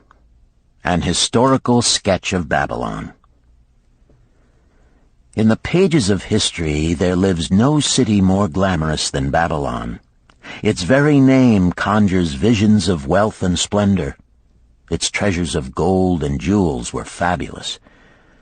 One naturally pictures such a wealthy city as located in a suitable setting of tropical luxury, surrounded by rich natural resources of forests and mines.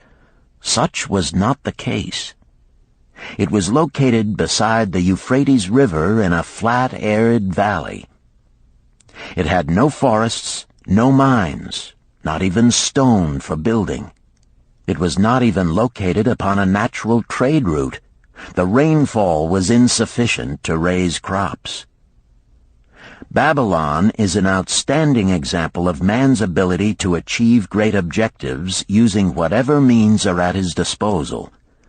All of the resources supporting this large city were man-developed. All of its riches were man-made. Babylon possessed just two natural resources: a fertile soil and water in the river.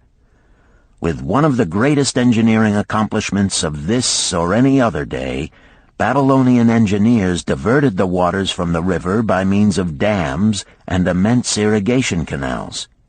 Far out across that arid valley went these canals to pour the life-giving waters over the fertile soil. This ranks among the first engineering feats known to history. Such abundant crops as were the reward of this irrigation system the world had never seen before. Fortunately, during its long existence, Babylon was ruled by successive lines of kings to whom conquest and plunder were but incidental. While it engaged in many wars, most of these were local or defensive against ambitious conquerors from other countries who coveted the fabulous treasures of Babylon. The outstanding rulers of Babylon live in history because of their wisdom, enterprise, and justice. Babylon produced no strutting monarchs who sought to conquer the known world that all nations might pay homage to their egotism. As a city, Babylon exists no more.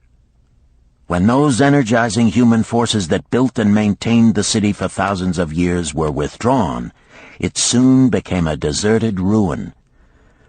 The site of the city is in Asia, about 600 miles east of the Suez Canal, just north of the Persian Gulf. The latitude is about 30 degrees above the equator, practically the same as that of Yuma, Arizona. It possessed a climate similar to that of this American city, hot and dry. Today, this valley of the Euphrates, once a populous irrigated farming district, is again a windswept arid waste. Scant grass and desert shrubs strive for existence against the wind-blown sands. Gone are the fertile fields, the mammoth cities, and the long caravans of rich merchandise. Nomadic bands of Arabs, securing a scant living by tending small herds, are the only inhabitants. Such it has been since about the beginning of the Christian era. Dotting this valley are earthen hills. For centuries they were considered by travelers to be nothing else. The attention of archaeologists were finally attracted to them because of broken pieces of pottery and brick washed down by the occasional rainstorms. Expeditions, financed by European and American museums, were sent here to excavate and see what could be found. Picks and shovels soon proved these hills to be ancient cities. City graves, they might well be called. Babylon was one of these.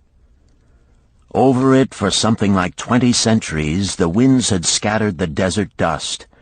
Built originally of brick, all exposed walls had disintegrated and gone back to earth once more. Such is Babylon, the wealthy city, today. A heap of dirt, so long abandoned that no living person even knew its name until it was discovered by carefully removing the refuse of centuries from the streets and the fallen wreckage of its noble temples and palaces. Many scientists considered the civilization of Babylon and other cities in this valley to be the oldest of which there is a definite record. Positive dates have been proved reaching back 8,000 years. An interesting fact in this connection is the means used to determine these dates. Uncovered in the ruins of Babylon were descriptions of an eclipse of the sun.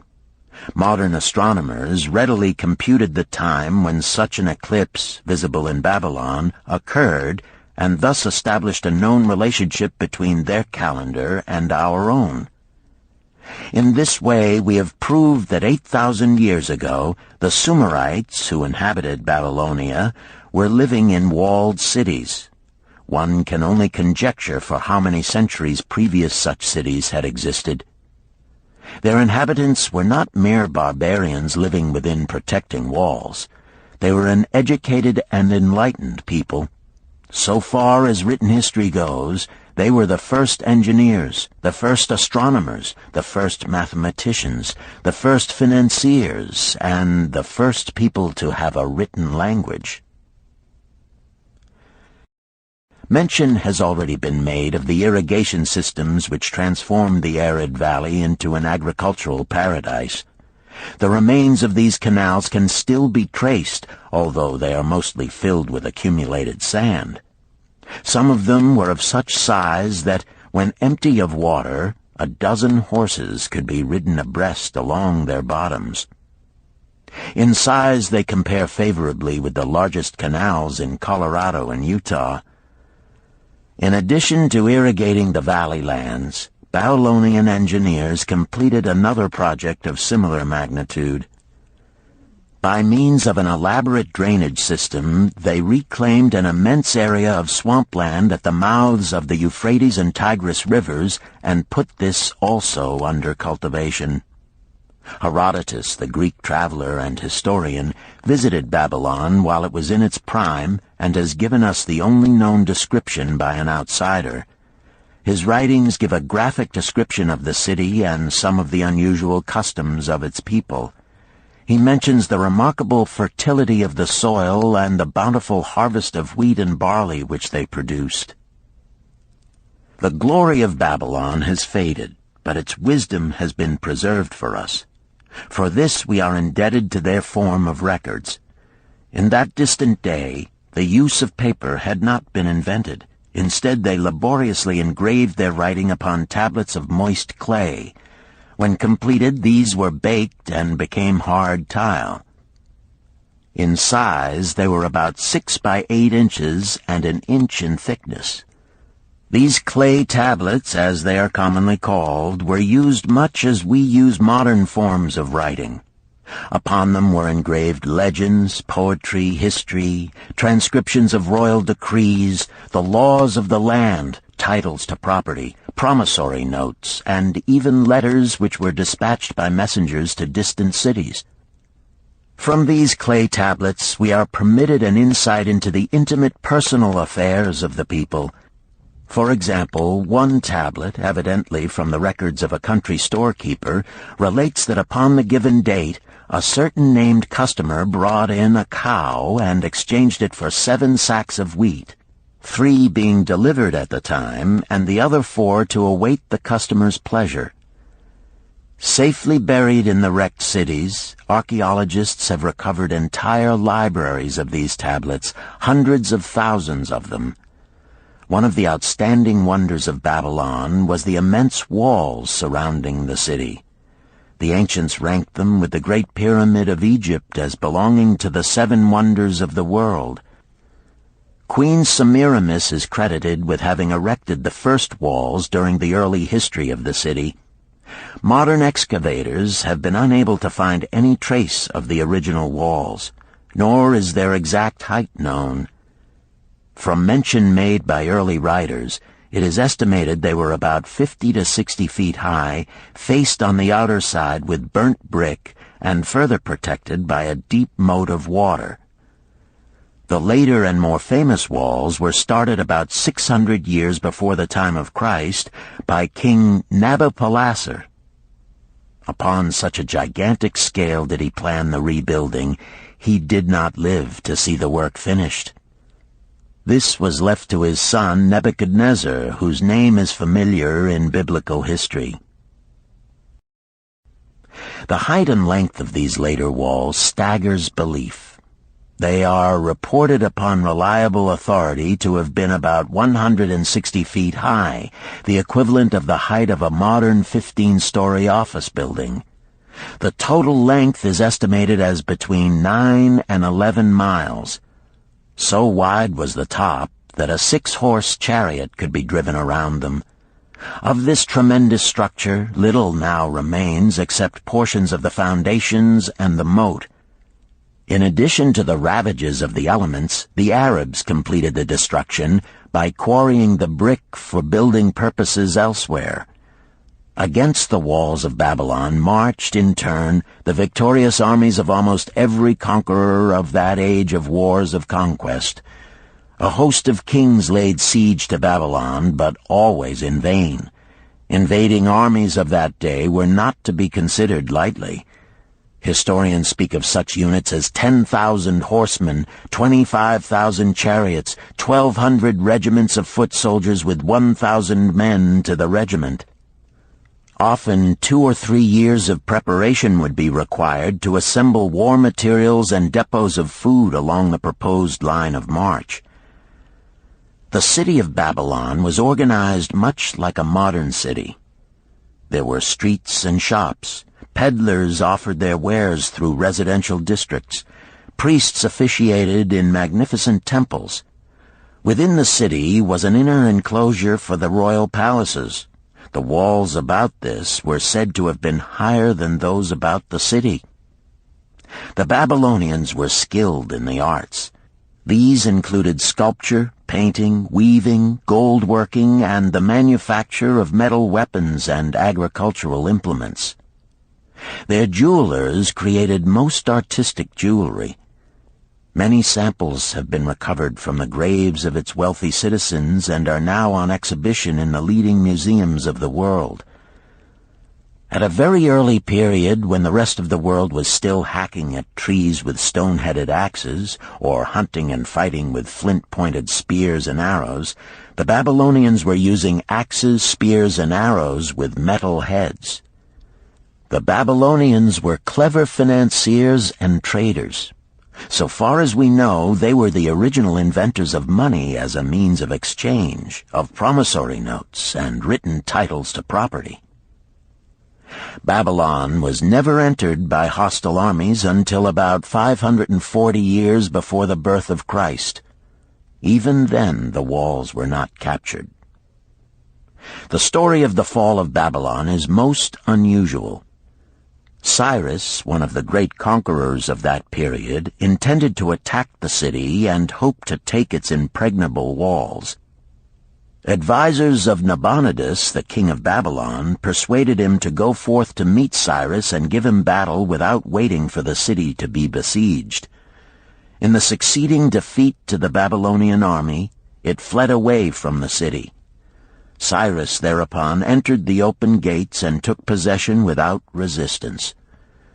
Thereafter, the power and prestige of the city gradually waned until, in the course of a few hundred years, it was eventually abandoned, deserted, left for the winds and storms to level once again to that desert earth from which its grandeur had originally been built.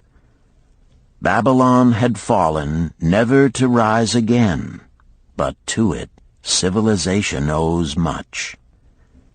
The eons of time have crumbled to dust the proud walls of its temples, but the wisdom of Babylon endures. The End.